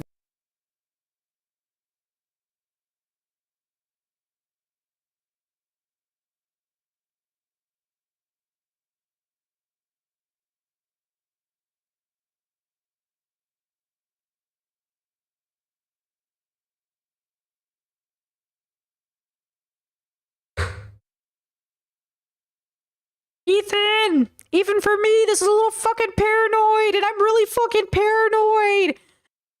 Hassan, is that you? Hassan? Machiavellian Mothers? Is that a trans person? then it was discovered that Twitch's head of policy and community guidelines was previously fired from her job publicly by the British government. Why? She does not like the Jews. That's right. Their head of trust and safety was previously suspended from her job at Ofcom for being too anti-Zionist. And guess where her very next job was at? That's right, Twitch TV. Apparently she was posting pro-Hamas tweets only mere days after October 7th happened. That's so interesting. It sounds just like someone else we know. It's almost like supporting terrorists is institutional. Hell, it might even be a prerequisite. Take a look at this tweet from Twitch's senior manager of inclusive marketing, Bridget Chermating, on October 12th. People are posting screenshots of them donating to Israel relief funds. Shake my head, y'all are truly rooting for the oppressor. Read a damn book. This tweet was made only 5 days after the October 7th massacre. The donations she's criticizing would go to families like this, if they were still alive. This entire family was murdered in cold blood by Hamas terrorists on October 7th. That's awful. Bridget, who did these little... Like, this is different. Like, see, okay, so like people are posting screenshots of them donating to Israel funds, relief funds. Y'all are rooting for the oppressor. Okay. Like, that family being murdered is absolutely fucking devastating. That's not, is this the pro-Israeli, is this the pro-tweet? Like, that's just a very, what? Little girls criticizing Hold on. this Israel relief funds. Bridget Chermating on October 12th. People are posting screenshots of them donating to Israel relief funds. Shake my head, y'all are truly rooting for the oppressor. Read a damn book. This tweet was made only 5 days after the October 7th massacre. The donations she's criticizing would go to families like this, if they were still alive. This entire family was murdered in cold blood by Hamas terrorists on October 7th. Bridget, who did these little girls oppress? How can you act so high and mighty for your cause and be so callous and inhuman for the innocents on the other side? This statement was made by the senior manager for inclusive marketing. Is that... How can you act so high and mighty for your cause and be so callous... Hold on. You guys are saying it's not the same woman? That's not the same woman that got fired? What? Is he being racist? Wait. These are two different people, right? Wait. Huh? Wait. Huh? Wait. Huh? Wait. Those are two different women, right? Wait. Only mere days we have to rewatch this. October 7th happened. That's so interesting. It sounds just like someone else we know. It's almost like supporting terrorists is institutional. Hell, it might even be a prerequisite. Take a look at this tweet from Twitch's senior manager of inclusive marketing, Bridget Chermating, on October 12th. People are posting screenshots of them donating to Israel relief funds. Shake my head, y'all are truly rooting for the oppressor. Read a damn book. This tweet was made only 5 days after the October 7th massacre. The donations she's criticizing would go to families like this, if they were still alive. This entire family was... What the fuck was that argumentation? Look, she could look different because of makeup, but I'm a little confused at this screenshot. I'm sorry, I'm being really anal about this. But it does look like a different person, even with makeup or not makeup. I mean, she's different weight. Her nose is completely different. Blah, blah, blah. Oh, they are different women. So this is this woman. Okay, now they're two different women. They are two different women. Okay, I'm sorry. We're going to do it again. For being too anti-Zionist. And guess where her very next job was at? That's right. Twitch TV. These are different names on the screen. She was posting pro-Hamas tweets only mere days after October 7th happened. That's so interesting. It sounds just like someone else we know. It's almost like supporting terrorists is institutional. They're different stories. It might even be a prerequisite. Take a look at this tweet from Twitch's senior manager of inclusive marketing, Bridget. Okay, they're two different people. Churmating on October 12th. People are posting screenshots of them donating to Israel relief funds. Shake my head, y'all are truly rooting for the oppressor. Read a damn book. This tweet was made only 5 days after the October 7th massacre. The donations she's criticizing would go to families like this, if they were still alive. This entire family was murdered in cold blood by Hamas terrorists on October 7th. Bridget, who did these little girls oppress? How can you act so high and mighty for your cause and be so callous and inhuman for the innocents on the other side? This statement was made by the senior manager for inclusive marketing. Is that some kind of joke? Is this what inclusion looks like at Twitch?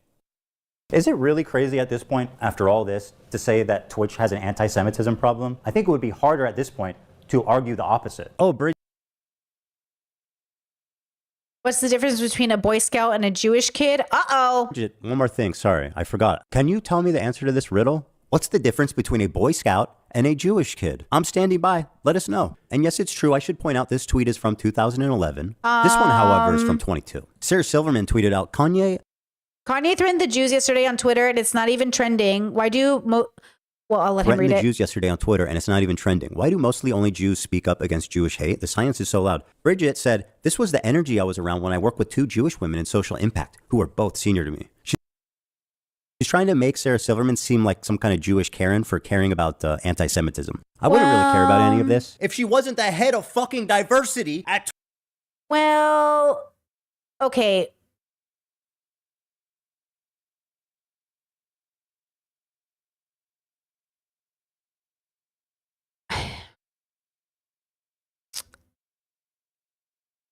Kanye threatened the Jews yesterday on Twitter, and it's not even trending. I feel like everything was trending. Why do mostly only Jews speak up against Jewish hate?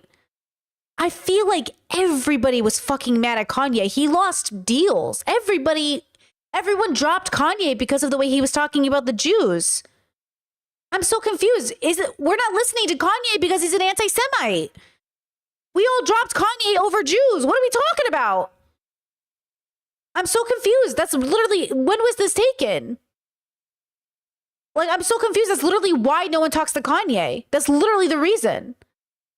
So when Bridget says, this reminds me of the two women at my office, it's because when you say like no one cares about the Jews, it sounds crazy because all of us, I feel like we've all gone over and beyond for anti-Semitism for like 30 years. Because, you know what I mean? Like, we learned about Hitler, we learned about the Jews. So then it feels like, what do you mean, dude? The way I grew up my whole life learning about Jews and how they had to be protected, but never was shown like the exact amount of energy or love for Black Americans. And God forbid when BLM started, the way y'all righted, the way you hated them. You know what I mean? Like, it feels like it's easier to get Americans to be pro-Jewish than pro-Black. And that is interesting. And so, like, again, we love Jews, we love Blacks, we love everybody. But it feels a little bit like, but what about me? And I was like, what about everybody, bro? It just feels a little bit white lives matter. And that's what I think Bridget's trying to say. She's trying to say, this was the energy I was around when I worked with two Jewish women. And look, this is rhetoric that ultimately we don't want on the internet. We don't want anywhere, right? We should be having conversations. Look, the same reason I didn't appreciate Black women saying like, fuck Palestinians. What was the, during the riots? Do you guys remember? I covered this story. I'm so tired. I'm sorry. Do you remember the conversation we had where Black women were drinking Starbucks because I said like, fuck Palestinians? Remember that whole thing I covered? I'm so tired. This isn't the point. This isn't the point. You don't help people so they help you. You help people because it's the right thing to do. That's why we help people. We don't help people because we get something back. We help people because it's within our values and our morals. That's why we do it, guys. We don't, at least that's why I do it. I don't do it for a gold star. I don't do it because I want your praise. I do it because it's the right thing to do. When no one is looking, you have to do the right thing or not, you know, but you should, but maybe that's not your values to do the right thing when no one's looking. Twitch, what the fuck is happening here? This is insane. So with people like her deciding what is and isn't okay on Twitch. Yes, it happened when, sorry, yes, thank you for the reminder. I'm so tired. It happened when the election happened and black women blamed Muslims for being anti-Kamala Harris. Their people are being genocided in real time, my bros. In real time. For real, for real. And yes, police brutality is crazy and black lives are definitely being targeted. Even now with immigration, black Americans are being arrested. Or even before it had happened before. I saw a story about a black American who is being detained. He's an immigrant, but he's an American, like my parents. He's being detained and questioned for like a long time. And I'm like, that's crazy. That's crazy. There's no surprise that you end up with these extraordinarily uneven enforcements of the rules. Take, for example, this clip of the streamer Epstein. This better be an anti-Epstein clip, bro. This better be. Destiny. He was permanently banned for what he said here. That community is never worth engaging with. There's just no point in doing it. Like, it's too, the risk of me, like, ending up getting, like, permabanned and my life destroyed because of these, like, inbred fucking disgusting losers is, like, it's just not worth it. It's just totally not worth it. And okay, fair enough. If you're going to be consistent with the enforcement, then, let's have a friendly place, a safe environment. It's calling a minority group inbred, which results in a permanent ban. Okay, has anyone else done that? The Jewish KKK brigades out there, just a bunch of fucking... Epstein was not banned for calling them inbreds. I think he was banned for going after trans communities as a whole, like trans people. Very different. Hold on, wait. Inbred Hicks. Imagine the most inbred. But Epstein was going after trans communities. Isn't that different than calling like individuals inbred rather than whole groups of people? Is Hasan calling whole groups of people inbred or just the people he's talking about? White supremacist guy you can imagine, okay? Guy, singular. Every week there was another fucking psychopathic settler, inbred fucking douchebag. Oh, these inbred. Yeah, settlers are like calling people colonizers. Like it's like calling a terrorist inbred. Like, are we not allowed to call terrorists inbred? Is that like an insult to a terrorist? I get it. But like also... fucking douchebags in the background, dude. A nation entirely comprised of messianic, inbred, ultra... Also, this streamer language is bullshit and we should stop doing it. In fairness, we should stop with the streamer language. It's really... I'm over it. Do you know what I mean? I'm really over it. We need to move past it. We need to move past the streamer language. Chat says he literally filmed Jewish people in the street while laughing and called them smelly and inbred. Who did that? Who did that? Orthodox psychopaths that these inbred don't understand. Educated, inbred, fundamentalist hicks. Calling us in the middle. And also, Epstein should have been banned from Twitch so many years ago based off of this video I saw today where I didn't know about like all the crazy shit he's done over the years on stream. I don't know how he's been on Twitch this long. He's done horrible things. You need to watch Ryan Beard's video. It's crazy. Chat said Ethan did that. Ethan filmed Jews in the street and called them inbred? Holy fuck. Of campus, calling us inbred, that we have no culture. One of them grabbed my friend's Israeli flag in the middle of campus, carried it to a mob by the gate. Trash. That were committing... Like, it's trash. Attacking people, pulling down flags, being obnoxious. You know what I thought was really low class? I'll say it again. And I understand you're angry, but like if people, like you remember, and maybe I'm getting this wrong, and you know what? I'm not going to say it because I could be getting it wrong. I'm not pro-violence. Any displays of a disregard for human life makes me question you. But also, I understand why you're angry, and I understand why humans go to violence. It's your biological experience. Communicating with the angry mobs outside of campus. Untrained, inbred asses shipped into southern Lebanon, telling us that we are all inbred and that we have no culture. You want to see clips? Inbred. Yeah, Epstein isn't getting banned for inbred. Everybody knows why he's getting banned. Everybody knows. Weird take, bro. Chad says he hates Hasidic Jews, Ethan. He says that they're unhygienic and they ruin everything. It's so gross. Oh.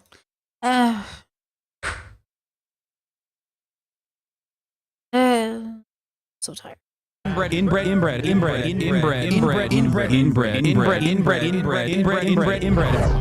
Happy birthday from Twitch, Hassan.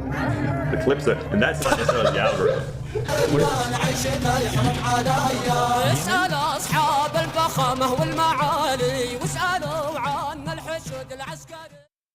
Hassan, a non-Jewish person, is referring to Jews as inbred consistently throughout his career. Inbred, ultra-Orthodox psychopaths. Zero punishment. Hassan interviewing a Houthi pirate. The Houthis, Ansar Allah, is doing what Luffy would do. I can't believe this video stayed up. Epstein just got served papers and Ethan covered it on stream on one of his clips. Why would you even bring him into your video to use him as an example? Why would you even rub hands with a predator and bring him into your video? This is what I mean with men. They drive me crazy. I thought this nuke was going to be about Hassan being a predator. And instead, Hassan is pro-Palestinian? What is this?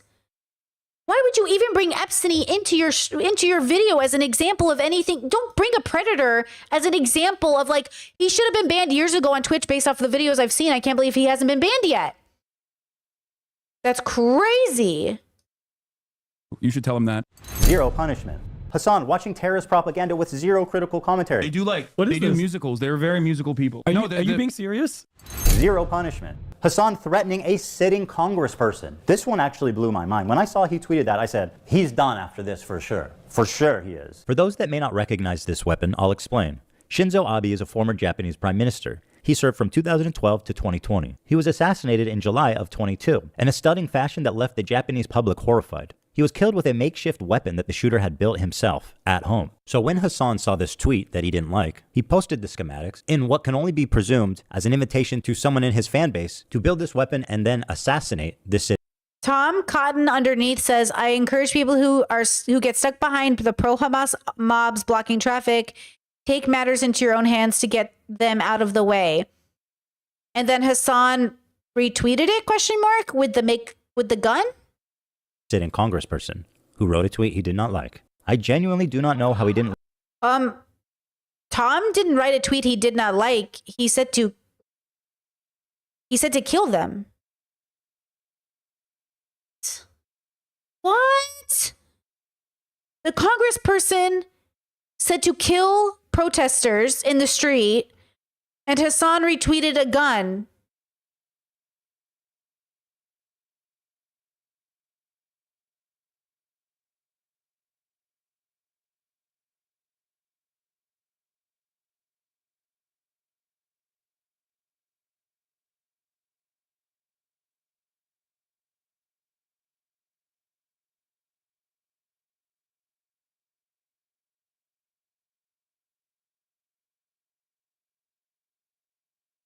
Assassinate this sitting congressperson who wrote a tweet he did not like. I genuinely do not know how he didn't land himself in prison for making terroristic threats. Zero punishment.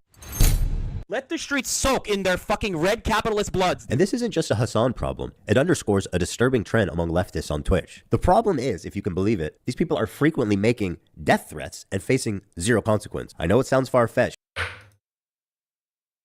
That's what... Okay, This is why I don't engage with these bubbles. They are so stupid.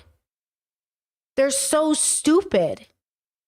They're so dumb. Look, violence is never the answer, but notice how everyone is doing is out of a response. Everything is doing is out of response. And Ethan never mentions the originator. October 7th. Yes, but what were they reacting to? He acts like they didn't just, October 7th just poof, happened out of nowhere. Hassan retweeting the gun. Yes, what was he reacting to? Like, again, just to explain the context, not to even justify it, but to explain it. He's leaving out the explanation. What? But I assure you, it's very real. Listen, I'll up the number, okay? 30K to anyone who will make this dipshit disappear. Bro, that Destiny guy needs to get Okay. Not good. And also, Epstein has also doxed people, broken consent violations, is a predator, misogynist, rape apologist. I won't fucking hear it. And also, he has literally sicked people on his own audience. He lets his audience bully and harass people and encourages them to do it. It's literally, I don't even want to hear it. Also, it's not good either way, and all of these people need to go to therapy. Also, wait, I had a thought. I lost it. Fuck. Ethan Epstein wishing death on people. Oh, anyone who hopes Trump dies, also you have problems. Anyone who wishes death on people, you need to meditate. I know why you're doing it, but you need to meditate. Do I wish death on anyone? No. Except those who, I guess, I don't know, are terminally ill and want a really dignified death. But like, no, I don't wish death on anybody, because wishing death on people is about an ugliness within yourself. I wish dignified death for all people. But wishing death on people, it's an ugliness within you. I know why you're saying it. I know why you feel it's justified. But it's an ugliness within us. And this whole video is so ugly. It's so ugly, this whole video. Not gonna fucking lie. It would just be so easy to just, it would solve all of our problems. Like, we would have socialism now at this point, right? We would have socialism at this point if someone just went out of their way and it would be so easy. Thing that happens. If someone just went out of their way and it would be so. Epstein posted 19 days ago in his past, this N-word got me on his obsession calendar. So he calls a black guy the N-word, and he calls the Hasanabi at the N-word. Who's he calling the N-word? So okay, Destiny, not Epstein, Destiny the streamer called, I think that's Hassan, right? The N-word. And then a black guy says, yo, that's fucked up. Somebody should do something about this. Okay. All bad. Everything's bad. Everyone sucks. I hate all these people. Okay? I hate all of it. Again, note of the context. Don't you? And this is May? This is 2024. You did this in May? Destiny tweeted the N-word in May of 2024? This isn't even 10 years ago. I mean, he obviously says the N-word on stream all the time, but like 2024, I'm shook. This man is so bad. He's such a little fucking predator. I can't believe I ever get sucked into a stupid little bubble. Research people you collab with, everybody. I can't believe I got sucked into that stupid bubble. Holy fuck, what a fucking cesspool. Okay. Jesus. I can't believe it. Wow. I fucking hate myself. Okay. Jesus. Anyways. Why don't you love how Ethan is posting this without any context for why it's happening? Do you know what I mean? Don't you love how Ethan is posting this and not explaining that he said the N-word? Don't you fucking love this racist piece of shit, Ethan? What the fuck? Love him. Sorry. You know what? Love everybody. Everyone's great. Thing that happens, I mean, like, holy shit, guys. If you live in Florida, I have an opportunity for you. If you want to earn $100,000. Yeah, that's fucked up. Don't say that. Hey, did you guys know that Ethan's or Destiny said that Palestinians deserve to be genocided? Did you know that he laughed at the fireman who was shot at Trump's rally and said fuck him? Do you know that he tells people they should like literally kill themselves and he like kind of means it? Do you know he openly laughs at rape victims and doubts their stories? Do you know he takes videos of women unconsensually and then shares them with people? Oh, and men, sorry. Men and women, audio recordings and video recordings and then shares them. So, you know. But go on, Ethan. Let me know. Actually, Mike from PA, the dude that's stuck in the before image of a transformation story, did receive a 3-day ban. This man put a bounty on a fellow streamer's head. This man should not be getting a 3-day suspension. He should be getting Oh, and for those who are wondering, he's also facing a felony now because the women are taking him to court and filed a report. I haven't been covering it because 1, I don't want to get harassed. And 2, you already know my opinion. I made my video 2 months ago. And 3, I already cut everyone out of my life who backed him after I made my video and said it was a silly video. I don't know why you made it. Maybe because he fucked a white nationalist. So you guys don't think that's interesting. But also, this is the trick with Epstein's.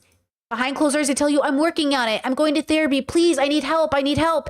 And your stupid, empathetic little autistic brain goes, they just need help. Well, maybe they'll get it. Even when you're not close to him. That's how he gets you. He convinces you, I just need help, please. And that's how he tricks everyone into his little friend group, his little orbit, and then he turns on you. That's how they get you. That's how predators get you.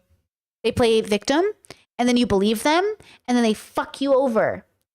Ethan rubbing shoulders using this person to make his point. That's like, bro, come on, bro. And a knock on his door from the FBI. I made this video for two reasons. First, to stop Hasan infiltrating mainstream media. Hasan has been welcomed by many mainstream outlets. They view him as a friendly social democrat, as someone who's just trying to spread progressive politics online to an important demographic. But we know that's not true. He is not their friend or their ally. If you ever see Hasan rubbing shoulders with anyone from mainstream media, let them know politely, with all the civility in the world, what kind of person he is when he thinks mainstream media isn't watching. Help them understand that his name should be associated with people like Nick Fuentes and Alex Jones, other fringe, radical, political commentators. Number 2, Twitch must be held. Wait, what is this? This looks edited as fuck. Is this a real shirt? Racism, bigotry, patriarchy, white supremacy, inequality, oppression, intolerance, injustice, anti-Semitism. There's no way this is real. Is this real? Hasan Piker wearing anti-Semitism, I can't spell, shirt. I need a fact check on this, please. No, here's the picture. No, this is not the picture. Can I get a fact check on this, please? I can't find it. Someone help me. It's not the same font. The font is different. It's literally different. Is this a joke? Why would he post this? Is this a joke? It's fake, right? Did Ethan do this? Okay, it is fake, right? But is Ethan saying this is true, or is Ethan editing it to be funny? Do you know what I mean? It's obviously fake. Ethan edited it, but why did he edit it? I don't get the joke. Why would he do that? With people like Nick Fuentes and Alex Jones, other fringe. He's gonna make it look like Hasan wore this shirt. Like, you know how Paris Hilton, there's that thing going around that she wore this shirt, like making fun of the poor, but it never happened. Like, this is gonna make people think like Hasan did this. Obviously, he didn't do this. Fringe, radical, political commentators. Number 2, Twitch must be held accountable. Twitch has proven that it will not change by choice, and so it is our moral imperative to enact that change through any reasonable means that we can. Samsung, Chevron, and Capcom. Twitch has given them a lasting association with a racial tier list with Arabs at the top and Jews at the bottom. These brands have every right to know, and they should. We all recall YouTube's adpocalypse. It happened when ads were running over ISIS recruitment videos, and it caused a brand exodus. The same thing is happening now on Twitch, but instead of ISIS, it's the Houthis, Hamas, and Hezbollah. Dan Clancy's refusal to moderate extremists is the only reason for any of this. He is the sole person to blame. He had so many opportunities to stop this. Ultimately, after dedicating months of my life to creating this video, I am left with one overwhelming conclusion. Fuck this dude.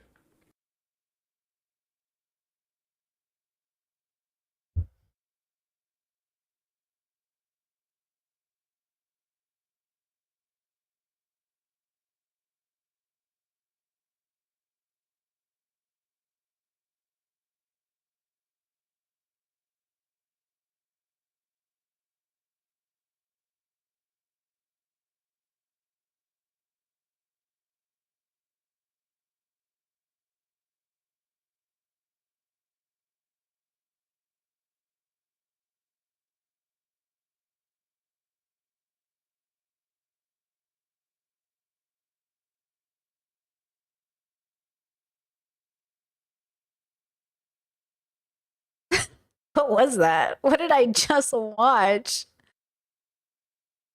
Wow, guys, thank you for being here. Really, you are my strength.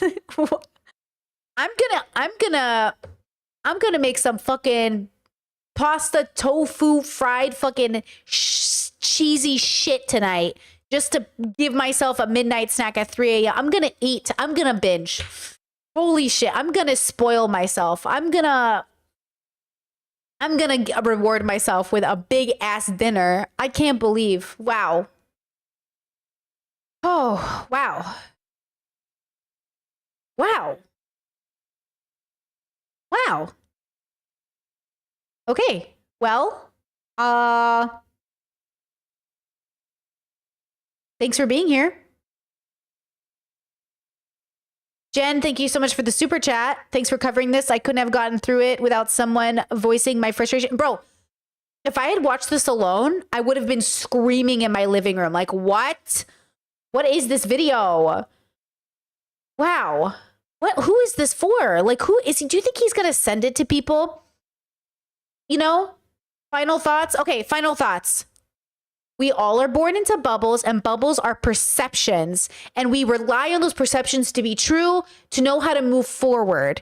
And so if you've built your perception of reality, that's great, but make sure it's with good data. Ethan has bad data. Now, to be fair, everybody has bad data on a spectrum. Okay?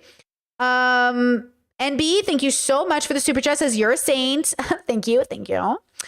You know, we're all saints here tonight. Thank you. Yeah, membership for 20 months says enjoy your binge. Thank you, girl. I'm going to eat the fuck out of that cupcake, girl.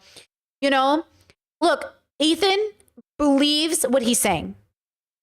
Hassan believes what he's saying. And, you know, that's a better start than other people who don't believe what they're saying. But also, I think what we need to learn here for ourselves is in what way are we Ethan Klein? That's really what you should ask yourself. And in what way are we the bad of Hassan Piker? And in what way are we the bad of Ethan? And in what way should we fix ourselves? Because really, this is always an opportunity for us to fix ourselves. Okay? Like, that's really what this opportunity is for. It's what every opportunity is for when we're viewing people on the internet. In what ways is this an opportunity for us?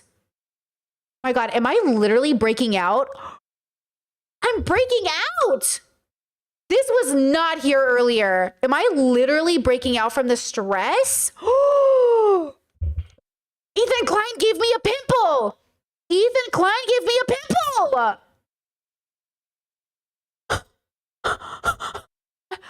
What? Chad says, I told you this was bad for your skin. That's what I always say. See, I told you the debate space is bad for our skin. Oh my God, I literally am breaking out.